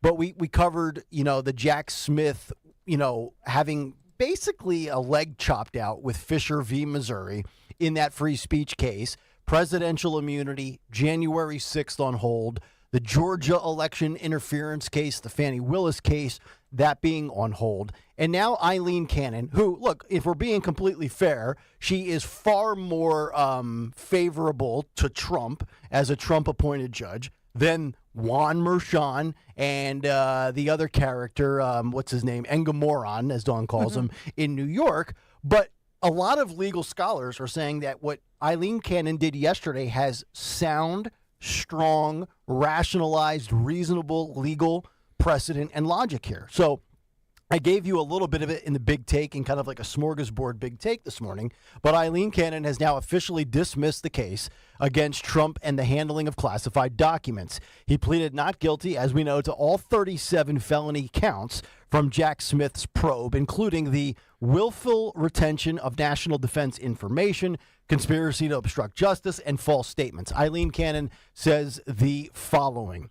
Former President Trump's motion to dismiss indictment based on unlawful appointment and funding of special counsel Jack Smith is granted in accordance with this order. She wrote in her ruling on Monday, the superseding indictment is dismissed because Jack Smith's appointment violates the Appointments Clause of the United States Constitution. Now, I would have to imagine, and we'll give you a few other excerpts and some clips from what she said and a few quotes, but you're Jack Smith. You're the special counsel. You're a prosecutor going after the former president of the United States. And it's pretty clear as day in the Constitution that he does not have the authority to be doing this. And this can't be handled the way it was handled. It had to come down from Congress, which we know it didn't because Republicans control Congress. So if you take a step back now and you look at where Jack Smith stands, I'll be completely honest, and, look, I could be dead wrong, and we could have new developments tomorrow for all I know. I don't see anything else playing out of importance or relevance in any of these cases against Donald Trump before November 5th. I mean, and I'm not just saying none of these will be resolved before November 5th. I don't think we're going to see anything other than maybe a few appellate issues that are brought up from either Trump or from the prosecution. And of course, Jack Smith's office is going to appeal this. But if it is all about, if the whole end game is just delay, mission accomplished for Donald Trump.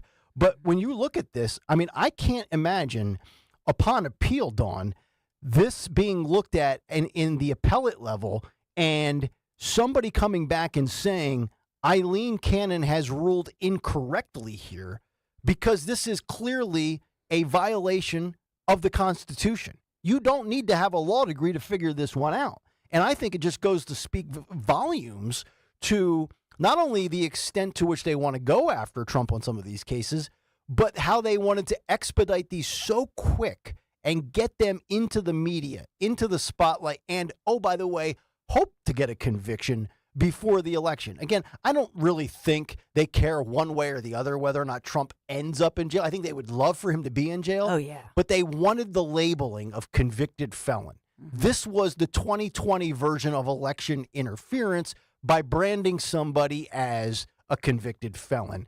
And yes, I get it. Eileen Cannon is a Trump appointee. Does she have some favoritism? It's quite possible. We know the disdain for the other judges that they had for Trump.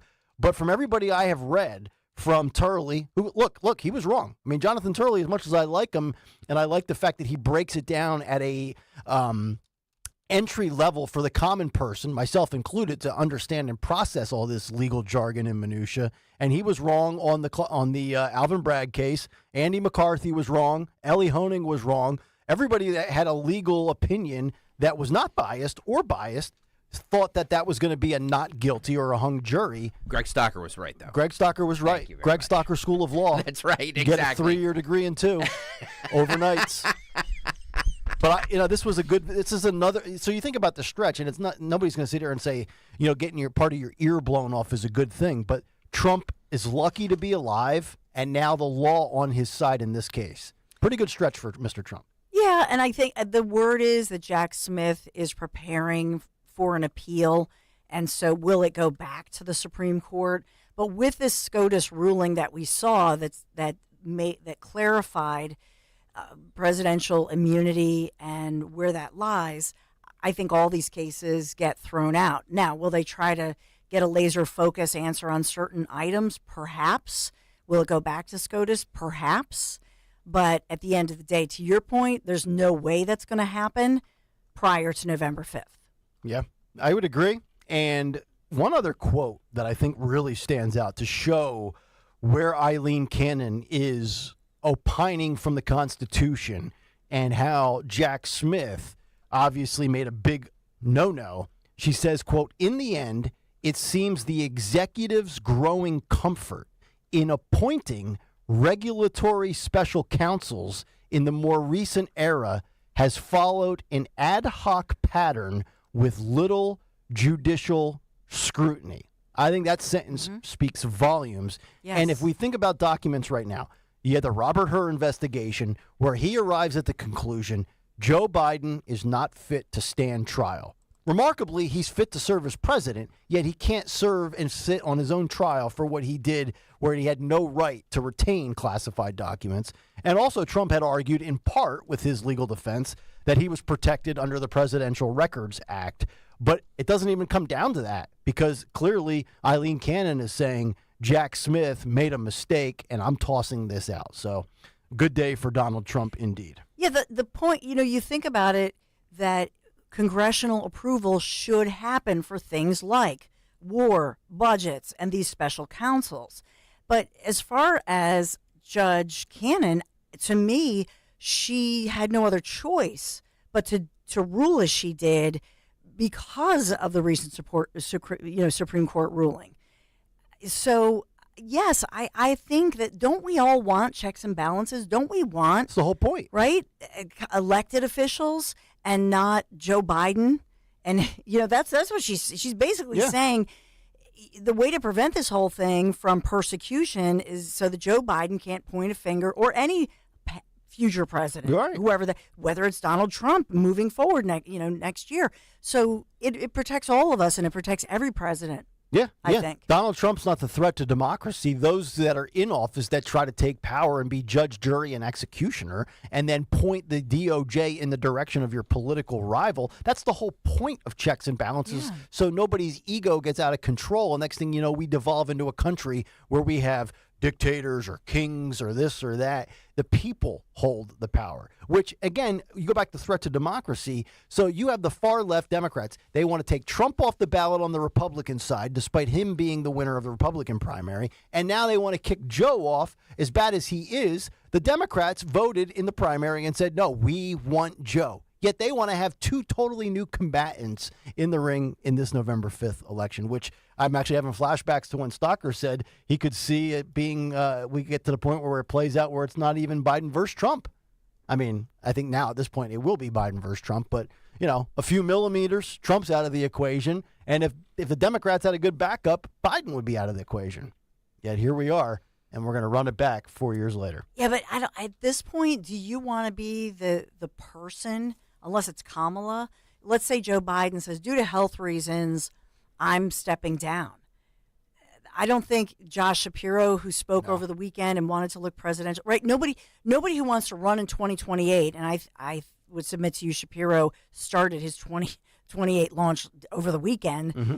I just think nobody who wants to run in 2028 would go now and say, yeah, I'll be on the top of the ticket and anger everybody, especially angering everybody who feels that they're disrespecting Kamala. Right. Well, and think about this, too. Now that J.D. Vance is in the equation, the thing about the Veep debate, you could have J.D. Vance against Kamala Harris. And what if, and I don't think it's a what if, it's almost a certainty, I think J.D. Vance would crush her in a debate. But what if Biden gets yanked and then Kamala Harris has to go up against Trump after J.D. Vance eviscerated her in a debate? She would be dead on arrival, damaged goods, before she even gets into the ring with Donald Trump as his number two picks her apart. So there you go. By the way, you mentioned there are so many things that because of the waves of news and breaking news, but you think about it, it was, I think, 4 or 5 days ago, the House is still trying to get those her tapes. Mm-hmm. And even though they were not successful, and because what did they want? The one day they wanted to fine Merrick Garland, $10,000 a day. That didn't work. No. But they're still trying to get those tapes. Can you even imagine if those tapes do come out now? It's hard to believe they could be worse than anything I've ever seen from Biden in public. But sadly, I think they might be, which is why they're burying it. So, or, to your point, what if the Democrats say, give him up? Well, I wouldn't put that You know what I past mean? them. Yeah. Let's try Kamala. Yeah, they trotted them out in a debate and left them out to dry. 19 days later, we're still talking about that debate performance. Thank you, Lester Holt. All right, 9:21. Let's get to our morning mystery movie clip. And now, the morning mystery movie clip on Kayal and Company. Talk Radio 1210 WPHT. Okay, clear. Clear. My turn. Yeah, I'll bet my alleged son he won't make this. Jackie Moon finally making a move, and it is worth the wait. All day long. Woo!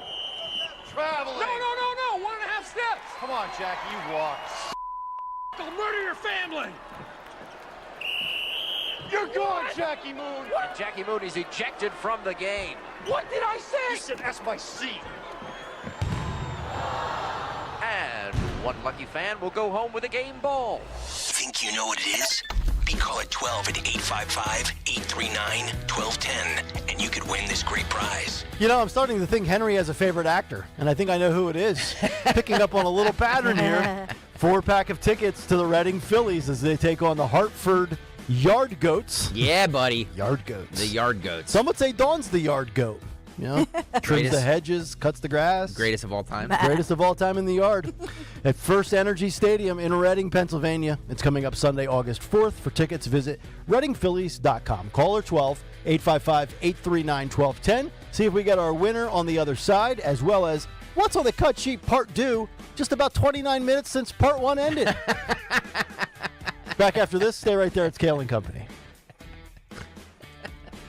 By texting 64,000, you agree to receive recurring automated marketing messages from Real Success. Message and data rates may apply. No purchase required. Terms apply. Available at OurRealSuccess.com. Do you want to learn how to make money flipping houses and acquiring rental properties right here in Philadelphia? We're offering a handful of motivated individuals the opportunity to attend our workshop right here in Philadelphia for free. That's right, we'll give you 2 free tickets when you text INVEST to 64,000. Philadelphia is the perfect market to flip houses and build rental income. Discover the simple steps developed by Joe Arias, one of real estate's greatest rags to riches stories. You'll learn to flip properties and secure rental properties without using your own money and in your spare time. Don't miss this opportunity. Come to a complimentary live 2-hour workshop next week right here in Philadelphia and learn how to start making money flipping homes and building long-term wealth with rental properties. To get 2 free tickets, text INVEST to 64,000. Text in the next 10 minutes, and registrants will also receive a free copy of our Funding for Deals guide. Text INVEST to 64,000 for 2 complimentary tickets. Text INVEST to 64,000. This is Larry Steiness with Investor Schooling. Do you know when the best time to buy investment properties is? It's now. It's always now. You just need to learn how to buy schooling.com and sign up for a complimentary class this Thursday night and learn how to buy investment properties and make money every time. That's right. That's what we teach. We teach how to buy investment properties and make money every time. Go to investorschooling.com and RSVP right now. Take a class this Thursday night at 7 o'clock. That's investorschooling.com.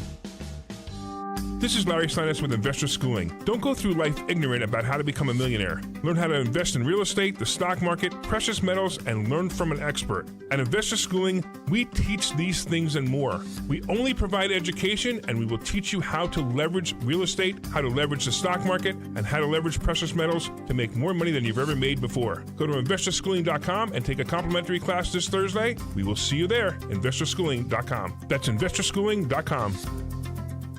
Explore the power of the 2024 Wrangler 4XE and 2024 Grand Cherokee 4XE at Tri-County Chrysler Dodge Jeep Ram. Get financing as low as 2.9% for up to 84 months. Plus, with Tri-County for Life, your engine, parts, and service are guaranteed for life. Enjoy free PA inspections and much more. We're easy to find off the Limerick exit of 422.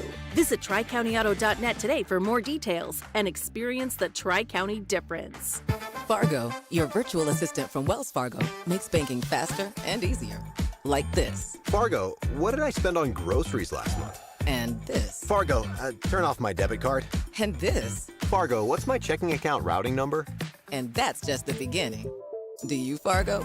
You can in the Wells Fargo mobile app. Learn more at wellsfargo.com/getfargo. Fargo is only available on the smartphone versions of the Wells Fargo mobile app. Wells Fargo Bank N.A. member FDIC. Attention! If you owe money to the IRS, this is an urgent message. The IRS is cracking down by sending out heart-stopping letters, aggressively garnishing paychecks, seizing bank accounts, and putting liens on homes and businesses. They call it enforced compliance, and you better watch out because penalties and interest on unpaid taxes compound daily, making it seem impossible to ever get out of debt. Don't let the tax debt destroy your life. You need to call Optima Tax Relief, the #1 tax resolution firm. They're experts in the Fresh Start Initiative, one of the biggest breaks that the IRS has ever offered. If you qualify, you could save thousands. Optima's resolved over $1 billion of tax debt for their clients. A+ rated with the Better Business Bureau, they'll fight to get you the best deal possible. Call Optima now for a free consultation. Call 800-354-2840. 800-354-2840. 800-354-2840. Optima Tax Relief. Some restrictions apply. For complete details, please visit OptimaTaxRelief.com. The Stros are coming to town on Monday, August 26th and Tuesday, August 27th, both at 6:40, and Wednesday, August 28th at 4:05 to take on the Phils. Don't miss this matchup. Order tickets today at Phillies.com. Who doesn't love a family reunion? Come to ours on Sunday, August 18th at 1:35 when the Phils host the Nationals and Toyota Phillies Alumni Day. Secure your seats at Phillies.com. Don't count on summer heat to melt away those extra pounds. That doesn't work. But here's something that does work, and that's NJ Diet. For over a decade, NJ Diet has helped thousands of people lose a contractually guaranteed 20 to 40 plus pounds in only 40 days. That's nearly twice as fast as weight loss injections and without any of those nasty side effects. NJ Diet uses your hair, saliva, and blood work, along with scans to personalize natural solutions and supplements to get you to shed that fat quickly. Then NJ Diet uses your DNA info to help you keep the weight off. No shots, no prepackaged meals, and no surgery. NJ Diet is fully supervised every step of the way to make sure you are burning fat and not just losing water. You even get the doctor's personal email and phone number. Locations close by are available from anywhere with live online video consultations. Call 855-5NJ-DIET or schedule your consult today at njdiet.com. That's njdiet.com. Lose the weight for good. With so much uncertainty in the world today, you may find yourself wondering, is now even the right time to retire? And so many people are waiting, and those folks are going to be waiting a really long time, I hate to say, because there's no perfect time. The market is always unpredictable and volatile. Fortunately, Jim Cipriotti has been helping get people to, through, and beyond retirement for over 25 years. And each week, he wants to help give you that freedom to retire. Listen to Freedom to Retire with Jim Cipriotti, Saturday mornings at 9 and Sunday afternoons at 5 on Talk Radio 1210 WPHT. Time! Great workout, Rock. I'll hit the showers. Not anymore, Rock. I went to Half Price Hot Tubs and got a nice hot tub and infrared sauna. Hey, yo, Mick, how many rounds did you go to get that deal? At Half Price Hot Tubs, you always get the best price on the best brands with more inventory than you have sequels. I'll get one for me and Buckus. Half Price Hot Tub sale ends soon. Save an additional $500 and get our unique chemical-free system at 0% financing. Summer is here, which means pool days, beach trips, and yeah, you guessed it, traffic jams. Oh yeah, and heat waves. Don't let summer catch you by surprise. Get the local news you need, no matter what you're up to, with the free Odyssey app. And never miss a beat with alerts on breaking stories sent directly to your phone. Listen today on the free Odyssey app. That's AUDACY. Calling on Blackwood to follow 1210 WPHT on the free Odyssey app. Download it now.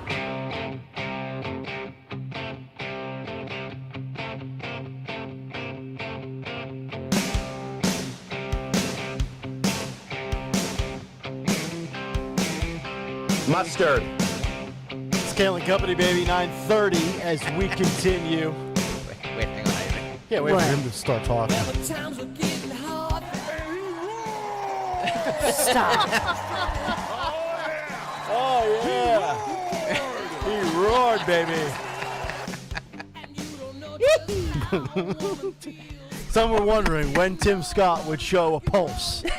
It took Donald Trump losing part of his ear for that man to show an ounce of energy. But better late than never, I suppose.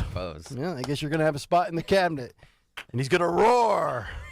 Stop. I need that on my board so bad. We're getting it. Yeah.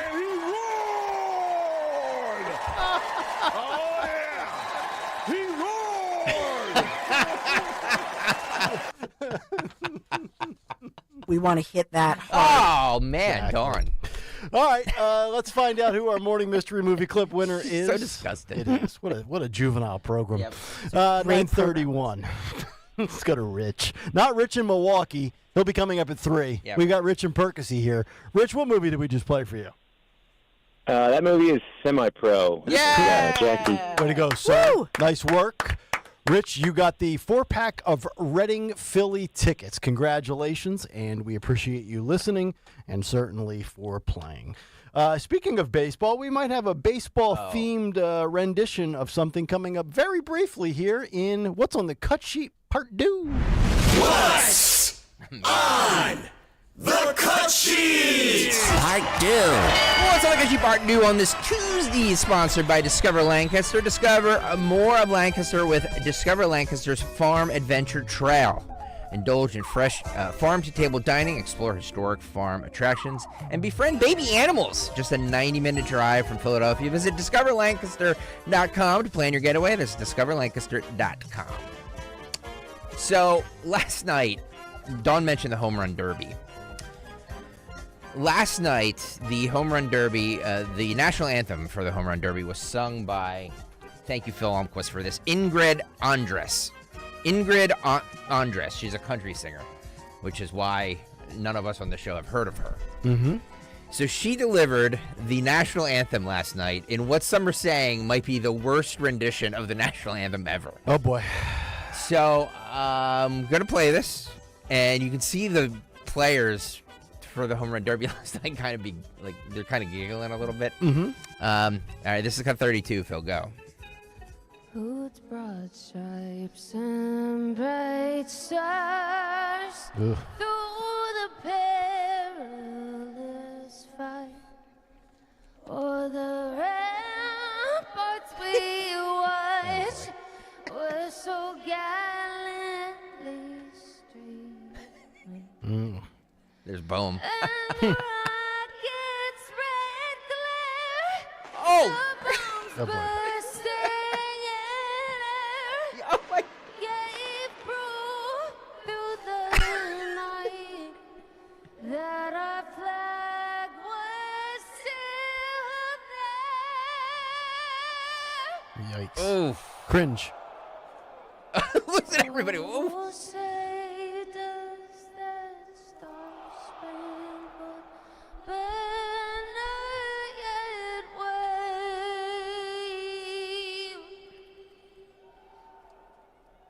o'er the land of the free? Oh. She's having her appendix removed.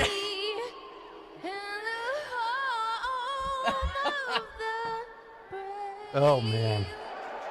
Wow. Wow. If I were smart, I'd say thank you and leave. Yeah. You know, that's not bad if you're doing the Star-Spangled Banner for a 4A softball championship in Pennsylvania for high school baseball. The Major League Baseball Home Run Derby on ESPN on a Monday night where millions of Americans are watching America's pastime and sluggers hit out fastballs at record rates.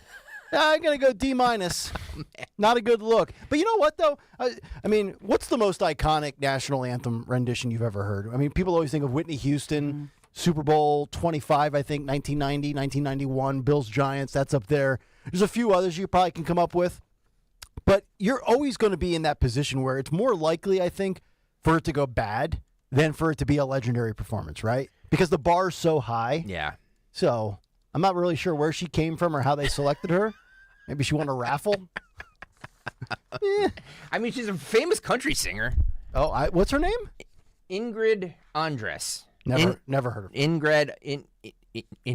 Let me guess. Nashville, Tennessee. I have no idea. But boy, Roseanne, that was on purpose. That was the worst. But also, who was the runner? Carl Lewis. Carl Lewis. His might have been the worst. I mean, locally, I would say my friend Lauren Hart, but nationally, I do think Whitney Houston would be right up there. Yeah.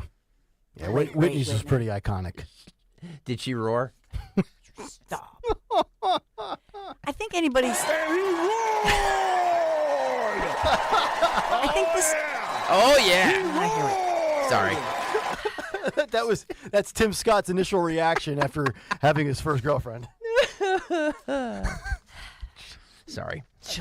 MSNBC's Joy Reid, yes, she was on TV last night. She said, speaking of he roared, she said that minorities in the GOP take the humiliation from Donald Trump. Minority? Okay. You know what she's trying to say here, right? That basically Byron Donalds, Tim Scott, and other females and guys like Vivek Ramaswamy were all pawns and never had a shot? Amber Rose is black, right? Yeah. Yeah, okay. Yes, all of She these. said in her speech that she is, her mom is black, her dad is white. Okay, just making sure. She has a tattoo on her forehead, does she not? To be honest She with does. you, I She's from Philadelphia. I have no idea who she is. Yeah, I have very little background on her. I remember Dawn saying last week she's a local person. Yeah, South Philadelphia. Okay. Grew up here. This is what Joy Reid said last night. Cut 31. Nasty. Phil, go. Part of the price of MAGA-dom, particularly if you are a person of color, is to take the humiliation. You know, I mean, Nikki Haley was not even invited. She was ostentatiously disinvited from this convention, yet she still said, I pledge all my delegates to Trump. This guy, and then they reversed it. And they reversed it. And then they did invite her again. Tim Scott humiliated himself daily and then has continued to do so on this stage. I'm stunned and sad for him in the display he just did. But the humiliation of Tim Scott is part of the game, and it's part of the price. Marco Rubio has been allowing himself to be humiliated by Donald Trump since he drank the tiny water bottle. Like, he's never going to stop letting Trump humiliate him. Allowing yourself to take the humiliation from Donald Trump is part of the price of being part of his army. And he enjoys I think people keep forgetting the character of the man. I mean, he does enjoy humiliating these people and making them jump through hoops. I mean, Byron Donalds was no more going to be his vice president than he was going to be speaker. And then afterwards, the Texas congressman admitted that he only placed his name in nomination because he was black and there had been a black nominee that Hakeem Jeffries was nominated on the other side. It's just, I am sad for the folks who are willing to take this kind of abuse. Because it's community-wide abuse, because it is an abuse of these communities to make people walk the plank knowing none of these people were ever going to be paid. Okay, so you want to talk about abuse of communities, Joy? How comes the Democrats always pander to the black people and never do anything for them? And how offensive is it if you are a black man or woman listening to Joy Reid speak? And how offensive is it that she doesn't think you're capable of being a free-thinking American and you don't have to automatically align with the left based on your skin color? That's what Joy Reid is saying. She's throwing out two words that I will not repeat on this air because they're probably offensive words and I don't want to say them. But she's calling Byron Donalds and Tim Scott a you-know-what. That's what she's doing. And she's playing the race card. And for Nikki Haley, by the way, Nikki Haley stayed in the race longer than anybody else when she should have probably stepped aside. And even though she did step aside, she still hasn't really embraced Trump as the nominee to the extent other people have. So this pretty much summed up Joy Reid there for you. Frank Figliuzzi was on MSNBC. You know, we were talking about the Secret Service and their botched effort, I believe. There should be some answers. Frank Figliuzzi says that the Secret Service is stretched way too thin. So there's... Boy. I mean, the excuses are just amazing here. How can such a high priority result in a agency being stretched too thin? He's the NBC News national security analyst, by the way. Cut 30, Phil, go. So I'm not going to repeat the Secretary's questions because they are the obvious ones, and he's absolutely right, and that should all be covered by the independent investigation. Obviously, it falls into two buckets there with regard to the site itself. If it's deemed a threat, it's within range, it's an elevated stage for a bad actor. Why was it not the Secret Service's responsibility inside their perimeter? And then obviously the second question, if indeed they delegated this to the local or state police, what was the cause of the horrible failure there? But I have to tell you, I'm into a much larger question, which is I'm all about finding root causes and moving on in a better way. I was chief inspector of the FBI for a brief time during my 25-year career. That meant I investigated and oversaw investigations of any use of deadly force by an FBI agent and things like this. So what are they going to look for root causes? Are we going to hear that the service is stretched way too thinly? I fear the answer is yes, and I think it's been that way for a very long time. I think we're going to find that it's become the norm to rely on local police officers for these open-air rallies, even for closed rallies. You know, RNC right now, Milwaukee, did you know there are over 100 out-of-state police departments represented right now? You'll see badges and patches from Ohio and Tennessee and Florida. That happens routinely, and so that over-reliance on local police needs to get looked at. The other thing that has to be looked at is we're forgetting the Secret Service has a host of other things to do. They are still investigating stuff they did when they were part of the Treasury Department years ago, before 9/11. They do bad checks and financial instruments and counterfeit currency around the world. They do cyber crimes. Why? So, I heard someone say, hey, the service needs 500 more agents tomorrow. They have them. They're investigating mortgage fraud. That needs to be examined. Why are they doing it? Like their most important job should be protecting the president Correct. and the front runner. Yeah. Current president, former president, vice president. Why can't the Philadelphia Parking Authority be stretched too thin? Yet the Secret Service is? What are we doing here? They need 500 more agents? That's a great point. Did the defund the police movement impact the Secret Service? What's going on here? Yeah. And what happened to the 87,000 IRS agents? Well, shouldn't they be handling some of the financial stuff? Anyway. That's what I got, buddy. That's all I got, too. I'm going to take a nap. Dawn Show coming up in 17 minutes. We'll come back, find out what's on tap for the Dawn Show at 10 o'clock, as well as a Tuesday edition of Today in Music History. Stay tuned. We're back after this. Talk Radio 1210, WPHT. Getting quality employees to fill positions in your company is essential.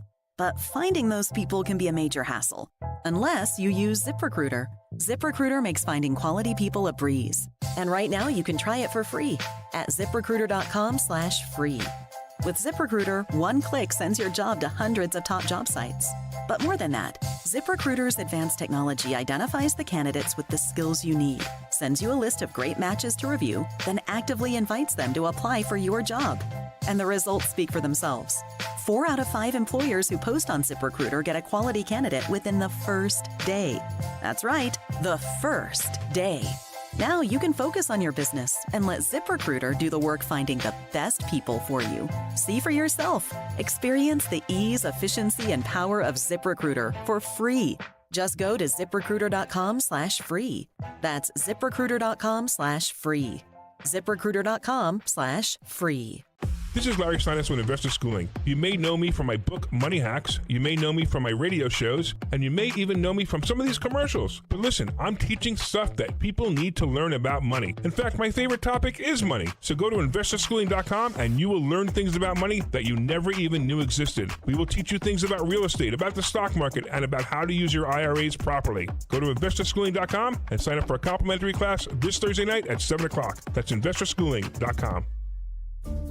This is Larry Steinitz with Investor Schooling. Are you tired of hearing about the recession that's coming? Are you prepared for it? Well, listen, at investorschooling.com, we're going to teach you ways to prepare for the recession that you didn't even know existed. We're going to teach you strategies on how to use real estate. We're going to teach you strategies how to use the stock market properly. That's right, you can even make money in the stock market when the stock market goes down. Hey, go to investorschooling.com and register for a free class this Thursday night, and you will learn all of these techniques. Go to investorschooling.com right now, RSVP for this Thursday. We'll see you there. Do you owe back taxes or have unfiled tax returns? The IRS won't quit until they get your money. Here's great news, fresh from those in the know. Major changes have happened at the IRS. If you owe more than $10,000, you may be eligible for a 99% reduction of what you owe. Haven't filed a return for a while? Their happy clients are talking. The IRS was going to levy my bank account, but Guardian was able to prevent that and fix all my IRS issues. Thanks again, Guardian Tax. Need relief from crushing tax debt? The IRS now has special programs. Guardian Tax knows all about them. Personal or business, this is the fresh new brick you've been hoping for. We aren't the company you call when you need a hug because you're scared of the IRS. Guardian Tax is the company that wins when you need it most. Guardian Tax Service is really great to work with. They really help me out. I'd recommend them highly. Call now for a free confidential consultation. 800-505-1608. 800-505-1608.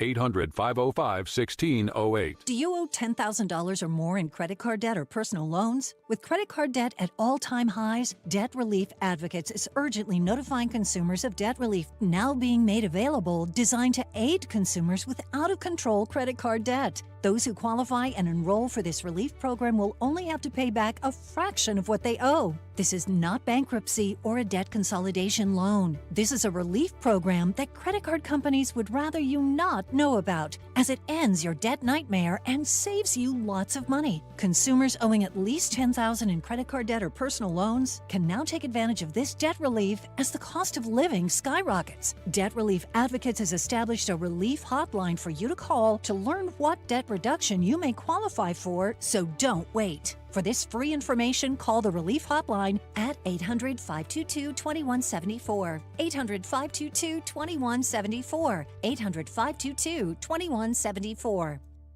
Countless financial firms have promised the security and peace of mind that comes only with a crash-proof retirement, but those imitators never last. Only crash-proof retirement can guarantee market-like returns credited as interest with no market risk or fees in a legally binding recorded financial meeting. Janice Barbero, Fogelsville, Pennsylvania. With Crash Proof, we don't have to worry about making up any money that we've lost. So if the market goes down, we don't worry. And that interest that we made the year before, that never goes away. I do think Crash Proof Retirement's original. They're the real deal. I don't think anybody else could give that kind of service.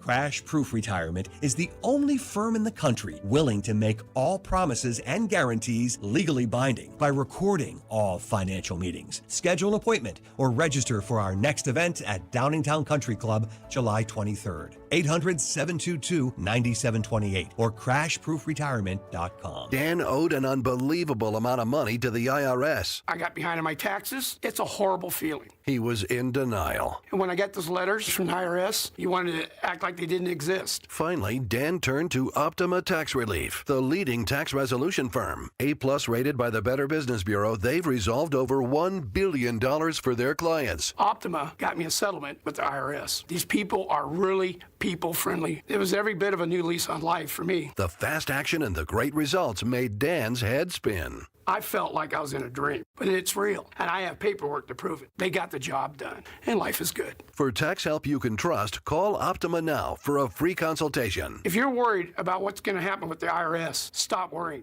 Make the call now. Call 800-354-2840. 800-354-2840. 800-354-2840. Optima Tax Relief. Testimonial from an actual client. Some restrictions apply. For complete details, please visit OptimaTaxRelief.com. Comedian Joe Conklin. Joel Embiid is excited. The process marches on. Oh, George, welcome to Philadelphia. Maury, hallelujah. See Joe Conklin's comedy show at Archbishop Wood High School in Warminster, PA, Saturday, September 28th. For tickets, go to joeconklin.com. The Sixers will prevail. Oh, baby. joeconklin.com. Find out what healthcare practitioners already know. Topperson can help your feet feel better. Our patented foot pain relief cream offers soothing, moisturizing relief that can help with everything from neuropathy to normal wear and tear. With 14 proprietary ingredients, Topperson Foot is the miracle foot relief you need to try. Guaranteed Topperson Foot is available at CVS Pharmacy, Walgreens, and at Amazon, Walmart, and Topperson.com. Turn back the clock on your aching feet. Topperson, rub it in. Use only as directed. Follow Talk Radio 1210 on Instagram and Facebook at 1210 WPHT.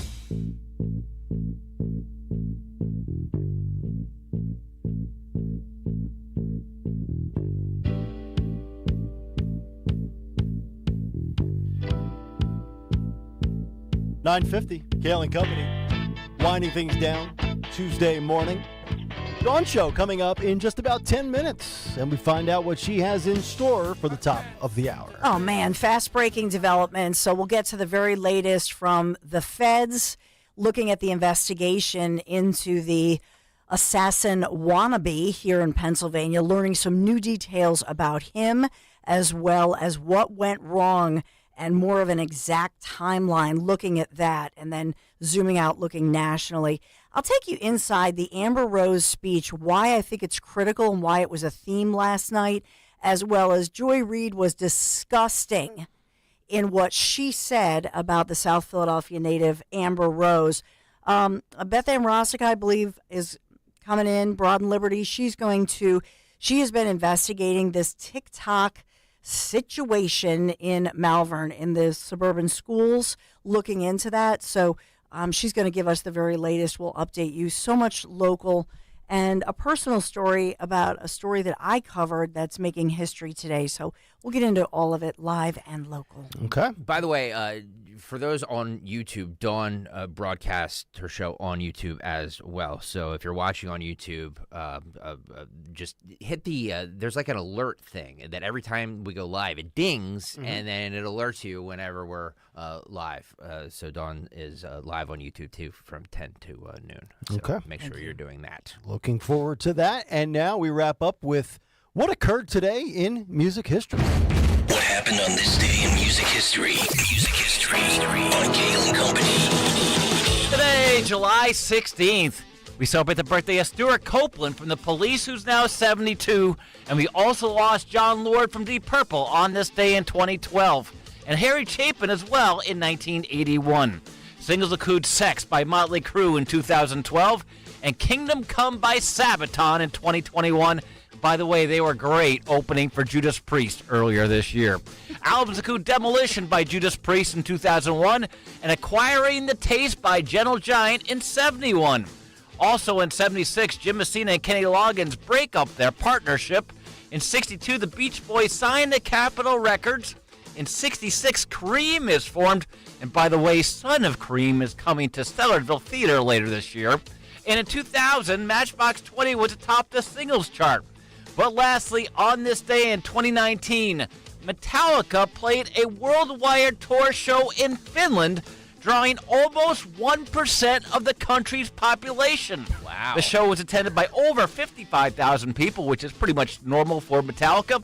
But the Finland population is just over 5.5 million. For Kayal and Company, I'm Phil Lomquist. Wow, some good data there. A lot of good data. A lot of numbers. Wow. All right, very good. Nice work, 1% of the population. 1%? Nice. 55,000. That's like a Trump rally. By the way, if you haven't done so yet, please go to gregstockersucks.com, gregstockersucks.com, and I think we're like $100 because somebody donated $100. So I think we're like $200 away from $17,000. So please, all the money goes to the Families Behind the Badge Children's Foundation, the Families Behind the Badge Children's Foundation. We want to get to $20,000 by Sunday. That's correct. So make sure you donate if you haven't done so yet, gregstockersucks.com. All right, let's find out who won Twitter today. Who won Twitter? Richard Notaro says when Greg Stocker says he thinks Sean Farris should take over his spot, he just doesn't want to get up at 3:30 a.m. any longer.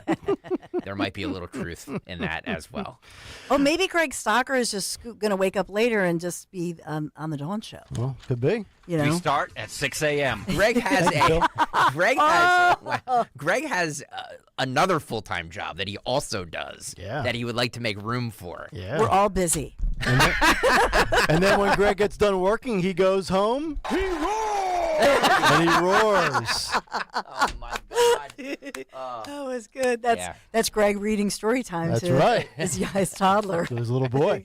All right, that'll do it for us. Stay tuned. The Dawn Show is up next. Hopefully Tim Scott's cooling off today and toweling off. Have a great rest of your Tuesday, and we'll talk to you tomorrow morning at 6 a.m. Good night, For eligible everybody. individuals 18 and older only. Results vary. See website for details and important safety information.